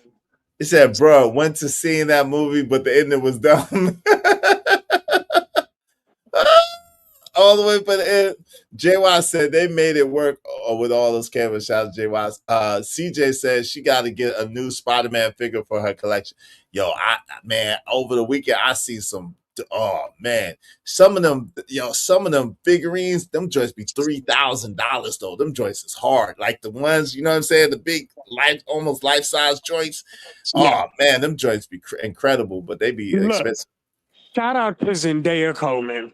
Shout out to Zendaya. Because she's about to hit $2 billion movies in the same weekend. What's the next movie that's going to be $1 billion movie? Dune 3. Well, Dune 3. Right now, Odyssey. Hold on. Right now, Odyssey is at $991 or something. Is Odyssey good? I want to see. It was good. Odyssey was garbage. It was garbage. That's what a lot of people said. That's why I want to wait to go to streaming. It was doo-doo butter. Okay. But like, I think cinematically speaking, it was an okay movie. Like, it was shot really well, especially when they started putting it in the 4D theaters. When they did the 4D theaters, I think that was a very good explanation, right? I think that was a good experience. But seeing it in like standard isn't great. You're just like, the F am I watching? Yeah, I need that $5. Thank you, man. Hey, JY said, nah, they setting things up for Miles Morales. That's what that glitch was at the end. That's what the glitch was, JY said. So even if I were to accept that, right? Like, I don't think that's what that glitch was. But the problem is they didn't give us enough information to even make good speculation. Right. Tom Holland specifically said he wanted to be the Spider-Man to bring in Miles Morales, which, you know, all of us are loving that. We want to see that. Right. And I think Tom Holland is a great Spider-Man for that. But really, Andrew would be the one, I mean, more likely, according to the cartoon, Andrew would be the one more likely, right, to bring Miles Morales in. So here's why I don't think Andrew Garfield will make a good connection to Miles Morales. Because of how his movie ended. Even when he came back in No Way Home, he was still this super depressed Miles. He was still trying to bring himself back up, but he was still very anti being Spider-Man. Because of Gwen, because the whole thing that happened. Because of Gwen. And Gwen's dad, and all that. Yeah, I get it. Andrew Garfield Spider-Man is very big on the Gwen Stacy line. He never met MJ. If anything, Tobey Maguire. Tobey would make a good MJ. But Tobey Maguire would have to be the Peter Parker that was bringing Miles Morales through, the teaching Miles Morales, because he's the original Spider-Man of the Spider-Verse. So Tobey Maguire would have to be Peter Parker, the original. You know what I'm saying? Right. Even though I honestly, to me, y'all might disagree. I think that Tom Holland is the best Peter Parker. To me too. So I think it's the best Peter Parker. Each Peter Parker had its gifts, and a lot of people don't realize that No Way Home emphasizes their strengths. The Tobey Maguire Spider-Man was the strongest Spider-Man until this movie. Yeah. Tom Holland has always had the best spider sense. Right. That got enhanced this movie. But Andrew Garfield was the comedic one. He was the more at-home, amazing Spider-Man. He was the one we all knew as the trash-talking Spider-Man. Yeah, it makes sense. But I think Tom Holland, pause, but when he got into the hot tub, I was like, God damn, dude, you're huge. Yeah, he's buff. Yeah, he was buff. Yeah, he was buff. I ain't gonna lie. Bro, he was in good shape. I'm not even kinda. Bro is massive. He was ripped, yeah. But it doesn't seem that way. Like, you know what I'm saying? It's hard to tell. But yeah, he was really ripped. I give him that one. Shout out to Jay Villa said I like but that was a little goofy of Natalia. That was a little goofy of her. Like, why is she making him? That was weird. I like Frank Castle in the movie. What's the name? Frank Castle did great. Yeah, Frank Castle. I love their dynamic. Yeah, with how they did Yelena, I don't, but you got to keep in mind, so they didn't pay Florence Poe to do that role. She did the cameo for free, only because she just wanted to support Holland. Okay. Yo, Money Marco said that wasn't him. What do you mean that wasn't him? Yeah, I like Tom Holland. It's almost not fair, though, because he's still going, LOL. Yeah. Angel said, I took my daughter and her friend. They liked the new Spider-Man movie. Yeah. He had to stand in for the hot tub. Say, okay, I'm about to say, because I can see that. I can see that because I'm about to say, because that dude was way more ripped than Tom Holland. I was like, he was massive. I'm like, how he hiding all that like in his clothes? So okay, yeah. And that was Captain America big. Like that was Chris Evans whenever he went post Captain America. Yeah. I CJ Brooks said right now the Whitney Houston. When did the Whitney Houston Barbie come out? CJ, when did the Whitney Houston Barbie come out? Because I was trying to get the daggone. I tried to get the Aaliyah Barbie and the LeBron James Barbie, and I missed it. I wanted both of those. So when did the Whitney Houston Barbie come out? I need to see that. I need to get that. I'm a collector. I need to get that. When did it come out, CJ? When did it come out? I need that. I don't care what y'all say. I need that. Last week, damn, I missed it. They probably don't even got no more. Shit. Damn. And Key Renee had LeBron James Barbie. I was like, damn, son. Yeah, LeBron James. Yeah, they have a LeBron James Barbie, yo. He looked masculine. I mean, but they have a LeBron James Barbie. It just is what it is. Yeah, I tried to get the LeBron James Barbie doll. You out your mind? You damn right. You know, it only cost $60 something when it came out. You know how much that LeBron James Barbie doll is worth right now? Like at least $300, bro. At least $300, bro. Yeah, I mean, when they come out, they ain't that expensive. But once you miss it, shout out to Shadow, man. Thank you for the double up, Shadow. Thank you, man. Appreciate the 15. Once you miss it, then it's over. I appreciate you, Shadow. Thank you, man. Let me play some of that Shadow the Titan Wasp, man. Yeah, I get on that Shadow the Titan. Hold on. Hold on. Get that Shadow the Titan Wasp jam going on. Man, they might give you the graphics, bro. No one gave you a harder song. You can't front, no. Hey, Shadow, you can't front. No one has given you a harder song than me, man. Come on, man. I played the song for my agent whenever we were doing stunt work in Las Colinas. And she was like, who made that? I was like, yeah, it was Izzy. She's like, yeah, he did that. I was like, Yeah, no one. Yeah, Barbie doll, Enigma. Hey, listen. Hey, if I still have my Michael Jackson dolls, I'd be a multi-millionaire. I had 3 Michael Jackson dolls when I was young. If I still had them in prime condition, I'd be a multi-millionaire. What you mean? Let's get that Shadow popping. Thank you, Shadow. Appreciate you, man. Woo! Let's forget it. Yeah.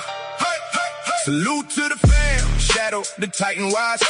Never hit the brakes, he just stay on top. Built from the bottom, now we raising the bar.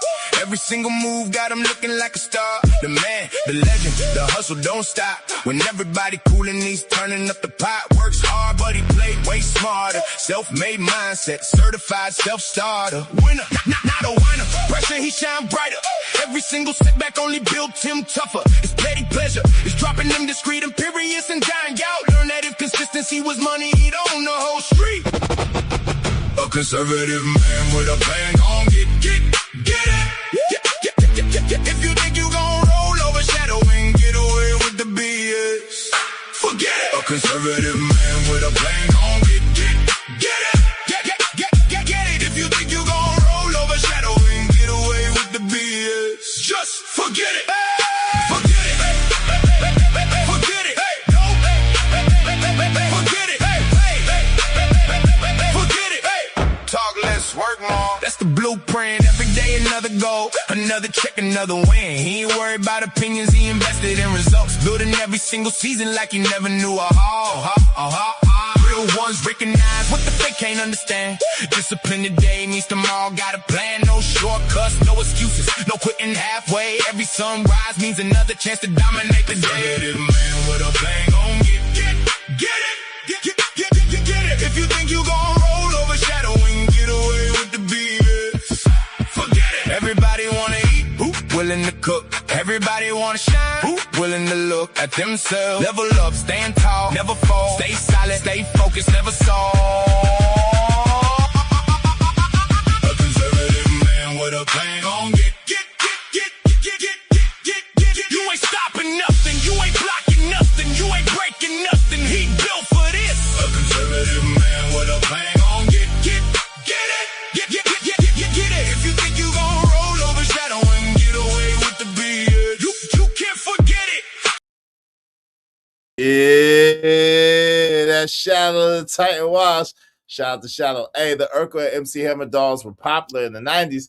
People forget how famous they were. I didn't have that. I had a Michael Jackson doll, and I wish I had my Michael Jackson dolls at present when it was going for like $500,000 a piece. That'd have been $1.5 million. I'd took it. Shoot.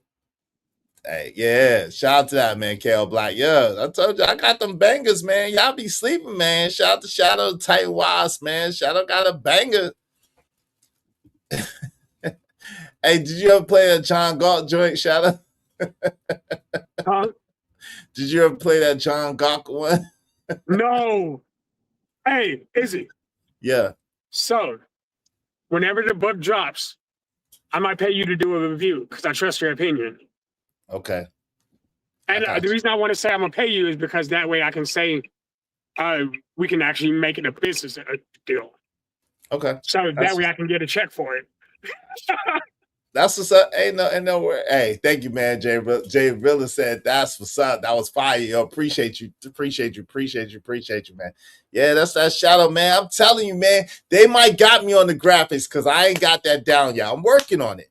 But they ain't got me on the music. I don't care what nobody say. They ain't got me on the music. Drip's video is fire. I don't know. That video is fire. That video is fire. That video is hard. It's just hard. The music, he ain't got me on the music, but that video is hard. I love your music. I love his video. Yeah, that video is hard. I gave Drip my concept art to the stories, right? Mm-hmm. And he put one of my created characters into the video. Yeah, he showed me that. Yeah, that joke is hard. Right. That joke is hard. I ain't gonna hold you. That joke was hard. I was like, but get this, I was able to show that. I'm like, I'll need y'all to put me in this shape because I want to do this scene if we make this live action. So like, it's things that I'm trying to turn into business opportunities. That's what's up. And y'all are helping me kind of flourish. That's what's up. Hey, that's what's up. That's what's up. Hey man, listen, ain't much to it, but I ain't gonna front, like, the best to me is, this is what kind of separates, because Jurt was telling, this is kind of what separates me from a lot of everybody else I've seen. Like, I don't let the AI write none of the songs. None of my songs is written by AI. If you listen to it, you can hear stuff that I say all the time, all day, every day, and you can hear the stuff that the people that I'm writing the song about, they say.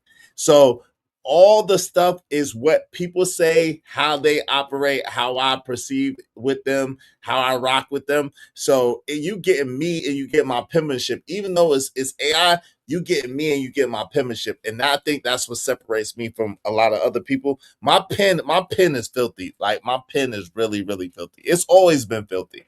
Like, my pen has always been filthy. Kale said, I could tell you wrote it. Yeah, I write them. So AI ain't helping me in that regard at all. I write the song, like, from beginning, the hook, the you know what I'm saying, the verse 1, 2, and 3, and the hook, and you can tell.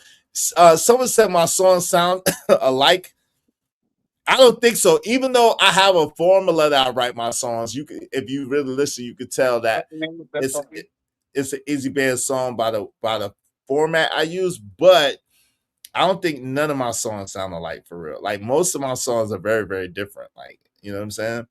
Because I try to infuse the person's personality, how, what kind of swagger the person have, what kind of, vibe they have, and my, my perception of the things that they say and do. So I don't really think none of my songs sound alike. I mean, what do y'all think? Y'all think my songs sound alike? That's what Dre was saying. Your songs that no, they don't, bro. No, they don't. I don't see it. Ski Mask, just look at what you think, man. You think like, for example, right? I just played this, right? You think this? Yeah, we living it up in the streets where the legend roam. Make way for the one and only, the big bad bull. Let's go. Salute to the big bad bull. Oh. You think that sound like this? So you know what I think? I think they have a similar cadence, like, because they're the same voice, the same artist is writing it. So you do the same 2-3 pattern. I have the same chorus patterns and the same, like, kind of bar structure, but what I'm saying is, right, but like, it's not the same song. It's not the same song, right. You say they do sound like, okay, cool. Like, you think this sound like that? Yeah. Yeah. We out here hustling. Ooh. This is for the grind. For the real ones. You feel me? Hustle is as hustle does. Hustle does. We stay hustling. Hustle does. Hustle is as hustle does. Hustle does. We stay hustling. We keep hustling. We stay hustling. We hustling. Getting it out the mud. We're muscling. No question. We got hands, hold this cancer. So can they made it cold as cancer? Man, come on, man. You have an R&B voice and a hip hop voice. Those are saying, okay, the R&B voice and the hip hop voice. Okay, so you think that this song sounds like this? Yeah, we coming live. Oh, I'm a YouTube, it's fine. I'm a YouTuber, for content creator. I'm not gonna fight or catch fights, but I might debate you. My gaming chair is comfy, room temp set to 75. I turn on my computer, ring lights, and I go live. Yeah, Biggie told you step away with your fist fight ways. This ain't back in the days, it's a brand new maze. 30 years ago, yeah, I'm almost 50. Can't be no keyboard warrior, life ain't thrifty. Come on, man. You think that sound like this? Hey, so I gotta be that guy real quick. Huh? I think you were trying to get somebody pregnant with that last one. with the I'm a YouTuber, you think I was trying to get somebody pregnant with this? Look, I heard it. Why you say that you think I was trying to get somebody pregnant? Somebody on stage. Yo, you wild. You wild. All right, what about this? Hey, close ties and tell me I'm wrong. I wasn't. You wrong. What about this? Come on, man. Y'all ain't ready, man. Come on, man. And then he said, yo, that's hilarious, bro. I ain't gonna hold you. That's hilarious, man. I ain't gonna hold you. I don't think they sound alike. And then if I mess around and then I go here, man, y'all, yo, if I mess around and then I go here, y'all ain't even ready for this one, man. Come on, man. Yo, did y'all not hear this one? Did y'all not just hear the man? Come on, man. Y'all gotta make me pull them out on y'all, man. Are you serious? Did y'all not hear the joint I dropped? Yo, did you hear the joint I dropped the other day? Shadow. Yes, 3 days ago. Did you hear it? The one of Jay Prince? Oh no. Jay Prince and Willie are too similar to me. Look. I thought that was a Wall Street Willie track. There is a Wall Street Willie track, but that joint is different. There's a Wall Street Willie track. Hold on real quick. I gotta help you out. You didn't hear this one? Oh my God, bro. Hold on. I got you. There's a Wall Street Willie track, and that one is like totally different than all the other ones I did. Just cuz, man. Just cuz. But listen. You didn't hear the Wall Street Willie track either? Oh, man, I'll play. No, I thought that Jay Prince and Wall Street Willie were the same track. No, you thought that this one, hold on, I'm gonna play. Yeah. Jay Piss, my bad. Jay Piss, my bad. Jay Piss, my bad. Jay Piss, my bad. I'm in Port James. If this was Revenge of the Nerds, you be the king of the lames. I tried to let you live, but my boy, you going insane. You really gotta stop the delusions right now, cause you barely got a brain. A mind is a terrible thing to waste. Like your career that we're burning in flames. How I'm competing with you, but you ain't got no lanes, no plans. You never miss an opportunity to miss an opportunity. Can you understand the words coming out of my mouth? Do you know what I'm saying? Do you know what I'm saying? Jealousy is sin, you wanna shine, but I shine brighter. Talent, what talent? What talent? The Lion King, Mufasa. Congratulations, brother sucker. You's the king of all liars. You wanna know me? Here you go, here's your one shot. After I school, you dig the hole. I've already picked the plot. I'ma have you's a have not, and you're so stupid. You think I just brag about what I got with Port James? Yeah. Jay Piss, Mr. Slow Lane.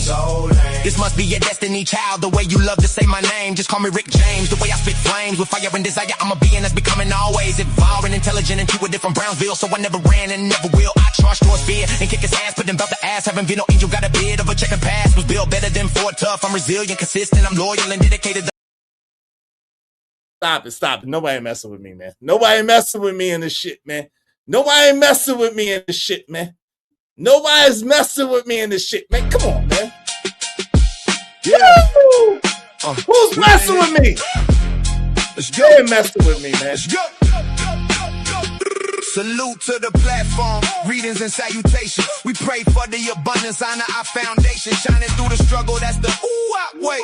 The heart of the hood, yo mans, he don't play. They call him Kills or Pookie, but what's the math? Can't count the loyalty, can't balance the path. He's the most real dude, keeping it 100%. Let's give applause, ovation, we don't hold back, we represent. Don't wait till he's gone, don't diss him.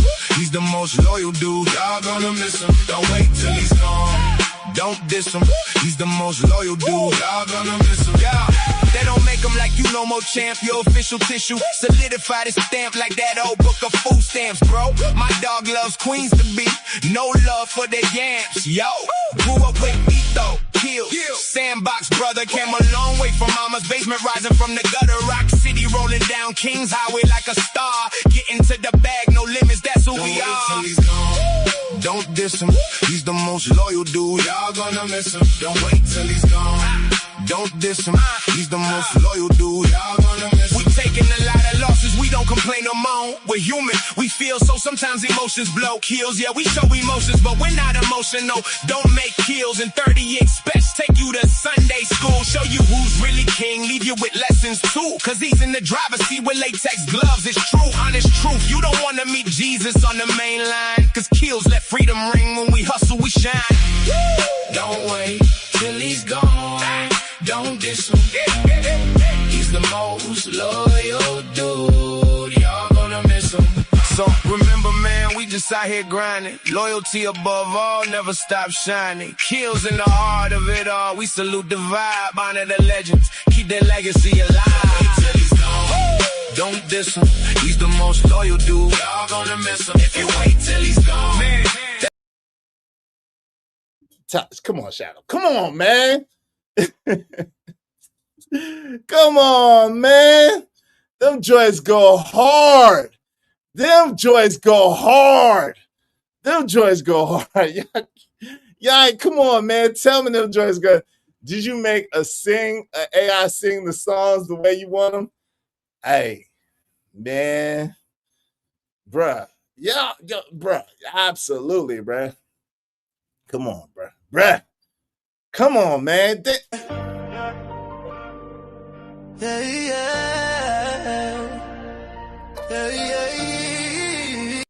Nah, we ain't even gonna go there. We ain't even gonna go there. We ain't even gonna go there. We ain't even gonna go there, man.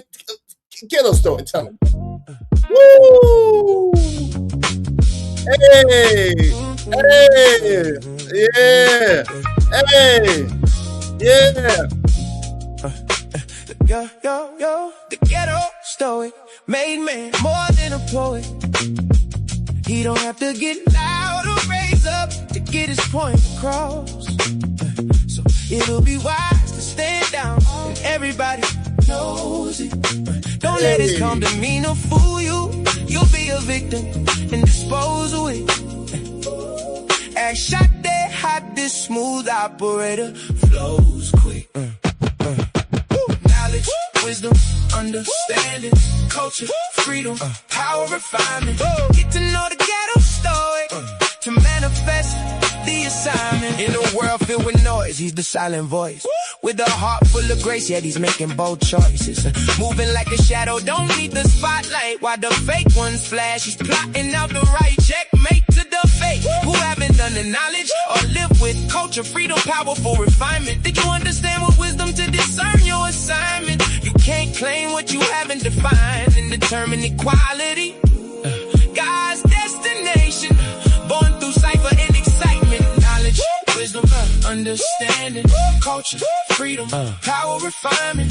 Get to know the ghetto story to manifest the assignment. The ghetto story made man more than a poet. He don't have to get loud or raise up to get his point across. So it'll be wise to stand down and everybody knows it. Don't let his calm demeanor fool you. You'll be a victim and dispose with. Act shot, they have this smooth operator flows quick. Knowledge, wisdom, understanding, culture, freedom, power, refinement. Get to know the ghetto story to manifest the assignment. Crafted with finesse, his words like a spell. In the depths of the struggle, he's mastering well. Learning from the streets, he wears every scar. With the mind so sharp, he's shining like a star. Knowledge, wisdom, understanding, culture, freedom, power, refinement. Get to know the ghetto story to manifest the assignment. So pay attention close, don't ever dismiss the strength in the silence. Here's an undeniable bliss. The ghetto stoic stands tall. Ooh, never lost a toss. In the world of the loud, he's the ultimate boss.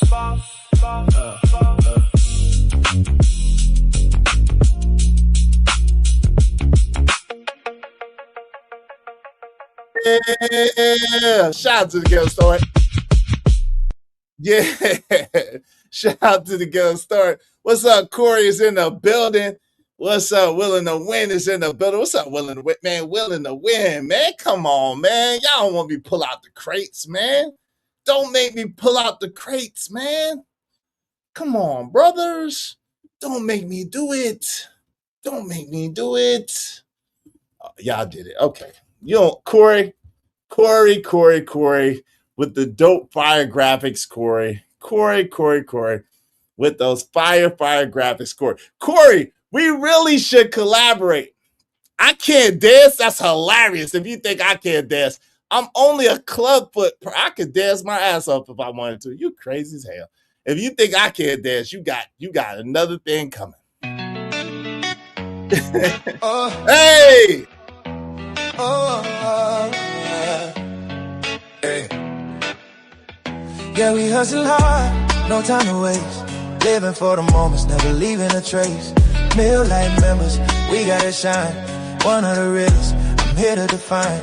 Willing to win, we carry that weight. Rising from the struggle, riding our fate. Keep the circle tight, family over friends. Showing support and mad love, it never ends. Willing to win, we willing to win.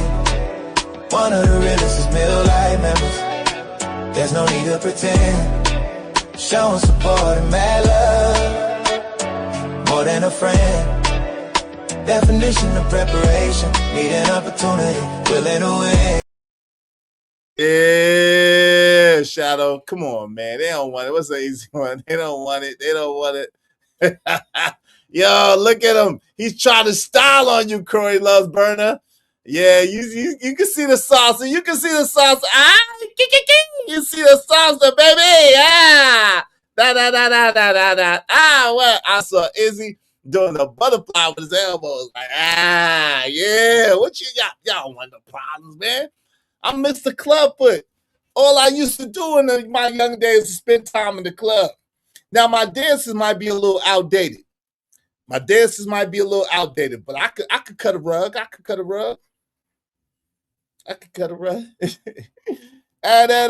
Hey, ooh, yeah.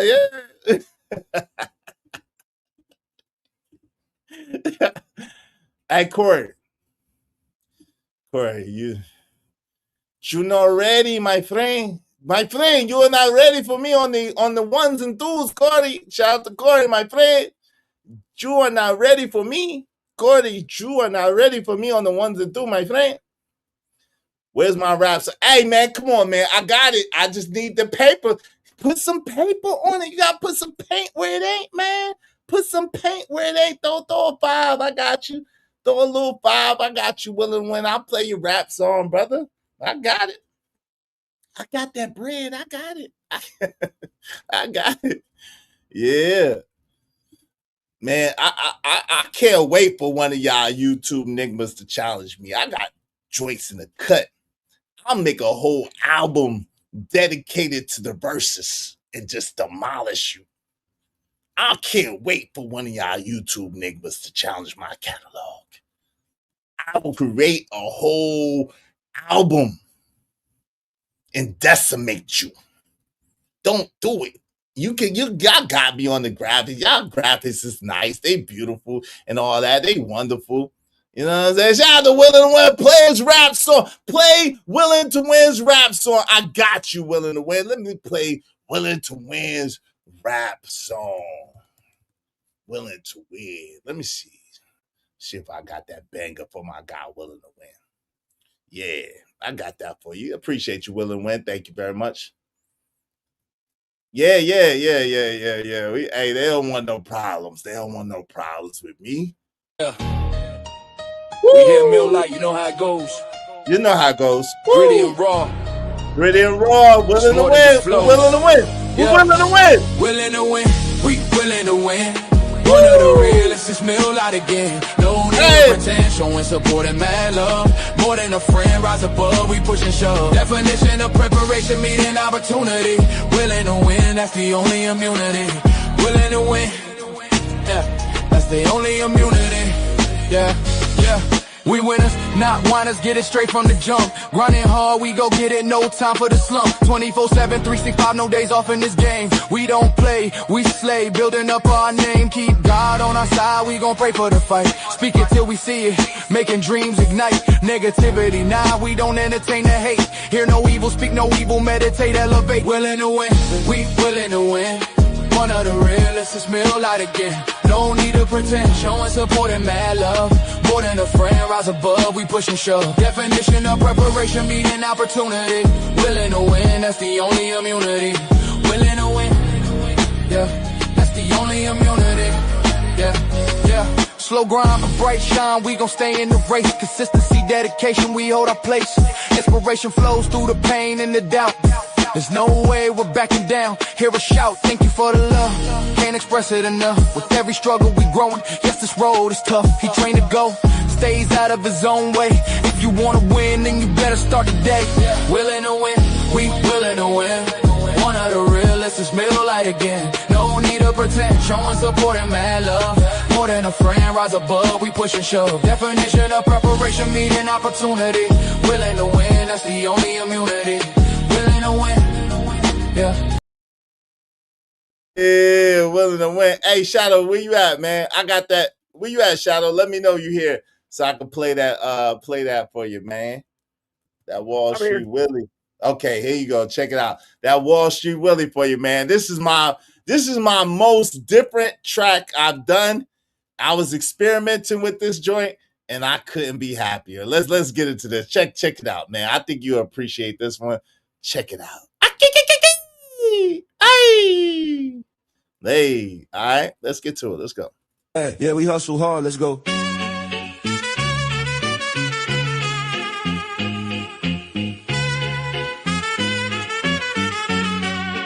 Wall Street Willie, war report. We work hard for the money, never fall short. Made it from nothing to something, now we sport.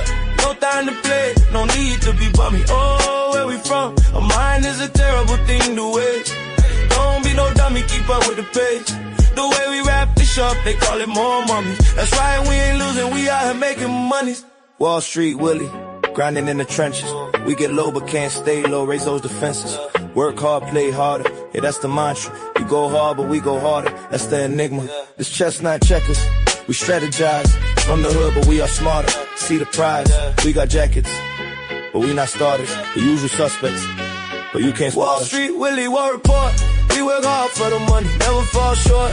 Made it from nothing to something, now we sport. No time to play, no need to be bummy. Oh, where we from? A mind is a terrible thing to waste. Don't be no dummy, keep up with the pace. The way we wrap this up, they call it more mummies. That's right, we ain't losing, we out here making money.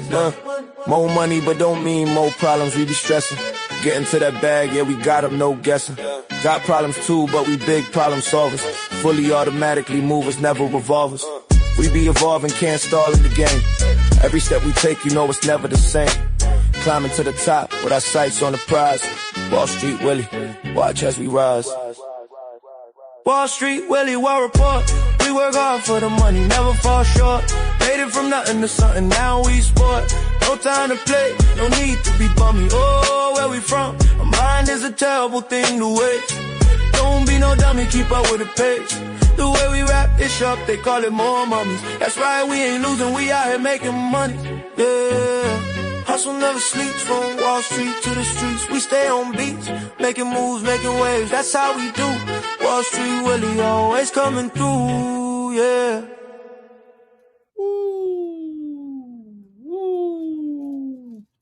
And they said my joint sound alike, man. Shout out to Wall Street. That wasn't no diss to Wall Street Willie. That was a, man, come on, man. Shout out to Prince Willie. Yo, what's up, JD 1975 is in the building. My brother JD is in here. What's up, JD 1975, man? What's up, brother? And then, of course, you know the F-bomb song, man. You know the F-bomb song, right?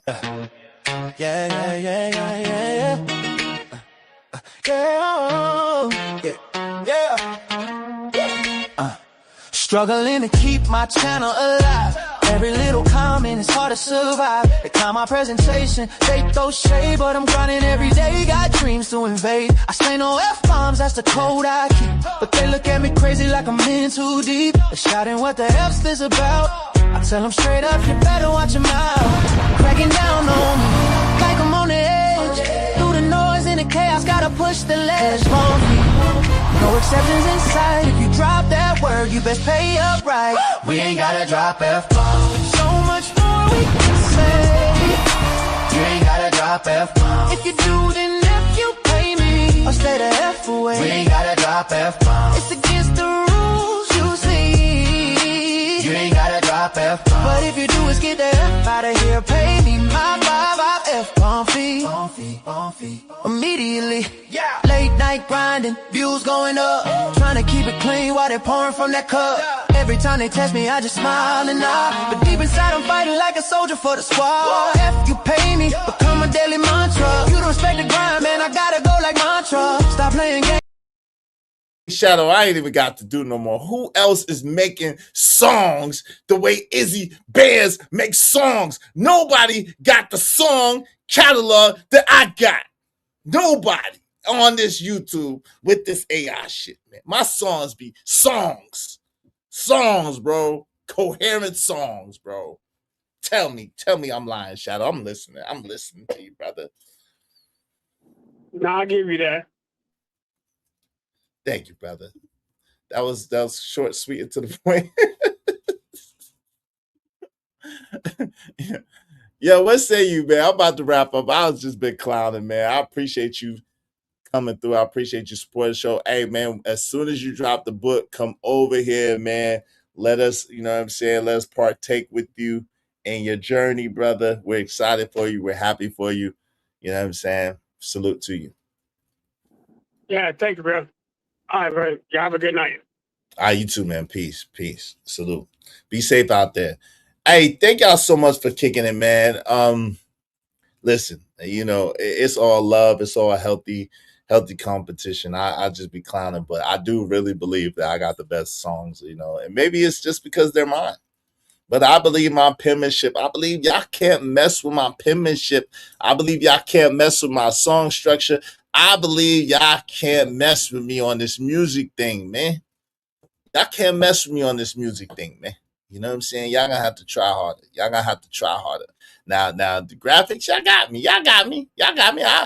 That's why I support, I show love. I collaborate with my brothers because I appreciate y'all, and it's all love, man. Shout out to Sarat, y'all, Israel setting off right. Thank you to TV Trucking. Thank you to Speak Radio 81. Appreciate you, Speak. For the Devil, thank you to Big Bad Bull. Appreciate you for the Devil. Thank you to KL Black. Thank you to Chicago Rilla. Thank you to Andrew Taylor. Thank you to B Sneezy. Yo, thank you to Emperor Kojak 303 the Great. Thank you to Jay Villa, the realist. Thank you to Shadow Titan Watts for the triple up. Appreciate you, Shadow. Thank you to Ghetto Store. Appreciate you, man. Thank you to Jay Watts. Thank you to Real Tyler Durden. Appreciate you. Thank you to Willing to Win. Thank you to It's My Time. And thank you to Jay Lewis. Thank y'all so much for supporting the show, supporting the stream. You know what I mean? Hey, little son. I you know what I'm saying? That y'all need to bet on these things. I smell money. You know, I like money. You know what I'm saying? I ain't got a problem with it. You know what I'm saying? I ain't got a problem with it. But the only thing is, who we gonna get to judge it? That's the only thing. Like, who we gonna get to judge it? Because if we go on any one, like if you come over here, they're gonna say it's biased. If I go over there, I'm gonna say it's biased. So who we gonna get to judge these songs, man? That's the thing. Who we gonna get to judge these songs? Maybe we're gonna have to. I don't know. Because really, on here, it become a popularity thing. It become more so than even though I usually win.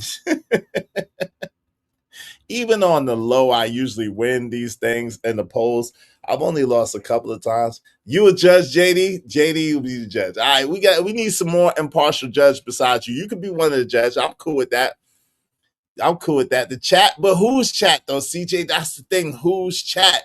Even though y'all kind of rock with us all, but y'all do like some of us more than others. Okay, y'all do like some of us more than others. Shout out to Pop Out TV. Shout out to Pop Out. Pop Out definitely has their favorites. Shout out to Pop Out TV. Pop Out definitely has their favorites, right? But Yeah, so we gotta figure it out. But I'm down with it. I'm down with it. I'm not scared. I'm down with it. I'm down to do a versus. I can't wait. I need time though, because I'm a bust out with some songs y'all ain't never heard before. I be cheating. I'm a bust out with some songs y'all ain't never heard before. You know what I'm saying? I got one in the tuck. I got one that I did for my sister a while ago, like 2 months ago in the tuck. That joint go crazy. When I heard that, I was like, that's a hit radio song. That joint goes so crazy, it's ridiculous. But anyway, in the meantime, between time, I appreciate y'all. My bad, y'all. I'm gonna have an even better subject for y'all tomorrow because this didn't really go like I thought it was gonna go. I thought we was gonna really get some conversation going. I thought we was really gonna chop it up and talk. I missed y'all. I wanted, I thank Lord ADS. I thank shout out Titan Was. I thank who else was up here? Lord ADS, shout out Titan Was. Who else was up here? Lord ADS, shout out Titan Was. Who else was up? Thank you, man. Someone else was up here, and I apologize if I missed you. If I missed you, I wasn't trying to diss you, man. But thank you to everybody that came up today. But I wanted to really give y'all a real show. Oh, Leonard Roy. Shout out to Leonard Roy. Yeah, Leonard Roy was up here. Shout out to Leonard Roy. How can I forget Leonard Roy? Leonard Roy was up here. He made everything about him. That's how. Shout out to Leonard Roy. So Leonard was up here. Shadow was up here. You know what I'm saying? ADS was up here. And I appreciate y'all coming up, man. It was a dope show. It was a dope show. Make sure y'all like, y'all share, y'all subscribe, tell a friend to tell a friend to tell a friend. Any of them YouTube niggas that y'all want to come challenge me, tell them to come see me. You know where I'm at. I'm right here. I'm right here. We ain't running. We from Brownsville. Never ran, never will. Thank you guys, man. Tell them I'm right here, son. I'm right here. I'm ready to go, son. I want to score. Yo, y'all be easy, man. Have a great day. Tomorrow I have an even better show for y'all, God willing. I appreciate each and every one of y'all. And we out. I stole that from O'Shea Duke Jackson. And we out. I like that. I like that. We out of here, man. Shit. Didn't I say we out? Yeah, we out.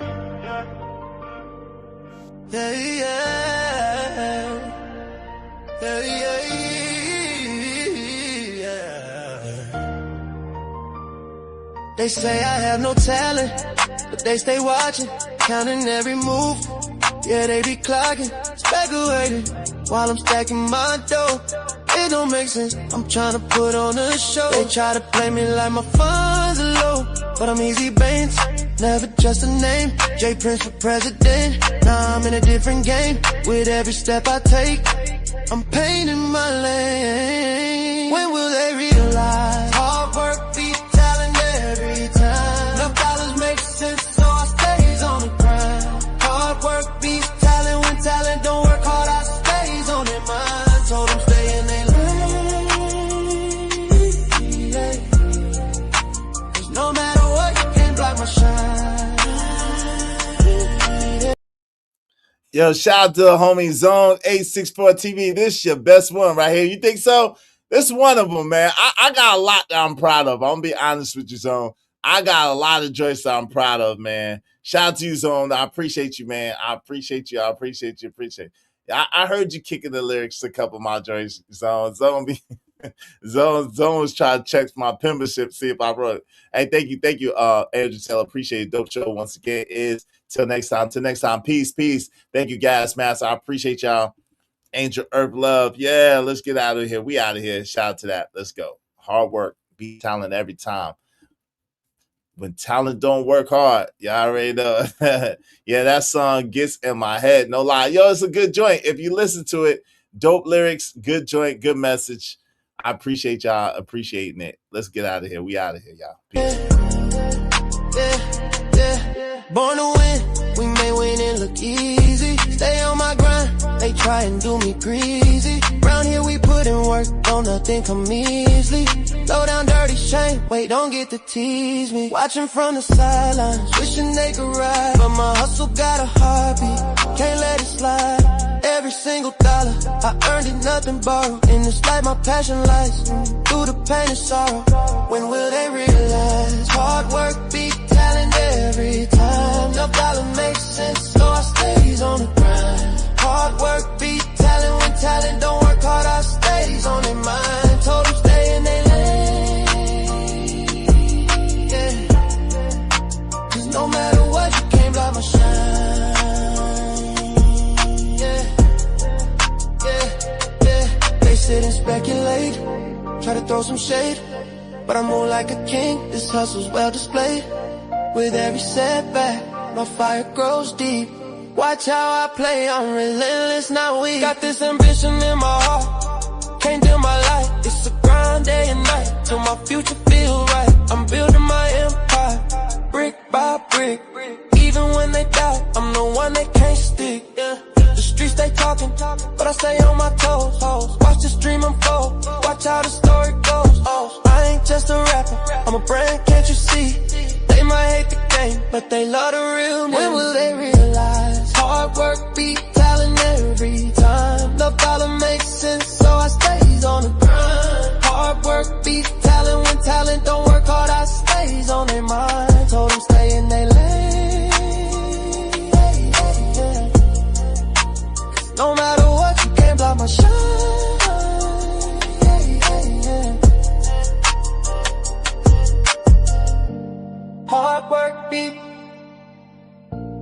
Hard work beat talent.